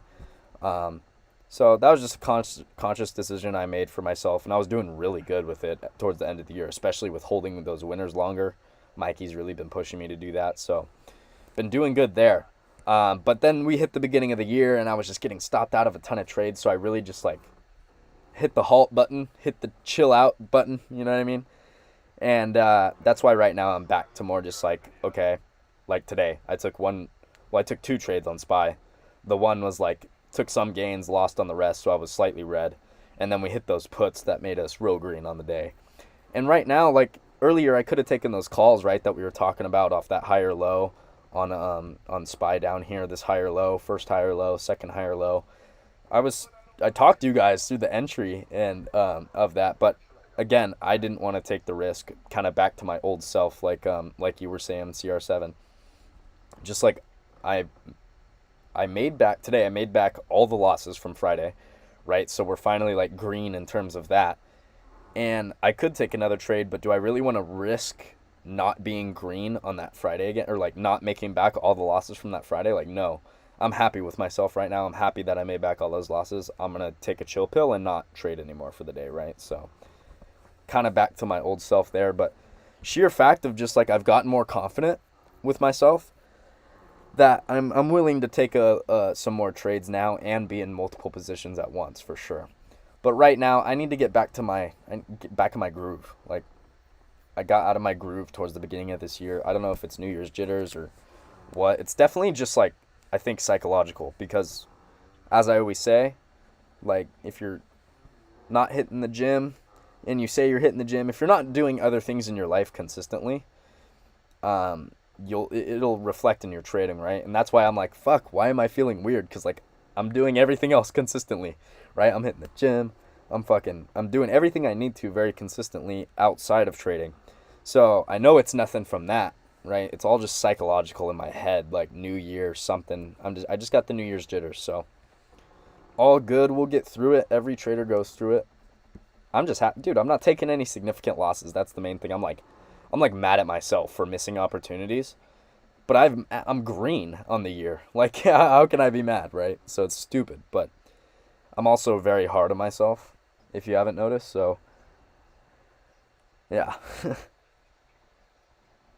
Everyone has different versions of A+ setup. What criteria / confluence do you consider yours? So an A+ setup to me would be basically, there's a few different ones I would say that come to mind.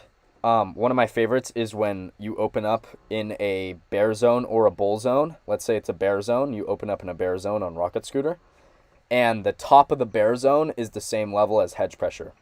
Meaning, let's say we opened up this morning in a bear zone, and the top of the bear zone is 477, and hedge pressure is also 477. And then you also have like half gap, the overnight middle retracement of the gap lining up right there too. Like those three heavy points of confluence. That would be an A+ setup for me. That's strictly using Rocket Scooter though.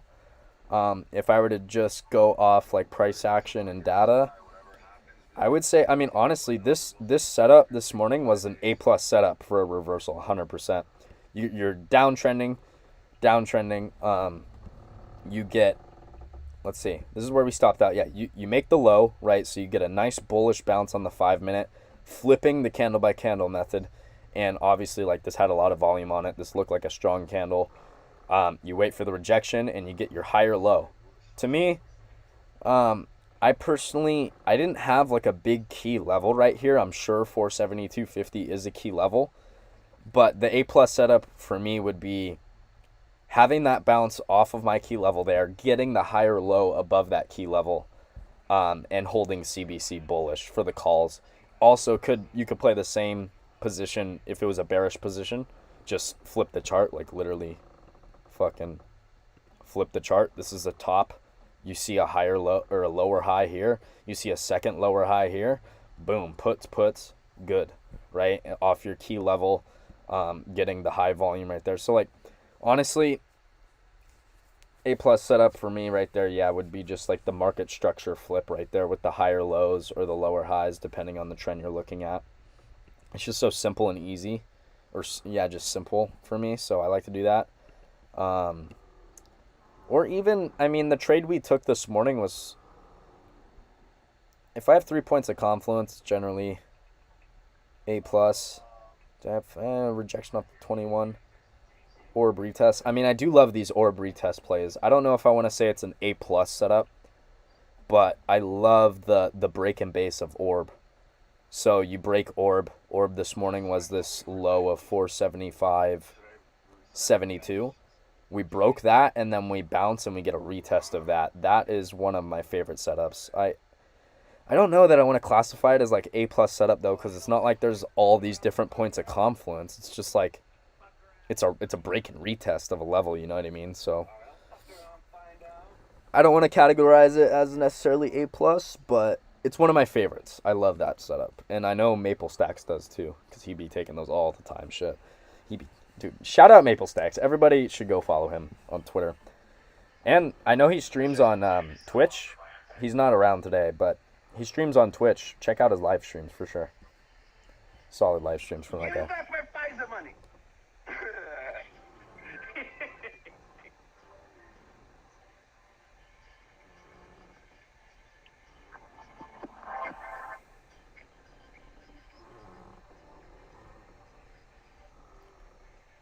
But guys, how we liking the stream?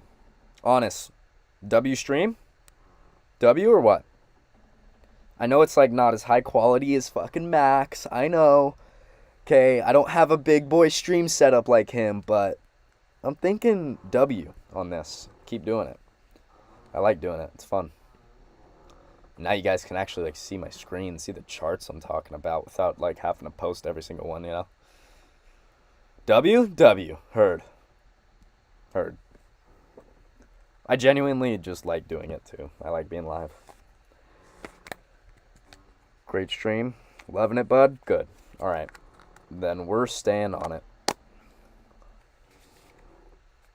This honesty is way better than spaces. It's being able to see the chart you're talking. 100%. Yeah. That's why I want to do it, right? Like, I want you guys, and too, I can like really, it's nothing against any of the speakers, anybody in specific at all, but like on spaces, we have to account for everybody else talking, right? Like with you guys, I can just fucking talk and say everything that I want to all myself, right? And nobody else is talking. Not that anybody cuts me off. I fucking love everybody in there. Nobody cuts me off or anything. We're just nice to be able to, like, I'm the only one talking here. I can really just lay out everything I'm thinking for you guys, you know? So super fun. How's the newsletter going? If you guys haven't, make sure you sub to the newsletter. It's completely free. Link is down in the description. I'm sure most of you have already subbed, but if you haven't, every Sunday or every Monday morning, 5 minutes before the market opens, I throw out like everything, like a recap from the prior week, all the short-term setups I'm looking at for the future week, long-term setups I'm looking at, what happened with the Fed that week, whatever's going on. Like this week, I'll talk about CPI, PPI data, all that stuff, how it affected the market, how we need to be taking it as day traders, and how we need to be taking it from a long-term investment perspective. All that different stuff, I really just like throw that shit out on the newsletter. So definitely check that out. We're doing good. 650 subs, baby. Let's go. We grew 32,000%. It's fucking sick. And look at SPY. CBC method goated, baby. Let's go. Woo! I fucking love the CBC. CBC would have stopped you out here, but again, higher, like more experienced traders, you understand we're holding the 9 EMA. We just broke out, making higher highs of a trend. This is the first pullback of that trend, retesting where we broke out of. You know what I mean? You can have that little extra confidence and be like, oh, I'm going to stay in, even though CBC did technically flip. It barely flipped, for one. We closed barely below the low. We got bought up off the 9, and we're holding on the EMAs. I'm going to stay in, you know what I mean, until we lose that 9. You can consciously make that decision, and that would have been a good one right there, right? But that comes with knowing price action and knowing what you're doing, right? Like, not saying that you guys don't know what you're doing. You very well might know what you're doing. I'm just, like, if you don't understand price action, like, you don't want to do that in every time. It's safe to just take your stop loss at the CBC flip and move on. Beautiful trade, though. Wow. And to be honest, I was wrong. I didn't think that this looked very strong. Because to be honest, this is like a slow, choppy grind up. I thought it was going to get smacked. But sometimes those bear flags turn bullish, man. Especially when you see those higher lows and higher highs forming. See, if this made a higher low but couldn't make the higher high, and we stayed and we made a lower high there, I bet you this would have dropped down. But we made the higher high, right? And then we come back down, make the higher low. Like, it had to go higher. So that was a good little tell there for where the trend was going. The fact that it did make that higher high. Shark was looking for you from space. Oh, shit. See, I get caught up talking to you guys too much. Sharky, were you looking for me? I'm sorry. I was explaining something on the stream. What's up, baby? No, don't worry. I told him that you told him to fuck off. Oh. You did say that. Yeah, fuck off. Yeah, I'm just joking. What's up, baby? Dude, I saw your Instagram story. What's my Insta story? Oh! The traders? Dude, Shark, I should have made that video, bro. We're traders. Of course I stopped. I said I stopped out, but I stayed in the position. Like, we're traders. Of course I loaded my whole account, but I told you I only put 10%. Like, all this shit, bro. It's so funny. Oh, it's so funny. We're traders. Of course I overtraded. Like, if you haven't seen that Instagram video, oh my gosh. I'm going to post it. I'm going to have to post it for everybody. Shit's so funny. My buddy sent me that, and he's like, this is so golden. I'm like, oh, yeah.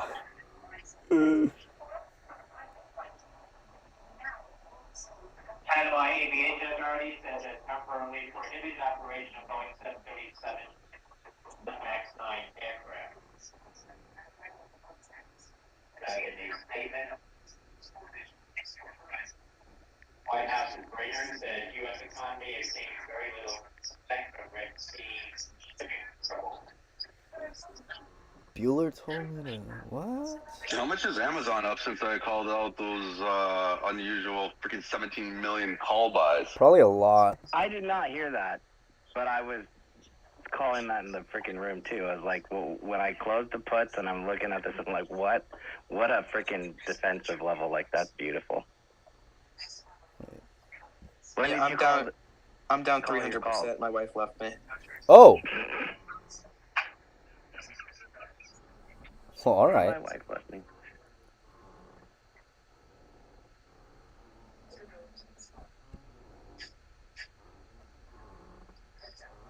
Roman shares holding down on this circuit breaker now $5.75. Romeo Oscar Michael Alpha up 35% off your highs. Non-stop, non-stop. Netflix I'm talking about. That might be it for that retrace on that Vita. I don't know.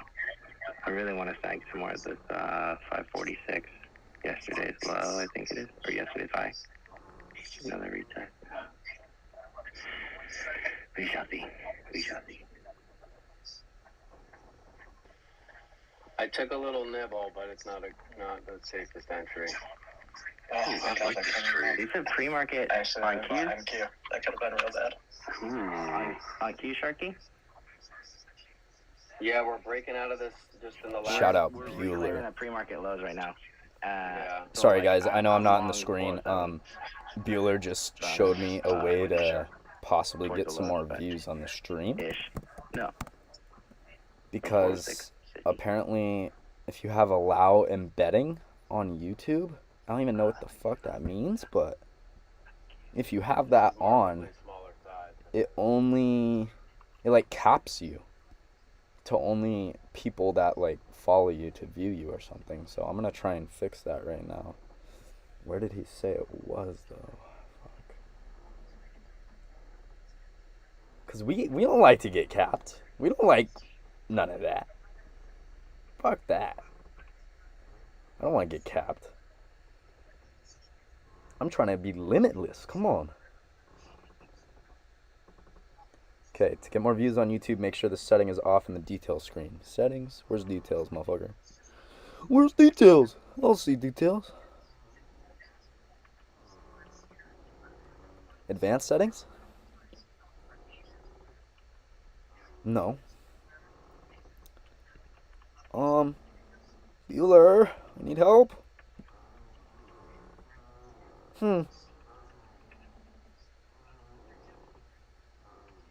What should I order for lunch, guys?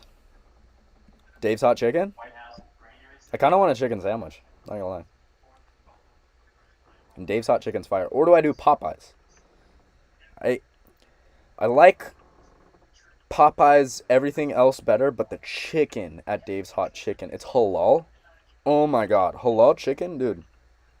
Woo! So good. Oh my god. But Popeye's chicken bangs too, I won't lie. It's good, so. You guys decide. Do I do Popeyes or Dave's Hot Chicken? Sorry I'm not showing my screen either. I'm just in the YouTube settings. I'm trying to figure this out, and then I'll show my screen again. Damn. Oh, you know what? I think I found us I think this is when zero DTE I can only do tomorrow. this when I'm not streaming, I'm pretty sure. But I also like this for a swing. I don't know what to do.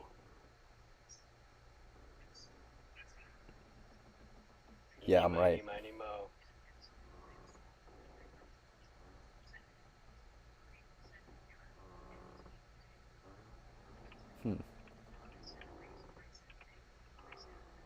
Alright. Go back to main screen. Catch that tiger, buy it. Looks like my stream is running poorly right now. Look at this. Stream health poor. Yeah, it's because my shit sucks, alright? Like, don't at me. Get some mom spaghetti? Ooh, mom spaghetti.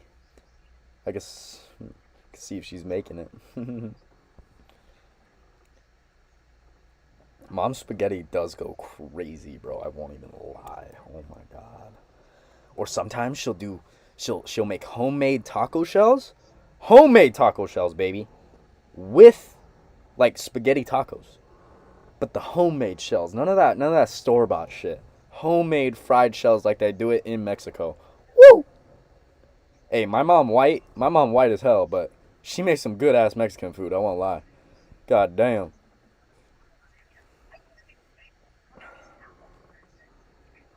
Bing bong.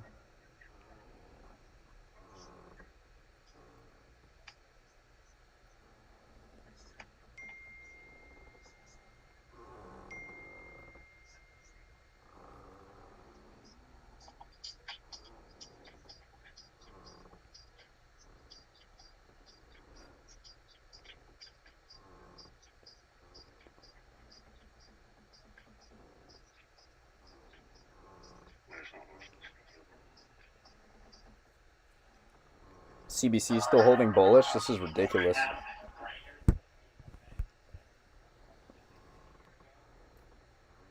That sounds so delish, right? Dude, shout out iCarly. It's the only reason I've ever had spaghetti tacos in my life. I was like, Mom, they're making spaghetti tacos on iCarly. I was like fucking 8 years old. I'm like, can we make them? She's like, yeah, damn right, let's do it. Best mom ever, of course. Oh, no, not yet. Best parents ever, bro. Shit. Can't wait to retire my parents. It's gonna happen. I already have them on a paycheck. So they like get money every month. I just have them on paycheck, payroll. Sick as fuck. I can't wait to tell them you don't have to go to work at all anymore. And it should be, hopefully, nobody tell them, even though you guys don't know who the fuck my parents are, but might be this year. Hopefully. I'm praying that it's this year, but either way, it's gonna happen. If I can do that this year, though, and be like, Mom, Dad, you don't have to go fucking to that gym anymore and train people unless you want to. It's gonna be sick. That's all I want, because shit, all my life I've woken up. Well, for a while we lived pretty fucking lavish, I'm not gonna lie. My childhood was pretty awesome until hit about 8 years old. And then, I mean, childhood didn't turn bad or anything. It's just like my dad got laid off from his main job that he had. And like the money we were bringing in was significantly less, right, than we were used to. And my parents made a conscious decision of like they didn't want to change the way our life was going. They didn't want to like, my parents loved to give us what we wanted, as spoiled as I sound. Like my parents loved to give us what we wanted, right, like for Christmas and everything. So my parents didn't dial that down when my dad got laid off. They said, no, like, we're going to give these kids the life that they deserve and the life like we want to give them. Doesn't matter if we're like bringing in less bills, like we'll put it on the credit card, right? That's all they did. They just put it on the credit card. And obviously over years that completely fucked them, right? Completely fucked them. And now your boy is fixing it, right? I'm coming in and I'm gonna fix that shit. But like, I wish they didn't do that for us because we'd be in a better position now. But I'm also so thankful that they did do that for me and my brother when we were little, because we got to live a lavish life in like our whole childhood, you know what I mean? And I'm blessed to be able to live that and have some great parents that support me for anything I want to do. So I'm stoked, you know what I mean? But obviously the finance guy in me later on is going, Mom, Dad, you dumb motherfuckers. Why would you do that, you know? But I'm blessed to live the childhood I did and have the life I did because it was so fucking amazing, guys. Wish I could go back to it. All I had to worry about was having my fresh milk in the morning. We fixing it. Damn right, John. We fixing it, and I'm gonna retire them. And my brother digs in the dirt for a living, man. He needs to... I wish me and my brother grew up like a little closer in age. We would have fucking been doing this shit together instead of him working in the dirt. But he's a great man, and he makes a lot of money. I'm not gonna lie. Like, dude, he makes like $70 an hour, and he's in an air-conditioned tractor drinking cold fluids, like chilling. He's just running the tractor, you know? So it's like, it's still hard work, but like, dude, he's making good money doing what he's doing. And there's guys that hold like, you know, when you're driving and you go back past the construction site and there's that guy holding the stop sign and then he flips it to slow, right? Like the simplest shit. You know, that guy gets paid like $50 an hour to hold a sign. It's ridiculous. At least in Cali. I don't know about any other states, but in Cali, like they're getting paid big money just to flip a sign, right? But the problem is to get there, they had to dig in the dirt as a slave, basically, for 2 years straight. They call them laborers, right? And you're a laborer. You're there to do the labor work, and that's dig holes all day with your hands and a shovel. Which I wish I did, because right now I'd have all the union benefits. I'd have dental, I'd have medical, I'd have everything, and I'd only pay $75 a month, and I wouldn't have to work anymore. But I didn't want to dig 2 years in the dirt, to be honest with you guys. I didn't. I knew I was made for other shit.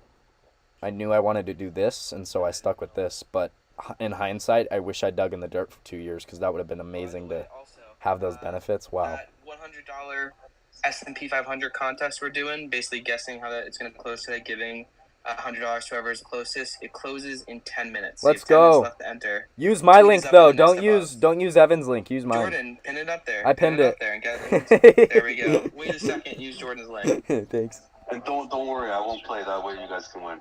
Oh, Mikey's just he's got the crystal ball. Shit. He's got the crystal ball. CBC Mikey, is still not why flipped. don't you tell us what you would do if you were to enter, and let's give it to someone down below. Ooh. No, I'm kidding. We don't have to, but then everyone's gonna do that. Jordan, you're an amazing person. Thank you. I appreciate it. I'm no one special, man. Honestly, I just want to do big things, man. I want to do a lot of big things. You guys just wait. Like, fuck. You think we're doing big things now with spaces and all this? This is such light work. Oh my gosh. When I like really start bringing in the big money that I want to bring in, like I'm doing good for my age right now. Like way better than any of like most of the people in my age group. Like I'm significantly outperforming, which is great. But like I'm nowhere near where I want to be.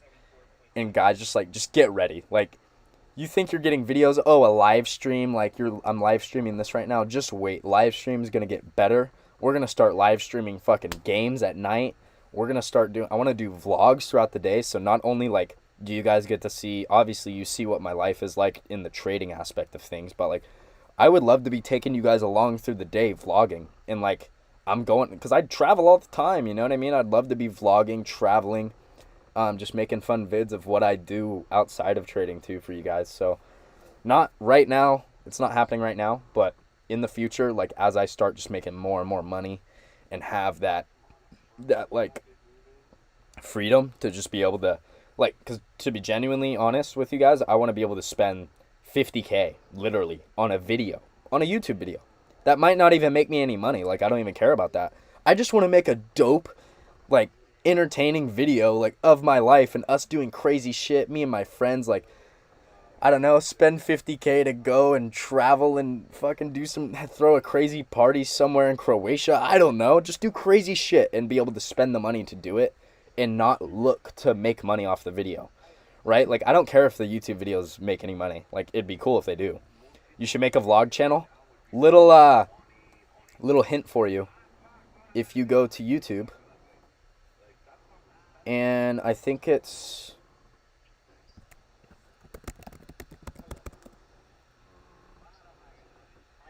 okay, if you go to my YouTube right now, if anybody wants to see a vlog that I made of me and my friends at the fair, it's actually really funny. And actually, I think I did really good on the editing. It's fucking entertaining as shit. It's only 3 minutes long. Take 3 minutes out of your day. It's right here. Type in It's Jordan E. Lee. It's Jordan E. Lee. Don't forget the E. It's that first video. We shouldn't have gone on this. You can see my face on the top. Check it out. Let me know what you guys think about it. I started vlogging again. I vlogged before, but I started vlogging again. This is right before Spaces started. So if you're wondering why I don't have any more vlogs out, it's because Spaces started. And it blew up. Spaces blew up like literally overnight. I went from 200 viewers to like 10,000 viewers on Spaces. It was insane. So I obviously put all my time into that. But this shit's coming right here. This shit right here. This is coming back. It's Jordan Ely. You look it up. Let me know what you guys think. It's a lot of fun. Me and two of my buddies, we went to the fair and just like, I don't know, you'd think, the fair is not that entertaining. But like, trust me, we made it entertaining. It's fun as fuck. Like, check it out. Let me know what you guys think. Let me know if I should bring the vlogs back. Because I really want to. Still, even if I decide to, like, it's not going to come back right away. It's going to take some time for sure. But in the future, I want to look to do more of those. So definitely check it out. I want to know because like if everybody's like, oh no, like that vlog sucked, I don't know if I want to keep doing them, to be honest. Because if it's not entertaining for you guys, like, is it really worth me taking the time to film and edit them? Because it is a lot of work to film and edit all those videos.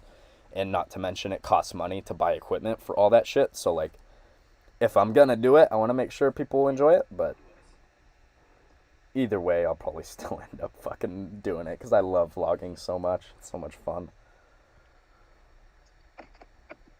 Just anything that has to do with filming or documenting my life, I love.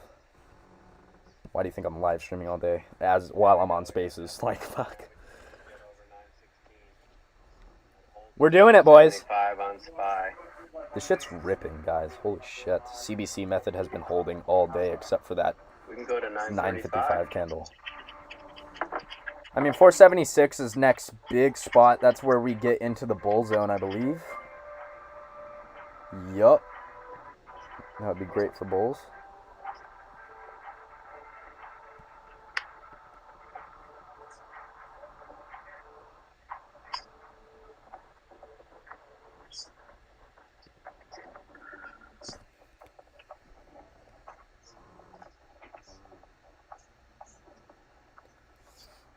I saw that earlier last year and was like, this guy even knows how to edit videos? Yes, sir! Dude, to be honest, the only reason I know how to edit videos is because I spent a good majority of my childhood watching vloggers every day. Tanner Fox, fucking, obviously Jake Paul, like, who else? I'm forgetting. There's, like, so many vloggers out there, but, like, Tanner Fox was one of my main ones that I watched, and, like, I just adopted what they did after. It's just like trading, right? I've watched trading. I've watched the charts for 4 years straight. I'm gonna, like, adopt patterns. I'm gonna understand what the market does after 4 years of watching it every day. Same thing as vlogging. Like, after just watching, like, I watched for 2 years probably straight before I made a single video.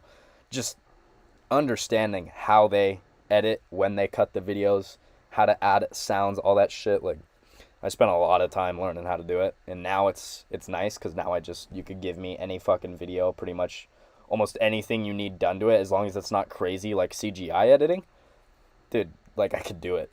And that saves me a lot of money, especially as an influencer now, because if you were to look at my DMs, everyone and their mother is trying to get me to pay them for a media team, right? To edit my videos for me, to make thumbnails, all that shit.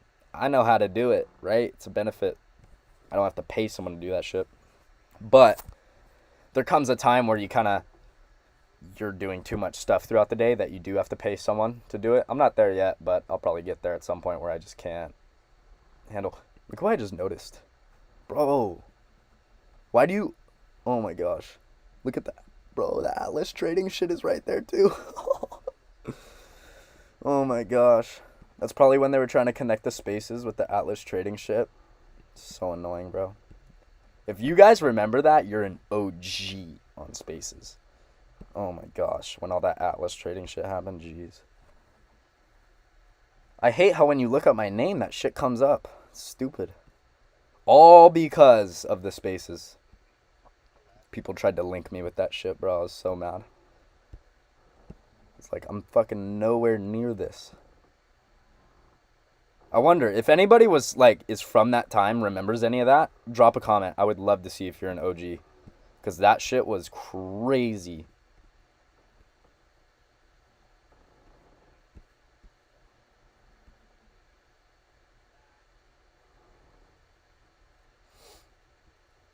I guess nobody was from that era. Damn. Nobody commenting. That was crazy, man. Jeez. Oh my gosh. Do I give a little backstory? Do you guys want the backstory? Let me know. Because if you don't, I'm not going to go through it. I would have thought somebody on here was from back then, though, and remembers that. Wow, the SPY is pumping. $100 for whoever gets closest on SPY, closes in less than... I started tuning in to January of 2023. You know, I found spaces because of Zach, LOL. Dude, that's fucking awesome. Oh my gosh. I'm gonna be straight honest with you. I miss Zach, dude. I didn't, I mean, most of you know this, I've said this, but, like, we had him on spaces. And he was, like, one of the normal speakers, dude. He was giving out, like, awesome plays, just day trading throughout the day. I didn't know who he was before. Like, I didn't know anything about Atlas or anything. And then all that shit, like, I woke up one day and all that shit's happening. And I'm like, what the fuck is going on, bro? And then everybody, like, tried to link the spaces with, like, us and Atlas. I was like, bro, what? Just because Zach was on the spaces? I was like, no! Oh my gosh. But, like, dude, all I know of Zach is he was the fucking most banging trader on the spaces at the time, and he was giving out amazing plays. Oh, I'm getting a call. All this other shit that came about, like, I didn't even know about it, and I was shocked. I was like, what? And it turns out, like, I don't even know if any of it's true or not. I still don't even know. But, oh, that's how you guys found the spaces? I love that. Honestly, love to you guys. And love to Zach. I hope he's doing all right. Fuck. And I hope none of that shit's true. I haven't read up on any of it. To be honest, I don't even know if any of it's true or not. If it is, like, that's unfortunate, you know? But dude, all I know is when he came on spaces, he was such an awesome guy giving out value and free value to everybody. So all I know is he was a goat from what I know. So Wolfie. Yo. How we doing? Not seen elevated at this point. I hit more upside predictions also too before this, Jordan. Oh, you're smart cookie. 180% on the SPYs, 0 DTEs, 185. 200 on the 407. I thought we were a little overdone. Snipe that shit from the bottom like a G. Yeah, you did. Here we're coming into now that 476. We did tag it. Did we hit the 476? Yeah, we just hit it. We just tapped it. We're rejecting off of it right now. All right, yeah. So watch that level there. That's the next big area. I dropped you, Colas Wolf. Yo, what up, Wolfie Poo? Just got ran. Yo, this hashtag space might be getting pushed. Okay. Just letting you know. That's okay. No worries. We're having a beautiful move happen right now. The boys caught it from the low. Insane.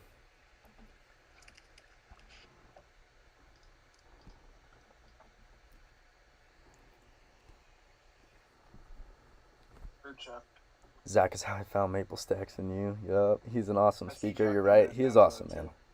Well, we can still all that other shit, bro, like, I have no idea what's going on with it.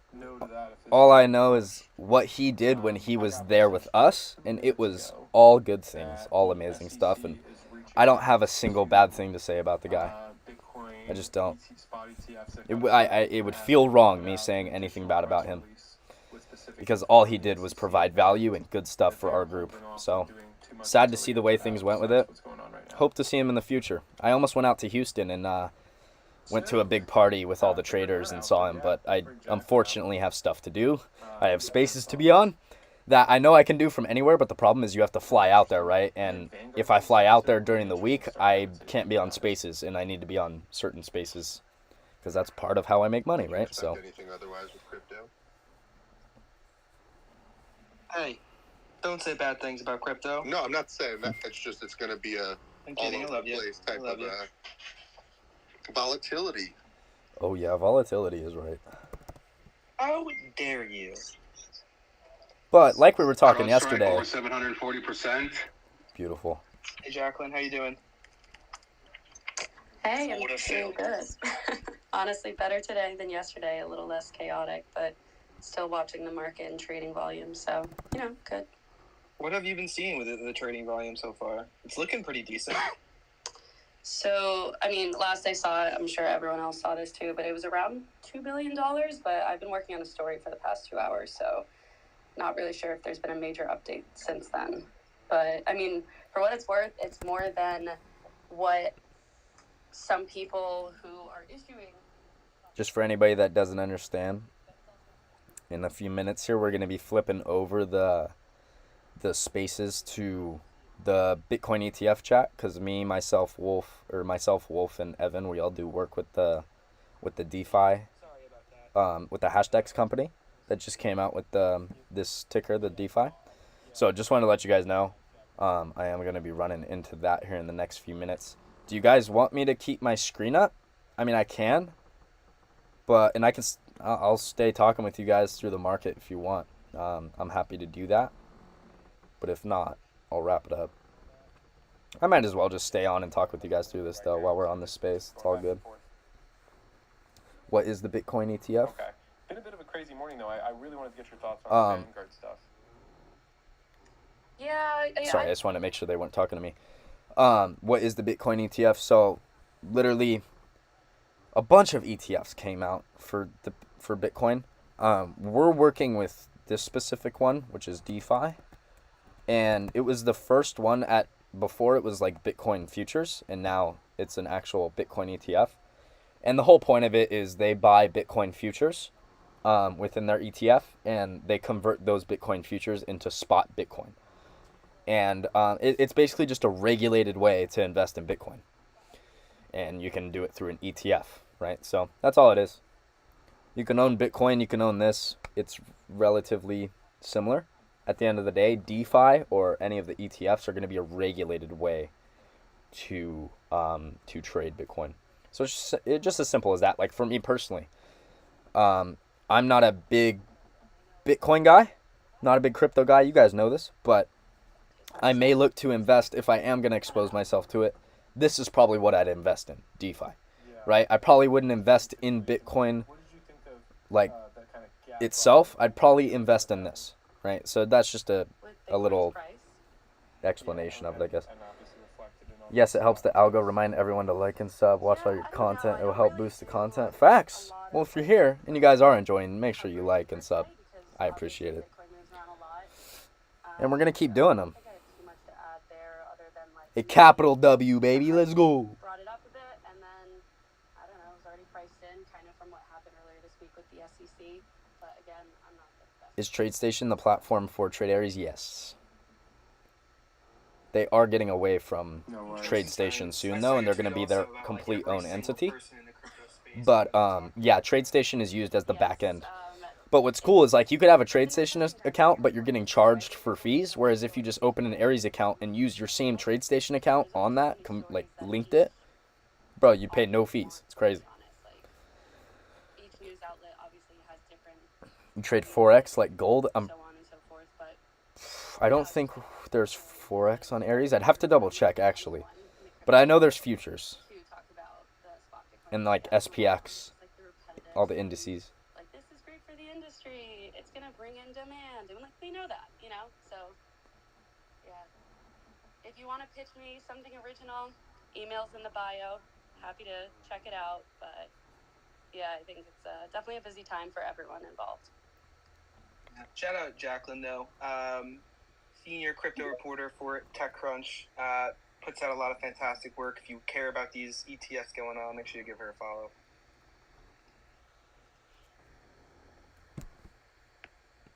Interesting days.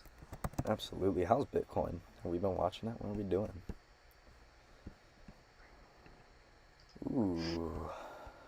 We almost hit that 50 this morning, didn't we? Right Jeez. Wait, you getting some allergy medicine? You coughing? I think I have, like, a cold. Whale, are you getting sick? No. Better not. We need you. I just have a lingering cough from when I had a cold. It could be warmer here in Florida today. What's this, 60s? I'm here for the 70s Yeah, and 80s. it's freezing. It's a nasty freezing candle out. there. Chilly. Watch out. Yeah, CBC trying to flip bearish here. If it flips, that would definitely have me out We're along. going to be having an annual plan for Grok soon. I might get out there.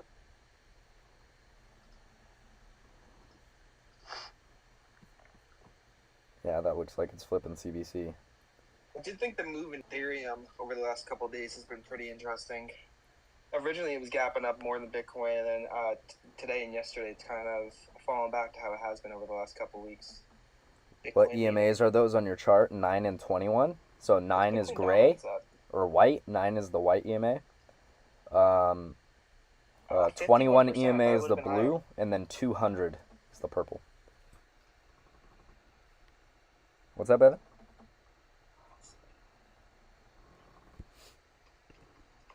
We don't have any more data today, right? Fed's balance sheet. Yeah, that's not concerning. Yeah, Bitcoin dominance only 52%. I guess it was lower in the past. Looking a little shaky here. Yeah, I don't know how long I'd want to be after that candle. Still holding the 9, I guess, but that was a nasty rejection off that 476. That's a knot setup right there. The Argentina inflation accelerated to 211%. My friend's loving it, but he's down there right now buying steaks for $5 for like. Oh my gosh, we need to do that. Dude, we need, yeah. He's in Argentina because the currency is so horrible there. It's like the American dollar is like worth. Like, but the food is like 10 times better. Oh yeah, and you get everything fresh too. It's the use case for the Bitcoin. I could go for some Argentinian barbecue though. Absolutely. That is good.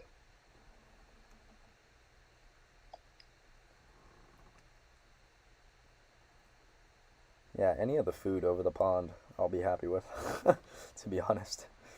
Get out of the country, eat some real food. He's speeding up ahead, so that 211 might even be low compared to the next couple months. That's insane. We're out here complaining about 4, 5, 6%. I know. So it kind of turned into a Sullivan News event, no? There goes Netflix. Oh, is it time? 500? Oh, she already hit 500 this morning. Shit.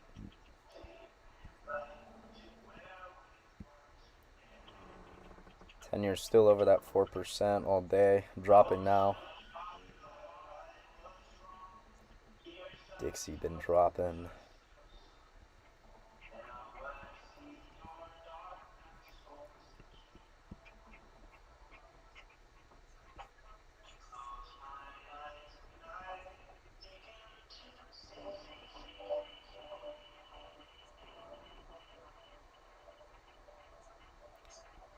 Trying to buy it up off the 9. That last candle did flip CBC bearish. That would have had me out.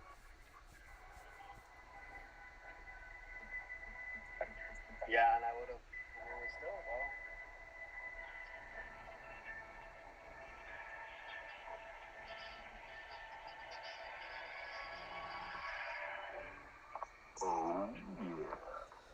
So for everybody in the stream, you know how I would have said I stopped out on this candle, right, earlier on the 955 candle.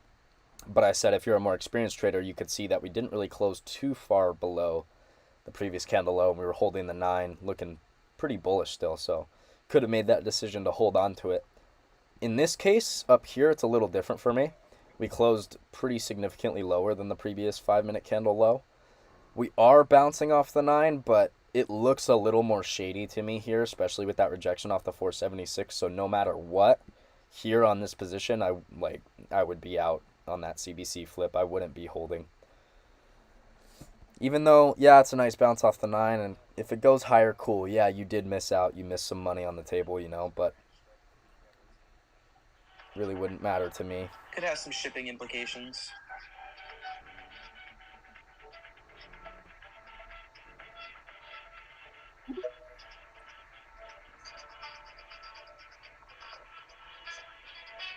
Hey guys, What's up, Frank? how we doing? Doing all right. Things turned around real nice. I think the lack of response answered the question a little slow. What's up? Oh, my bad. I was muted. My bad. You're alive. Yo, Jordan, Yes. check Telegram. Gotcha. Telegram. Telegram. Hey, Ooh. Mikey, I'm pretty sure I'd asked you this question. What made you choose Telegram over Discord or some of the others? Even like a WhatsApp? WhatsApp? WeChat. Zoom and Michael. There we go. We're accepting back over 35. Yes. Let's just say pure technical reason. Software related. I'm a software guy, came from that world, so it's literally for that. Yeah, makes sense. It came right into our half. And the 80-20 rule. I should have added. Which is 80% of the people don't know how to use 20% of the scored. So if it's the scored being as complicated as it is, imagine how, you get what I'm saying? I will say, I do hate Discord. Sorry to all of you that use it. What? Yeah, Guys. I know. Guys in the I'm a stream, boomer in that sense, I know. check this out. No. Guys, this is going to be the new... 17% of its staff This today, is going to be the new... Wait. Control webcam. It doesn't switch to my webcam. What the fuck?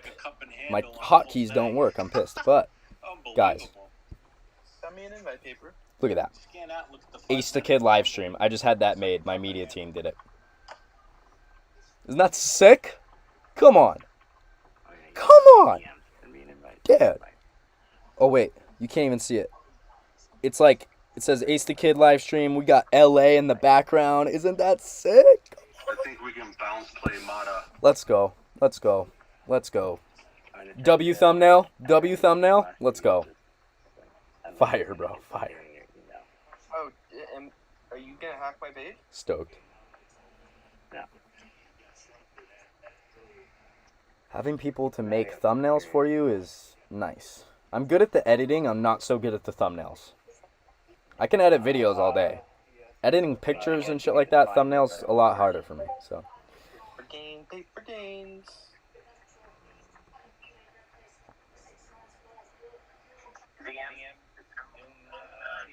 shares gapping down and rebound.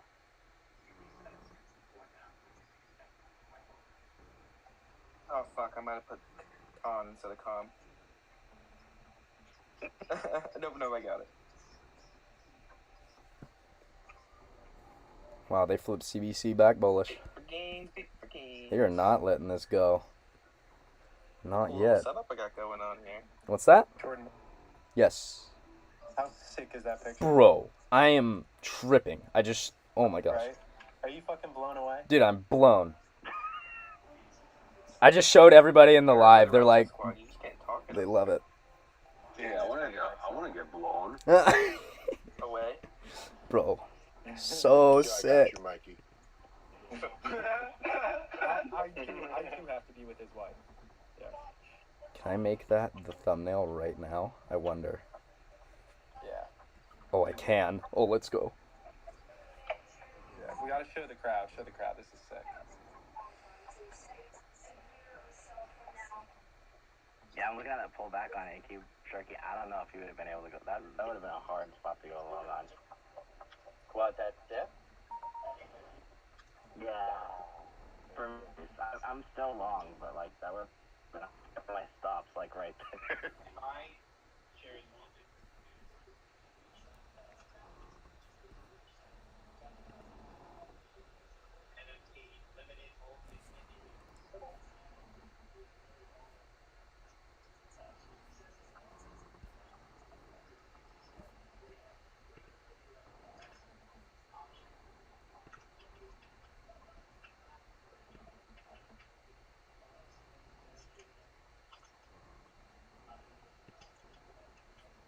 Oh, let's go.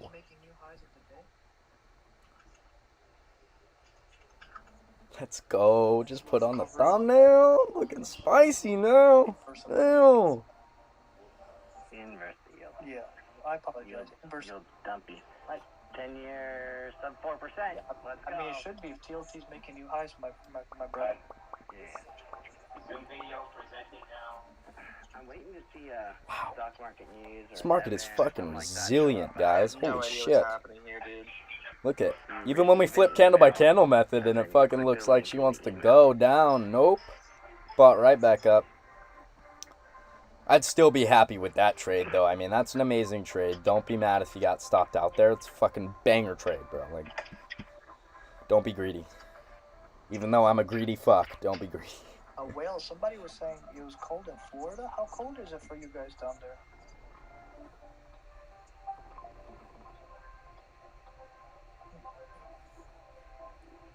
I'm sending like 50 degrees in the East Coast.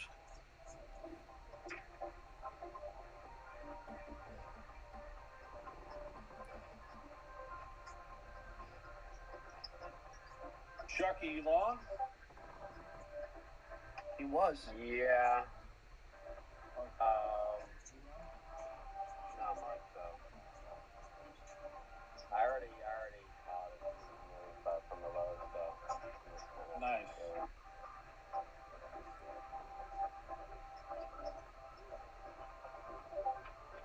409 is hedge pressure in the Qs.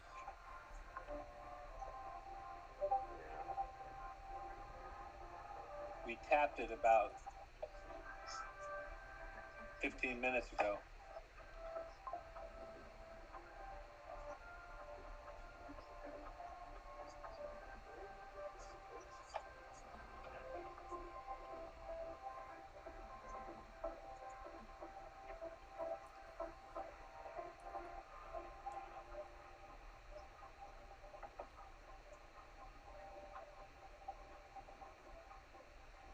Whoops.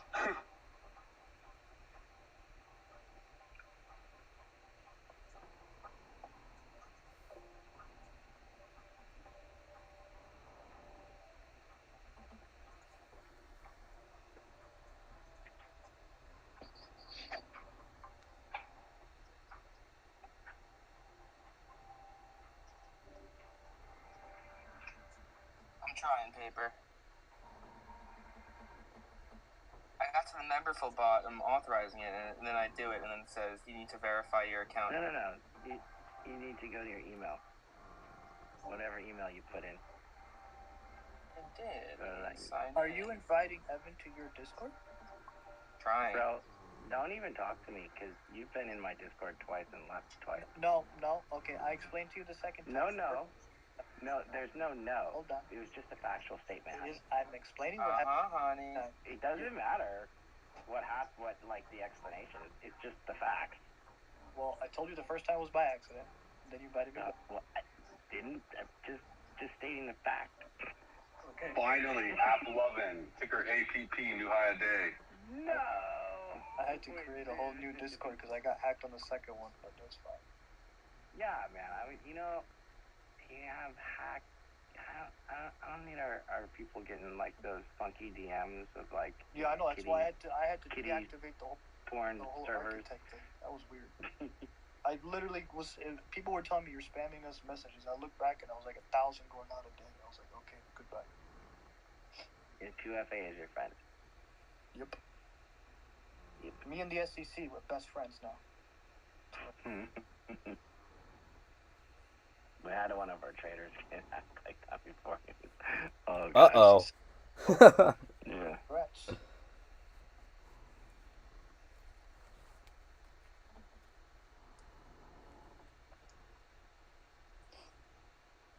Fuck Discord, Jesus Christ.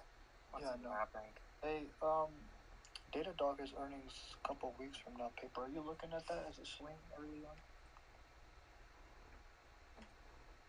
Datadog? No, I'm not a Datadog guy. Okay. I'm a Snowflake guy. Do you play? I usually play Datadog as a sympathy off Snow just because of that movie. I used to. The spreads are hard enough on Snowflake. Right. They're like wow. Snow earnings is February 29th. That is really far away. Mm-hmm. True story. Yeah, I might talk to you offline about a strategy for that. I want to play Snow, but I don't want to I always get caught out because it's expensive contracts. Like I was thinking a 220 target, but it's like $700. That is expensive. Yeah. I mean, you taught me a butterfly the other day, but I don't know how I would. Sharky, check out the 15-minute in the queues. You could do like a butterfly, right? Like minute. What do we got? Frankie double top. Yeah. And then head pressure is 409. Yeah, if we break back below 916, 915, I'll look at it short. Looks like an M. Where's not Josh? Not whale. Not whale. Setting up inverted booty. Yeah, inverted. Not whale. Not whale. Where are you? He's at a meeting. He's not available right now. Oh. Oh my god. What happens? But I do like this invert. Is there an inverted sack? An inverted sack? Is that a pattern? Probably. Yeah. Like we have right now. I was Is that a pattern? Yeah. I just covered at 20. Frank's like, yeah.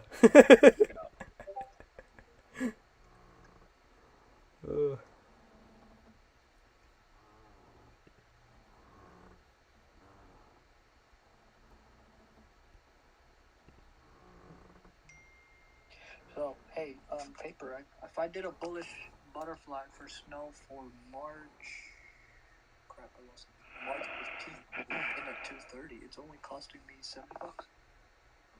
Yeah. Well, all I'll say right now on Snow, IV is high. It's always going to be high. It makes big moves. And with something like that, it's probably, I don't want to get too off the charts, but might be better to do something called a skip strike butterfly, because the butterflies themselves are best for slow moving things. Snow is not. It is that right now, but it's not going to be that probably on What in God's name is a skip level butterfly? Skip strike. What in God's name is that? Skip a strike.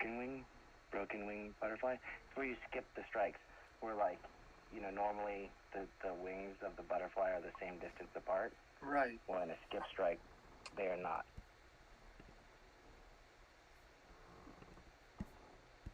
you take a directional view.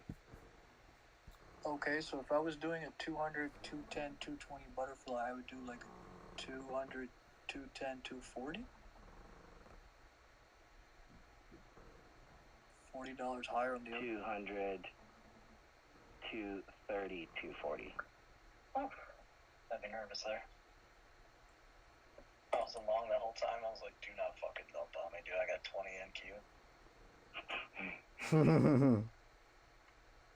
Can the inverted fall back turn into a... That's my boy, only stocks, huh? That's my dog. Only stocks, bro. That's my dog. Oh, yeah. He's smart as hell. Wow, that broken butterfly costs $800 now. Holy Lord. Ooh, that's rough. You pay for those. Or if you want to do a skip strike butterfly defensively. Anyways. Selling a 200 a 190 and then selling a 200, buying like a 185 and then buying a 180. Selling a 200, buying a 185, and then aren't you selling a 180 then? Sorry, selling a 200, buying two 185, and then buying a 180. Right. Oh, buying. So sell, buy. Oh. Sell, buy, sell. Oh, so 4 of them. Yeah. But you're selling 2 in the middle. Right. So you sell not right in the middle. You're skipping the middle and going a little bit further So down. you sell the 200, you buy a 185, and then you buy a 180. Then you sell a 180. Sell a 180. Okay, so then that means you're directionally the other way above 180. You're directionally bullish in that scenario. Yeah. Because you're selling the 200. Right. And you would get upside down when it goes below 180. Ooh, look at this higher high. Like take a that's big Apple loss. though. What's SPY doing? Fuck. Yeah. Okay, SPY didn't make a higher high, yeah though. Jeez. Look at these CBC flips, back and forth. This is when shit gets hairy, guys. This is when I'm like, pretty coin flippy here, but obviously they're trying to keep it bulled up, so tough to try and short this. Yeah. I would not be doing that. Yeah, I'm auto setting it up. I'm just picking the strikes to see how much it would cost. Net debit, $500. No, net credit. Oh, net credit. Net credit, $500. Max loss $2. God damn, that thumbnail is so sexy. Oh, it just says max loss 2.0. Dude, shout out Wolf's people. Wolf's people did that for me. They know what they're doing, man. They got it. They got it. I think I broke fidelity. Ooh, they almost had me stopped out there, Sharky. I mean, hold on, I gotta. Let me share this photo. Holy shit, bud. Higher highs. You gonna add any of that DeFi? CBC flipped back and forth. But now it's back bullish. Who is that? That was our boy Only Stocks, dude. He's looking at the DeFi.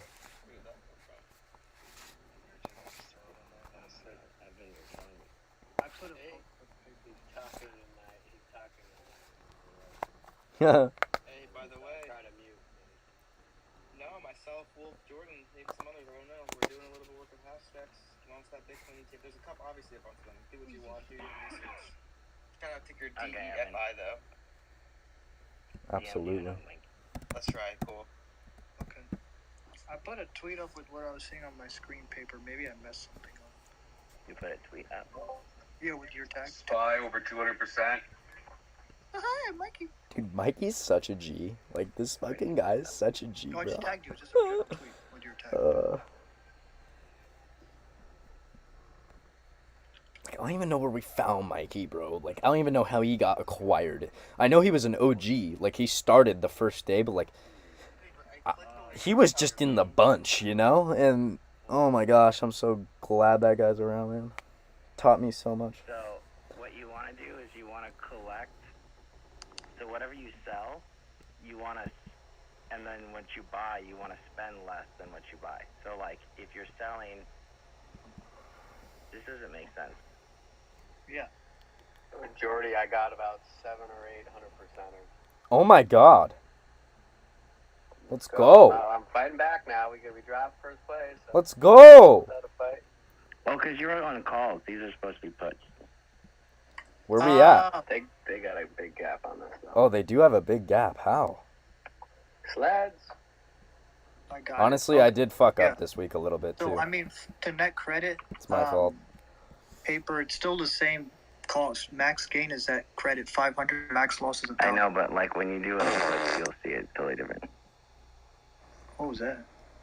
I don't know what that was. That was Shark letting his ass loose. Sorry. Oh my, we know it was you. Crazy. That was not me. No. Max gain 498. Max loss 1,002.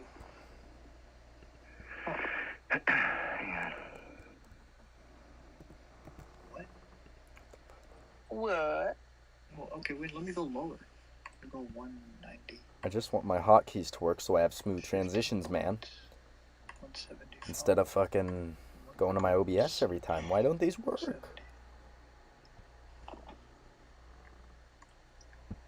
Grayscale. That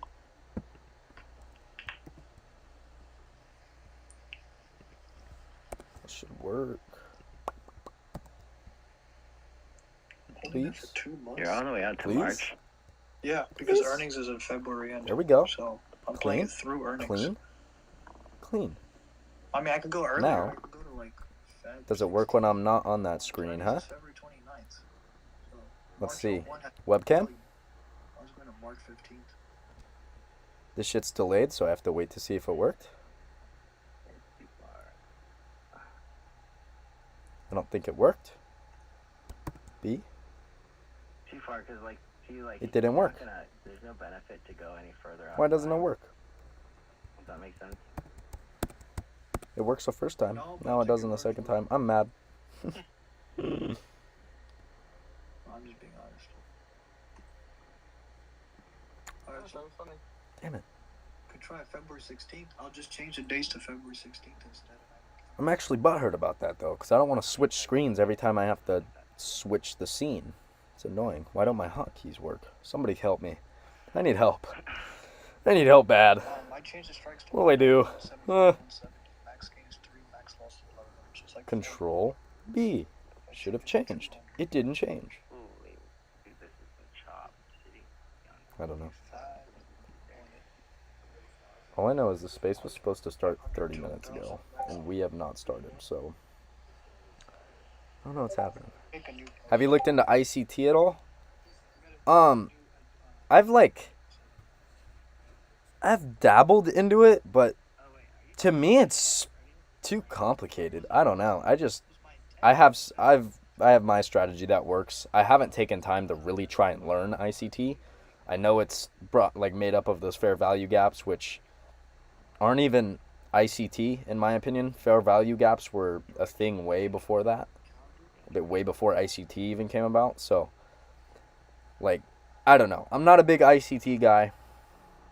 If it works for you, though, I mean, use it. I'm not saying it doesn't work. I've seen plenty of people kill the markets with it. So, it 100% works. I'm not a big fan of ICT, personally. That's the strategy. I don't even know the guy, personally. But, yeah. Do you have an analyzer? No. ICT is good, though. I've seen a lot of people successful with it, from what I know. Fidelity's one's garbage. But I personally have not really dabbled too much into it. I know paper plays fair value gaps, but I know ICT is also a little deeper than just fair value gaps. So all I say is, if it works for you, keep using it. If it doesn't, switch it up. Holy crap, the selling at 230 call for February is $3,200.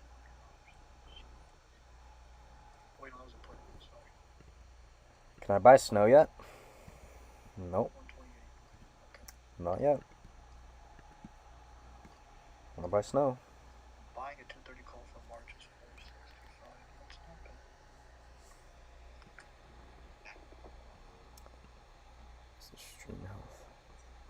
Oh, now it's excellent condition. Cool. Take it. I might just buy the 230 calls Heard that. outright. They're only trading for 465. Give myself 2 months. I mean, if I just look at this maybe arbitrarily, you might be able to just do a 200, 230 call debit spread. Straight up. For March. Yeah, it's not very good. It's like the 3. To be fair, I don't like that. Also, a naked call by itself for March 15, 230 isn't that expensive either for 2 months out. No, it's not a lot of juice on the IV. First now, because it's been sideways for so long. Right, but I mean, it could technically increase 2 weeks, a week before going into earnings. We're still 4 weeks out, 6 weeks out. How many weeks out are we? We're 7 weeks out of earnings. If you're going to do this tomorrow, so seriously hope you do. I will. Don't worry. I'm doing it tomorrow. What time will I be starting? Good question. So this morning I started at like 5:20. Because that data was coming out at 5:30, but I think I'm gonna be starting streams at 5:30 in the morning. That's Pacific Standard Time, by the way. That'll be 8:30 for you Eastern people. So, I mean, what do we think about that? I think that's solid. 30 minutes before the Spaces starts, so you get to hear me blabber for 30 minutes about what I think before people hop on. So I think I'm gonna do that, and then any night, any days that we have like CPI, well, tomorrow's PPI at 5:30, so I'll probably be live 10 minutes earlier again tomorrow, 5:20. But anywhere from that range. If we have data coming out earlier, I'll start at 10 minutes early, but for most days we'll do 5:30 in the morning, Pacific Standard Time. I'll tell you from experience, it did look way too complicated to get into, but eventually after a few months got a lot easier. Yeah, for sure. That's usually how it goes with everything, right? But I assume it definitely, it gets easier as you learn it and get better at it for sure. I've got what works for me at the moment, so. But I'm always open to hearing new ideas, of course. And I know it works great. Like I've seen so many people kill it with ICT, so I'm never talking bad about it. Always good things. But yeah, we'll do 5:20 tomorrow morning for the stream again. 8:20 for you Eastern goers.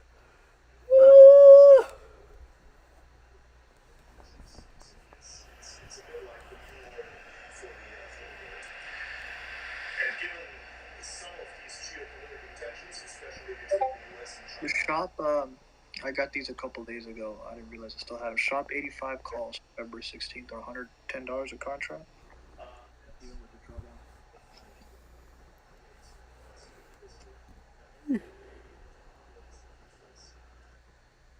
When VIX 10, AJ, when VIX 10.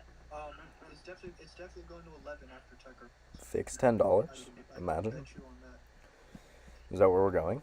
They're just waiting for that now. Low vol spy once again. Where's my water? I need water. So we're gonna make him an NQ man. Whoa, NQ man. Where's my agua? Ah, my itty bitty water bottle. I found it.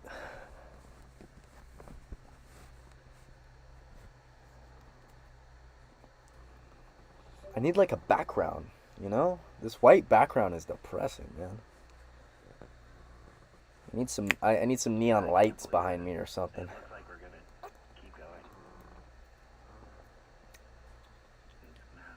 Wow, are we gonna hit hedge pressure again? 477? Fuck. What a long.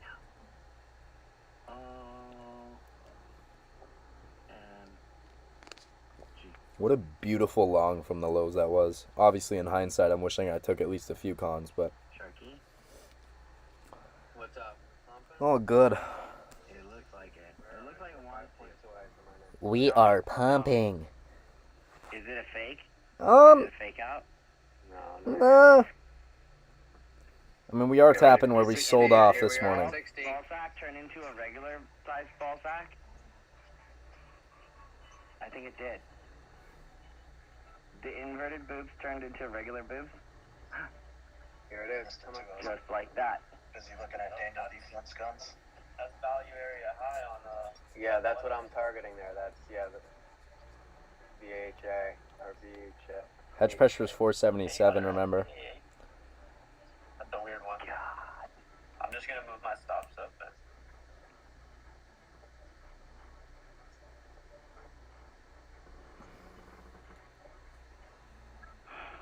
I feel like I wanted to see bigger candles.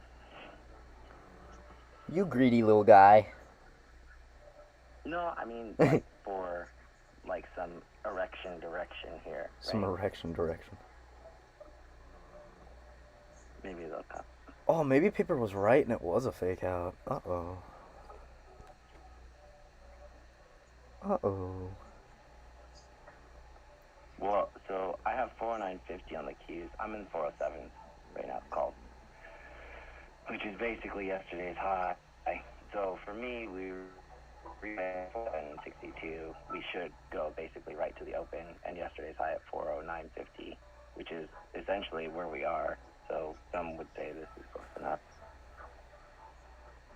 So it's kind of like, how greedy am I gonna be?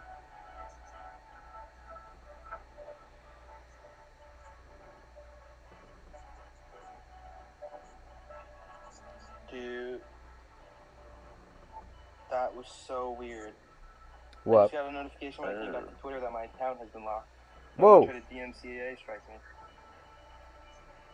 That's not good. I'm short, guys. Frankie's short. Oh, sorry. I didn't hear the order filled though. I was on mute. Order rejected. Order filled. I love when it says that, bro. Order rejected. Order partially filled. Order partially filled. Order rejected. That's exclusives. I love when exclusives would say that. Order partially filled.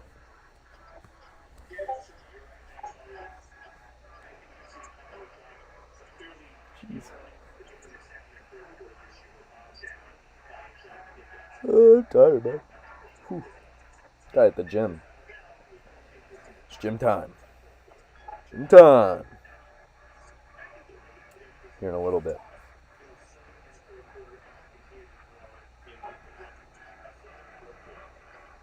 But yeah, that was a couple. That was a scary. Oh, auto filled. I had to look up for a second. I thought that was my order. Yeah, that was a scary couple seconds there. I thought my account was about to get banned. Yeah, that's never fun. Peak saddest day of my life. Yeah. Yo, open the door. He heard me say that Vic's comment in Stasis and he tagged me. I love this guy. Where is he? Somewhere in this face.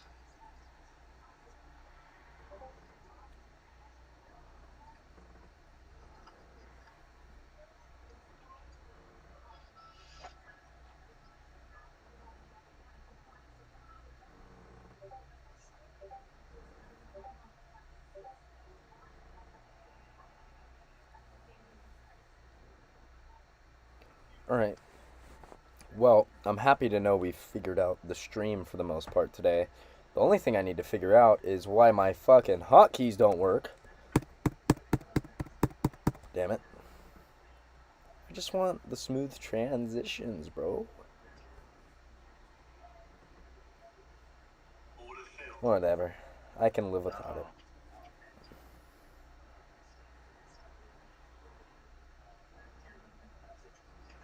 You got about 10-15 there, Frank? 10 on partial.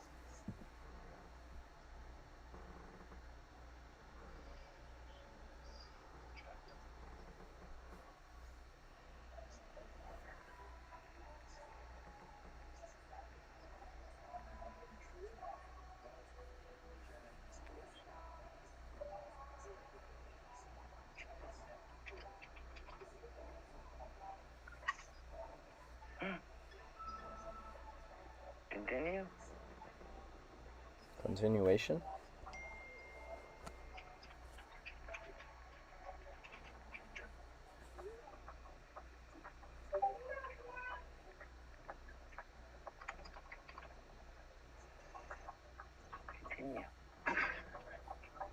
Mata, $24 calls. What is that, Neil? Sounds good.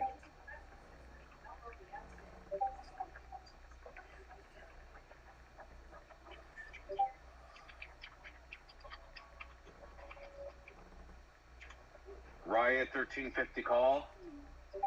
1350. What happened? Oh God. What did they do? I really, really do want to see what happens to the Maras, to the micro strategies, to the even the GBTCs now that this is happening. I'm excited to watch how those flows start to move around. Yeah, definitely.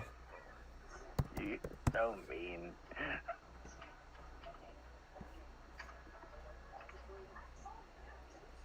That GBTC is up. Good. Jeez.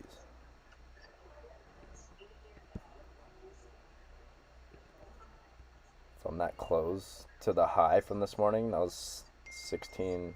That was, yeah, 16.65%. Damn.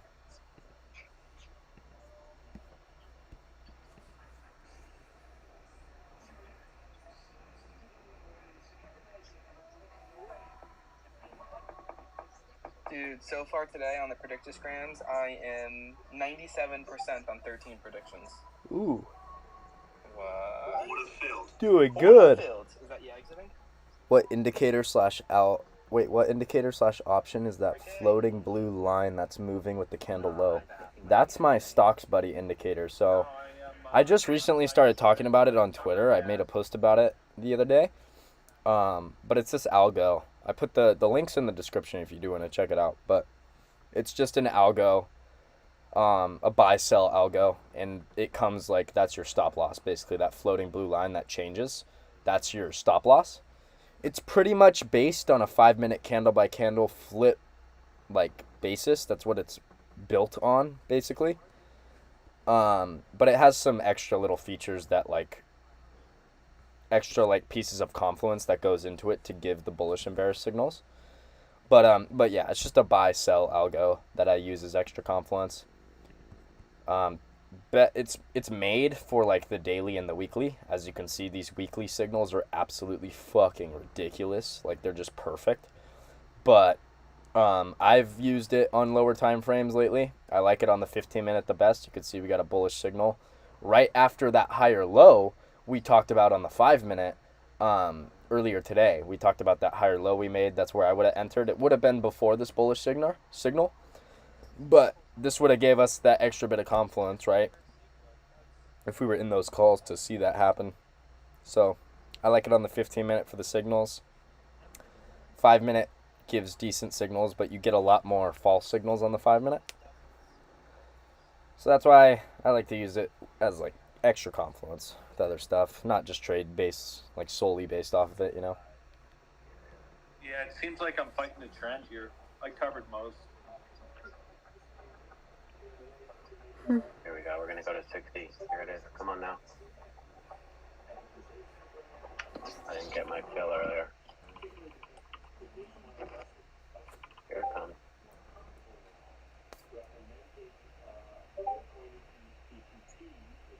Oh my God. Wolf, I can't get over that photo. It's so sexy. Oh my gosh. It's pretty crazy. Order filled. Well, everybody's going to see it bright and early in the morning when I post that I'm live.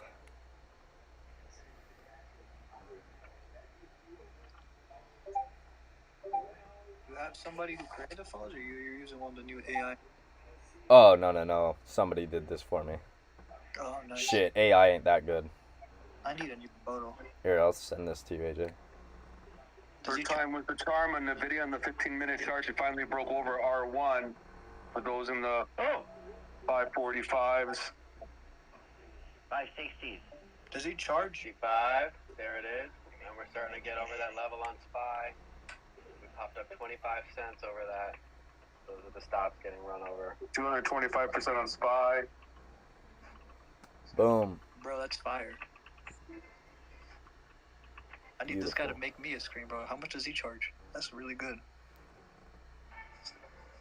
AVGO at the high a day for those swinging the $1,200 calls we're doing. Good old. 11.95. That's what it was. 11.95.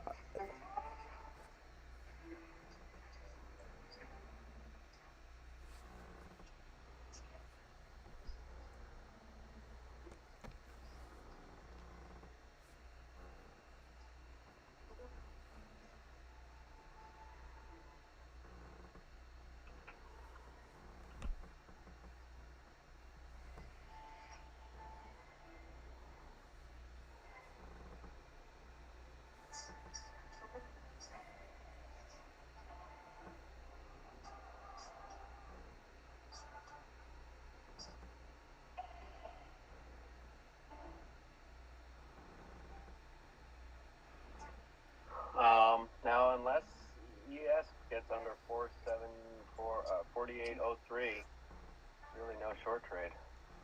We could rally back up to that 478.24. No, we haven't seen a lower high yet. Nothing We are telling coming us into short. the half.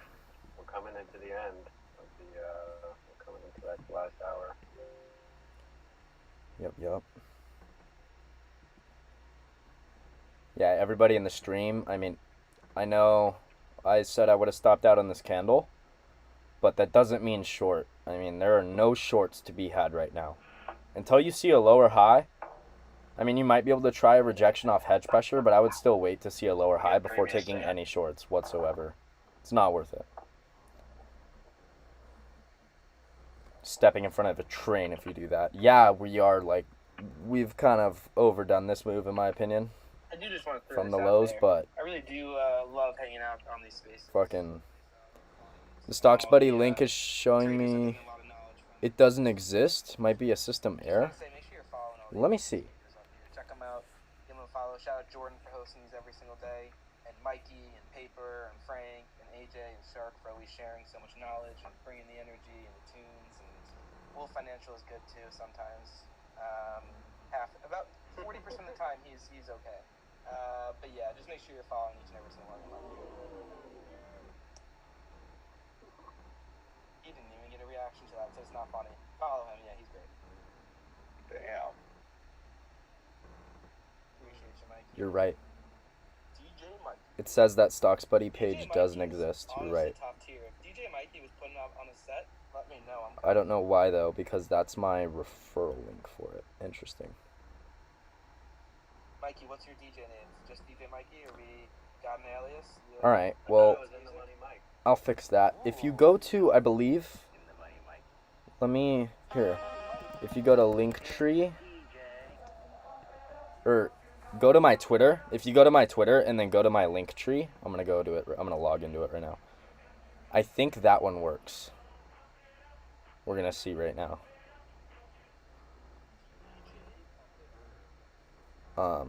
That's dumb though, because that's my link. It should work. But either way, it's fine. If you want the Stocks Buddy indicator, go to my Twitter and click the link in my bio, and then scroll down to the Stocks Buddy indicator. No, it doesn't show up here either. Okay, I'm gonna get that fixed. So you can get that. That's fucking annoying. Damn it. I thought that worked.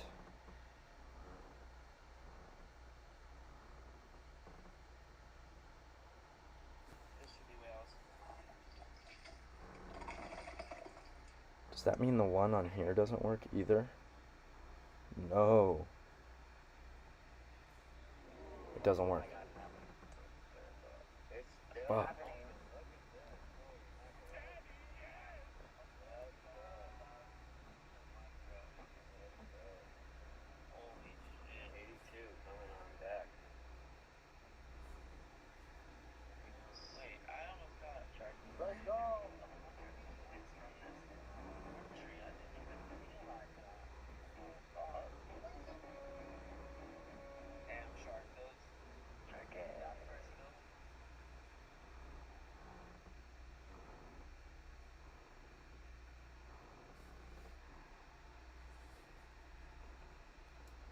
Yeah, I'm gonna get that fixed right now for you guys.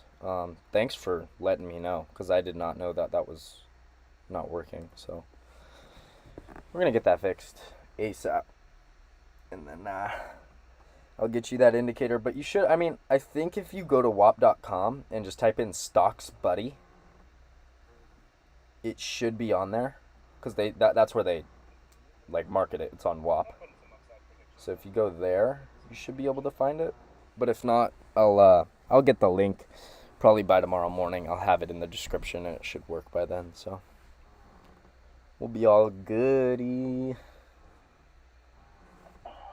Wow, almost touch hedge pressure here. We're about 10 cents away. What's up?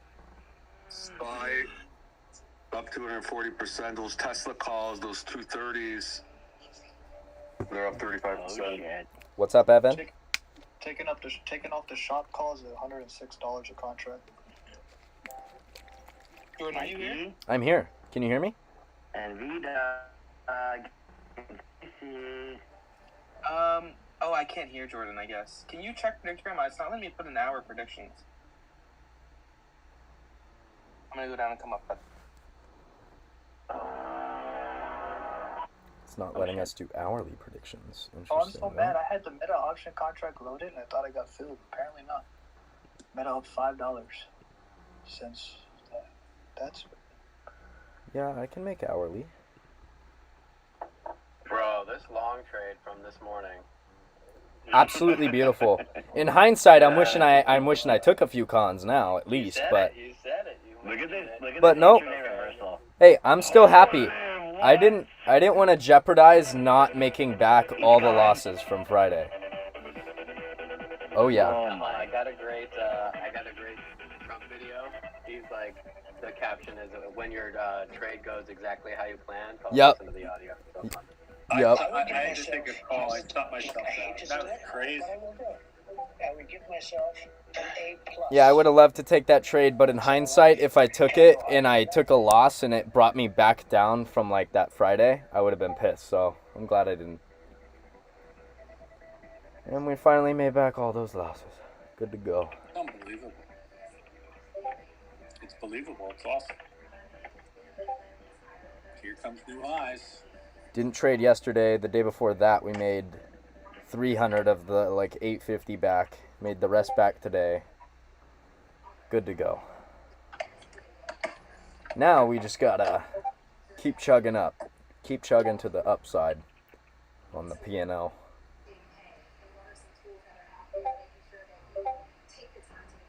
Evan, I'm inviting you. Come back, sir.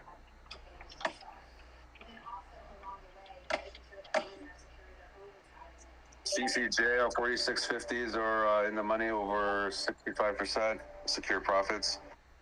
Sharky, you should never change your profile picture. It's perfect. The floating shark head. Order filled. Perfect. It's perfect.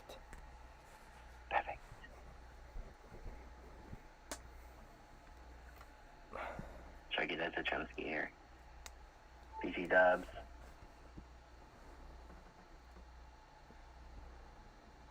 This is a Trensky. It means power hour. Jay, I'll catch you in a bit. All right, sounds good. You going to do Power Hour stream? Yeah. Heard that. Everybody Heard that. take some time, tune into there. They got some great stuff going on there, so check them out. Wolf, appreciate you. We'll see you later. I'll see you over there, Wolfie. Sounds good, guys. We need a howl. Ow! Wolfie. Dude, he does a good-ass howl. We don't even need to put a sound effect for it, Wolf. Your howl is good. Wolfie and send her over. Here, wait, I can do it real quick because you can do a recording, like add something. So Yeah. I'll show you. So you do. Well, I have a. And then now I have it as a recording, so I can. Perfect. Wait, on Twitter? Yeah, I just did it. Do it. The problem with the soundboards, though, is they don't save. Like, if I end the space, they don't get saved. If they saved, I would have so many sound effects ready to go. Bro, they don't even save when I put the soundboard down. Like, I don't have it No. anymore. Are you You have to kidding keep me? the soundboard up. Yeah, see, that's ridiculous. X, fix your shit. The hell. Sorry, babe. Soundboard stays up during sex. Where's Casey when you need him? That was hilarious. Oh, where's Casey when you need him? Long time listener on X. Love having you here. Appreciate you, bro. Michael Marquez. I feel like I've seen that Twitter name. Even if I haven't, shout out to you. Appreciate you. We're going to be doing these every morning now. I'm going to try SPY 477 puts 0 DTE. Yeah, This you is are. extreme high risk. I will remain hedged with calls. CBC trying to flip off hedge pressure here. It's a risky take, but I like it. I like it. I'm wondering about that short as well. The thing is that they did it yesterday. The short's kind of looking banging now. But again, guys, this is a risky short here that Mikey's taking. There's no lower high. Now, you could argue, but Jordan, if we reject here, it'll be a lower high on the day. Yeah, you're right. It will be. And in that case, you caught the lower high. You just need to decide to yourself, do you want to take that risk of possibly bouncing off the 9 here, popping back up and getting above hedge pressure? If you do, cool. This trade might be for you. That 477 rejection off hedge pressure, right? But at the end of the day, there's no lower high from like the area we're trading, right? You could argue that lower high for the day though, which would be a valid case for sure. I could see that happening. So just wanted to point that out. It is a risky take that Mikey's taking, but also remember, he's not selling his calls. He's still holding calls that he's deep in profits with right now. So what does that mean? That means if he takes these puts and they don't fucking work out, it doesn't matter. He's up like over 200% on each of these SPY trades that he has. So like, doesn't even matter. It's fine. He'll sell them for a loss and he'll let his calls keep going, right? So just understand that if you're taking a new position of puts here, like you're taking a lot more risk than Mikey is, even though he's opening a very similar position because he's hedged with calls, right? So, and if you're not hedged and you've been making money on the calls all day, yeah, maybe you want to take the conscious decision and take this trade, but I would size down. Don't jeopardize your profits from the morning. There's no reason to.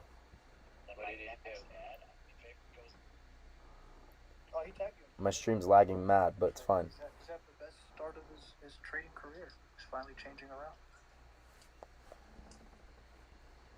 I'm going to try and make the stream just a tad bit better for everybody in the morning so it's not lagging at all. We'll see.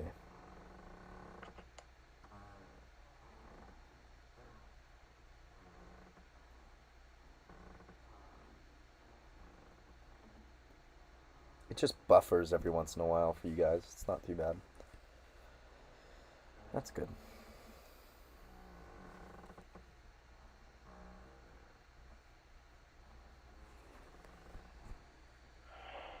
All right. Hey, even IWM reversed a little bit. How's ARC doing today? Because coin got obliterated. Would have failed. Okay. Small comeback.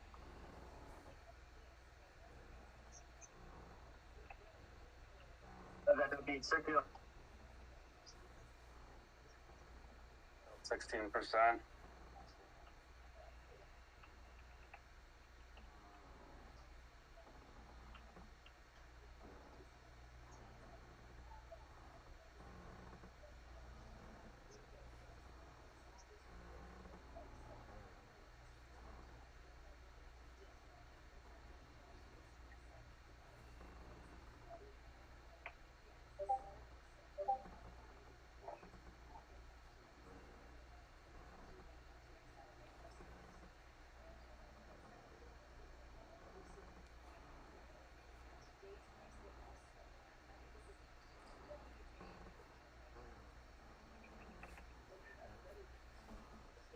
Well, CBC flipped.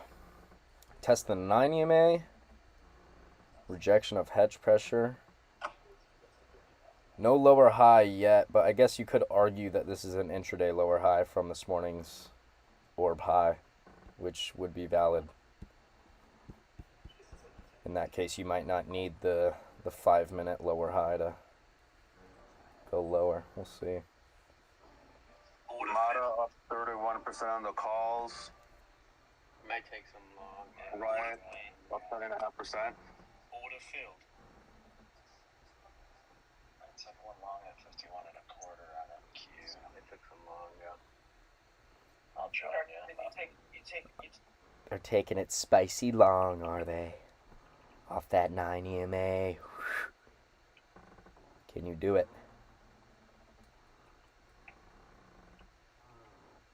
the pop to make the lower high.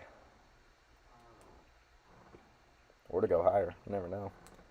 That last candle was kind of nasty, though, with the CBC flip. But I also said that on the 11:05 candle my time, so. See if she holds. All the past previous times, though, after that nasty candle dip, the next candle has gotten bought up and been a very bullish candle. So that would, if we want to roll with that same sentiment, that would need to happen on this candle here. Which doesn't look like it's happening. But still got 3 minutes left on this candle.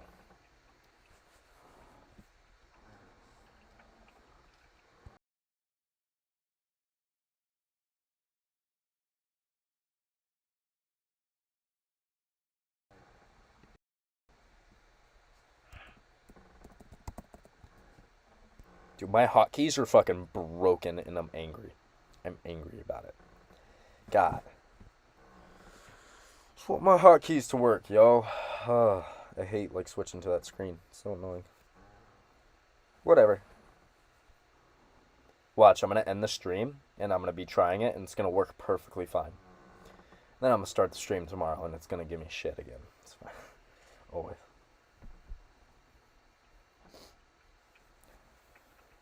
By the way, shout out to the 24 y'all tuning in still. I know things got a little slower. I'm not really taking any positions, but I appreciate you being around. Even if you're quiet, you don't got to be talking in chat. Even though I appreciate it, you don't got to be talking in chat. Just hanging around, listening in. I love it. And I appreciate y'all.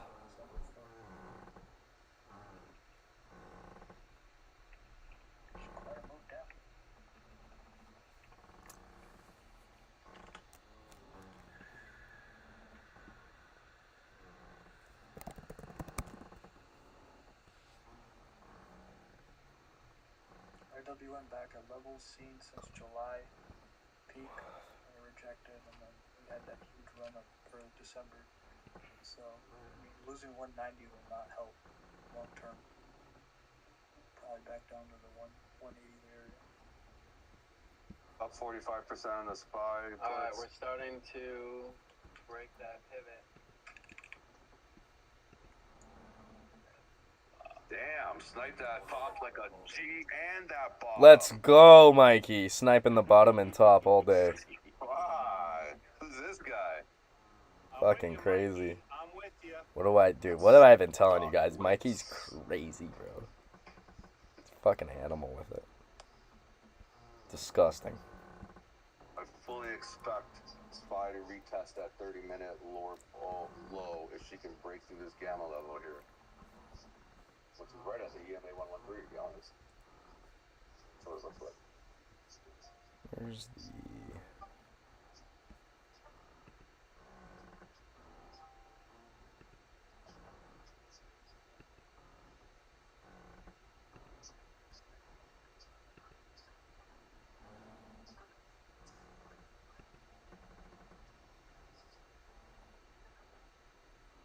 Come on.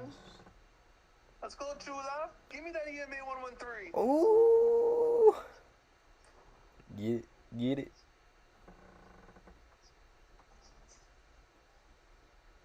Oh, yeah. There you go. Trying. Oh, it's gonna give me my trade. Get it. Come.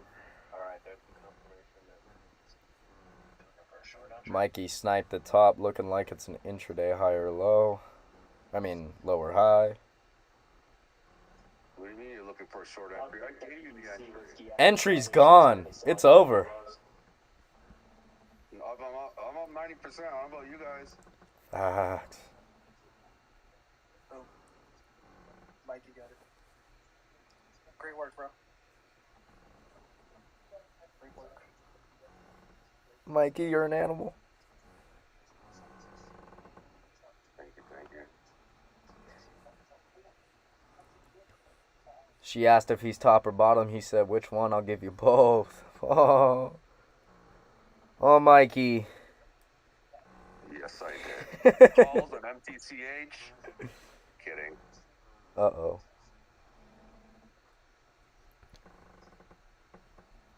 Jordan, did you know EMA 113 is the same as 9 EMA on the 15-minute? Ooh, good to know. I didn't know that those were the same. But I personally use the 15-minute 9 EMA all the time, so good to know.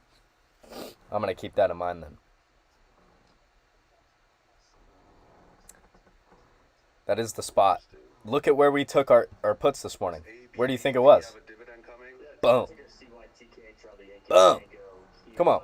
I was on the 5-minute, but when I was looking at it, I checked the 15 and I knew, bam, we're testing that 9 EMA on the 15.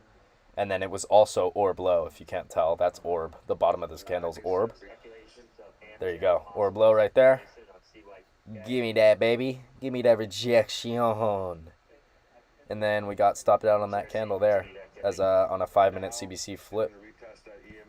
And that was our only trade. Well, actually, before that I took a call position, but I got quickly stopped out. Took a little bit of gains on it. Yeah, Mikey uses it on the 1 minute. The 113 EMA. Safer. Yeah. It's crazy. I always hear Mikey talking about that 113. It is awesome. And look at this bounce we're seeing right off of that 113 or the 9. Whatever you want to call it. Perfect fucking... Even if that was just a scalp for you, too. Like, you can be in the mindset of, like, I just want 20-cent scalps. Well, there it was for you. That was almost a 40... That was a 40-cent scalp for you right there if you caught the bottom of that. Boom.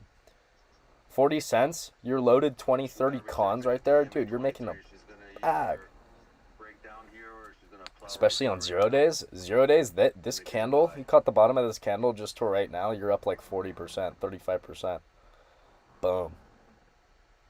Candle's barely green. Like, stupid. And fuck, 30% on like, imagine, 20, 30 cons. That's good money. That's roughly... Yeah, it's a quick 750 smackaroos, almost a whole bag we just made, like, in not even a 5-minute, like, slot. It's insane. Fucking crazy.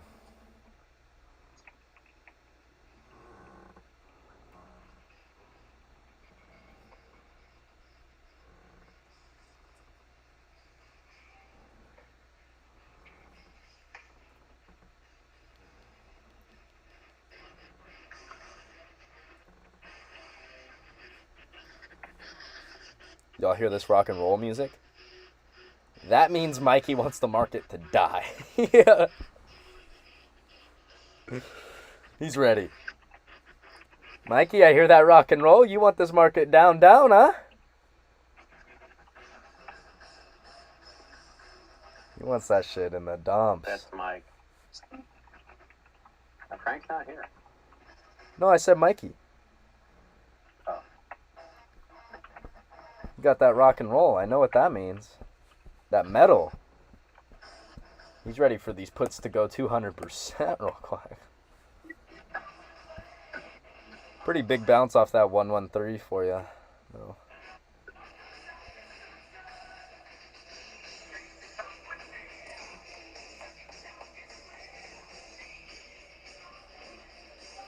There's your rejection on the EMA 23. Oh my god, my favorite play's about to work out. Oh, come on, baby. It's so fucking early. Give it to him. He's got the metal on and everything. Come on.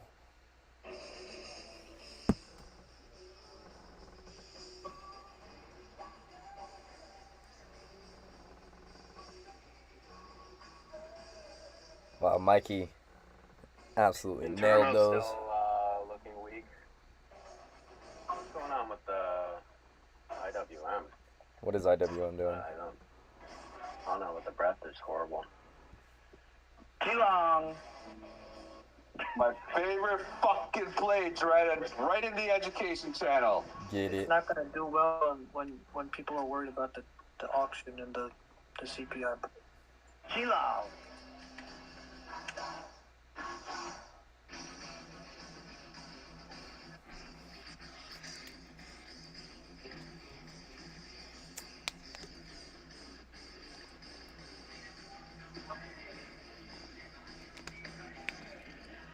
Watch how price reacts this 935. Q. 4808.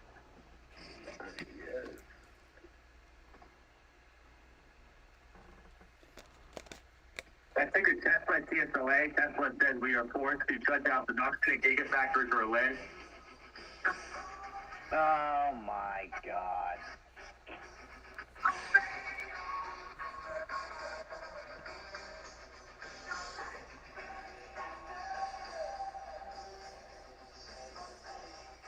Now this will be from January 29th to February 11th, with exception of a few sub areas.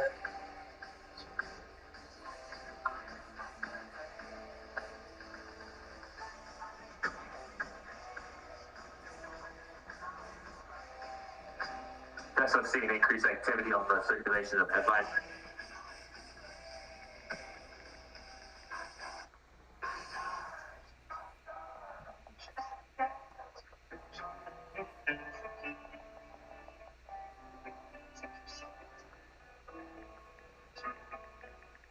It's right at the value area low.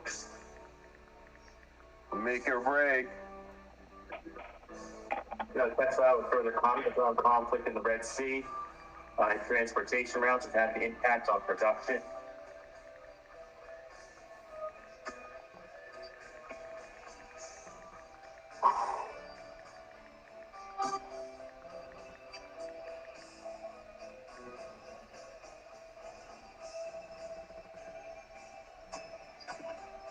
Oh, that's such a great part in that song. Oh yeah, this is. Let me show you why.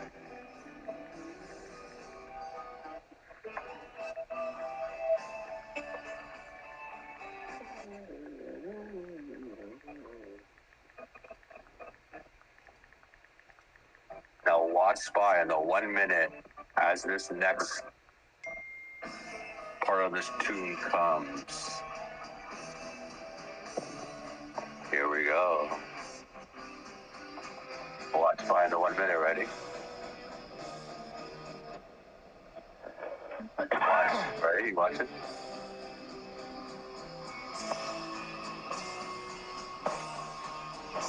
It's really trying to make that lower low. It's like right on the borderline.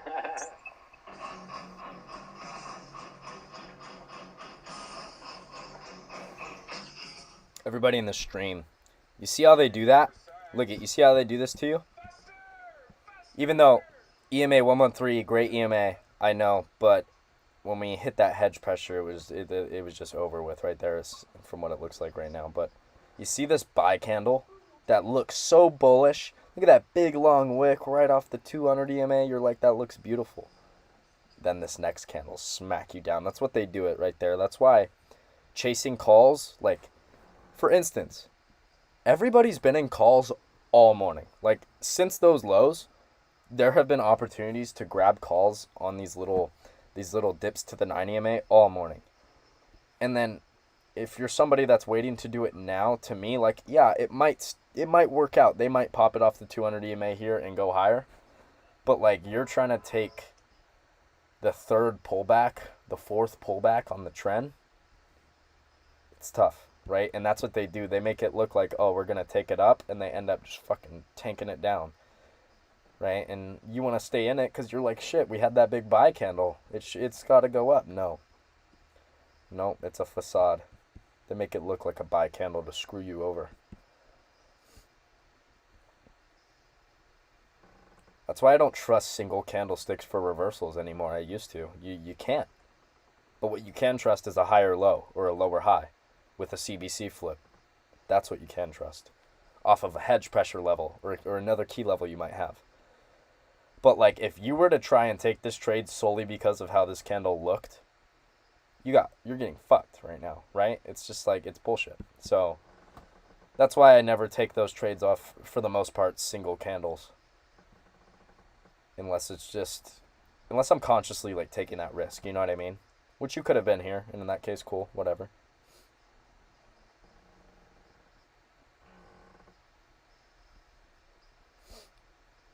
Because like you said, I think someone said, this still is the EMA 113, it's a big spot. And we're talking about that scalp you could have gotten off the 200 EMA earlier, which was still valid. I'm just saying from, like, a longer term perspective of, like, trying to catch this actual move. I mean, it's tough for me to think we go higher here. Higher meaning a higher high, not just like higher. But we are holding that 200 EMA, so anything could happen.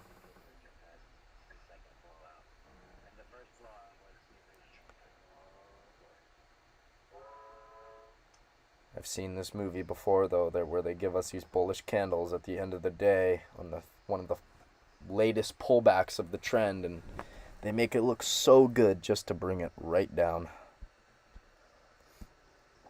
But hey,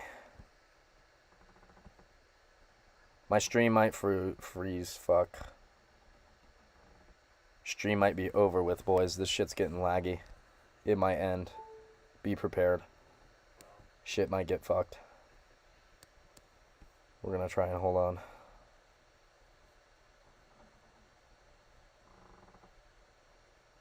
Encoding overloaded. Consider turning down video settings or using a faster encoding preset.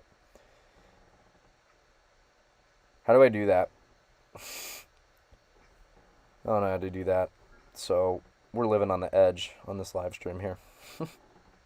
Stream health says excellent. What are you talking about? Come on, we got excellent connection. That's what I want to hear. Oh, but this shit looks laggy on the screen. It's buffering for you guys. Fat. My bad.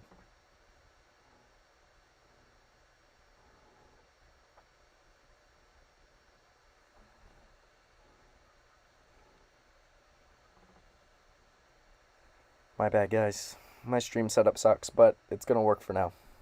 And I'm going to do some little tweaks tonight to try and fix it. So it should work better tomorrow, hopefully. Hopefully. We'll see.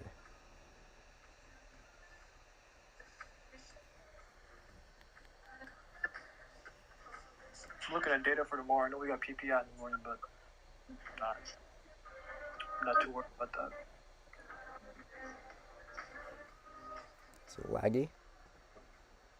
No, not anymore. It's looking good now. Jackie, how come your Discord says you're sleeping? There's a sleep training feed also selling off. You're knocked out. Mum, oh mum.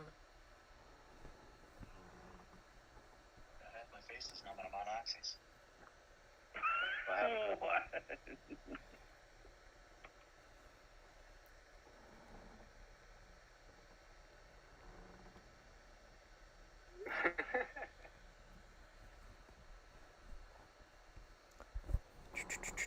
Damn, I gotta clean my screen, yo. This shit's nasty, bro. That shit is dirty. Alright, that's the main goal for today, is getting this stream, like, pristine for everybody. Because I don't want this shit buffering for you guys. I know how annoying it is to watch, like, a low-quality stream. TMUS, T-Mobile, 160 put, January 19th. T-Mobile, 160 put, January 19th. Must be news. There must be mad news. What the fuck's going on with this? Do I want to take a little news play in today here? Uh-oh.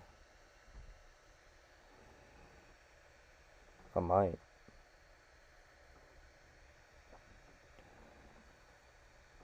Said 160 put. Only 10 cents. Jeez, they're cheap as fuck.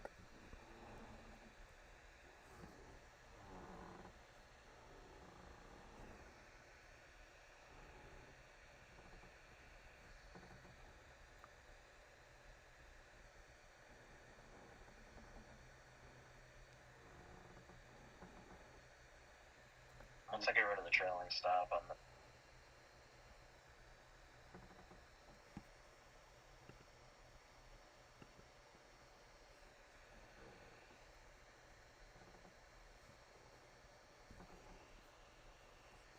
I'm not gonna take this news play.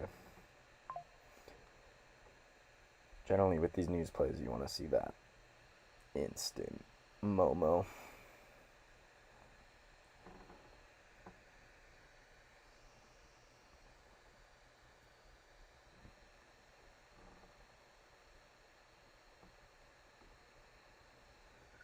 We all up on the train. The Oracle has spoken. The Oracle has spoken. We on the poop train. I'd like this U-shaped recovery to be. Did you get any long there, paper?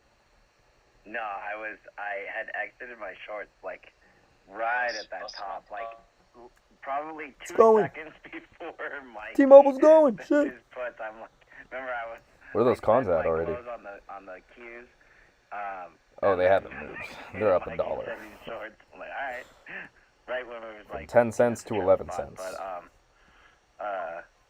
yeah, no, I didn't grab it long.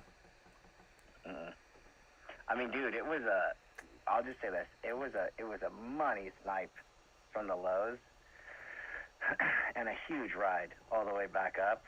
Like, grind, but a huge trade, no question. I don't know that I want to a lot more, to be fair. Yeah. I hear orb high low a lot in the spaces. Is that a trading view indicator? No, it's not. It's just an opening range breakout. So today's was a little complicated, but if we go here to yesterday, this is the opening range right here. So what I like to do is I like to grab it on a 30-minute.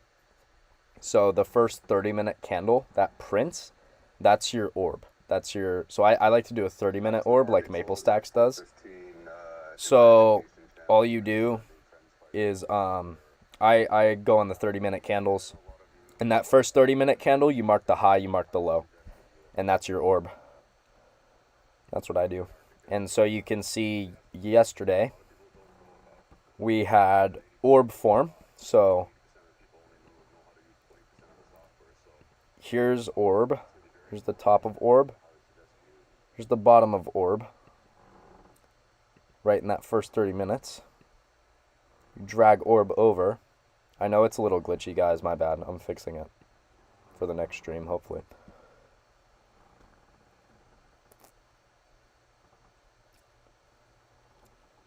I have that. Just call it an initial balance. Yeah, you can call it an initial balance, whatever you want. Just an opening range breakout. So a lot of the trades that we'll take in the early morning is that break in base of orb. So you can see like yesterday, we had a breakout and we had a base on orb. And we fucking flew from that. Right? So that's a trade we like to take a lot. Today, I took a similar trade. Why? I know this is so laggy, guys. Give it a second. Hopefully it gets better. Jeez. I don't know that it will, though.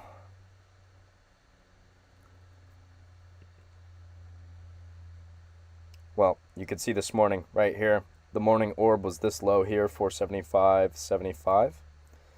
We popped up about 10 cents from that, and that's where I took my shorts. So that was a similar play that fell through the same rules as yesterday with that orb.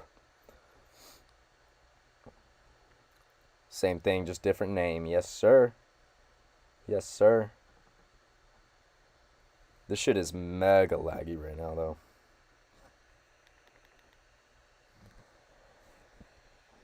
We'll get her fixed. We'll get her fixed. I have been streaming for like fucking 8 hours, so I'm surprised that it's even been running this decent. Appreciate everybody. Just want to give it paper. I don't know where paper went. Paper. La papier? No, he's not there. La papier? Pien? No, he's not there. Oh.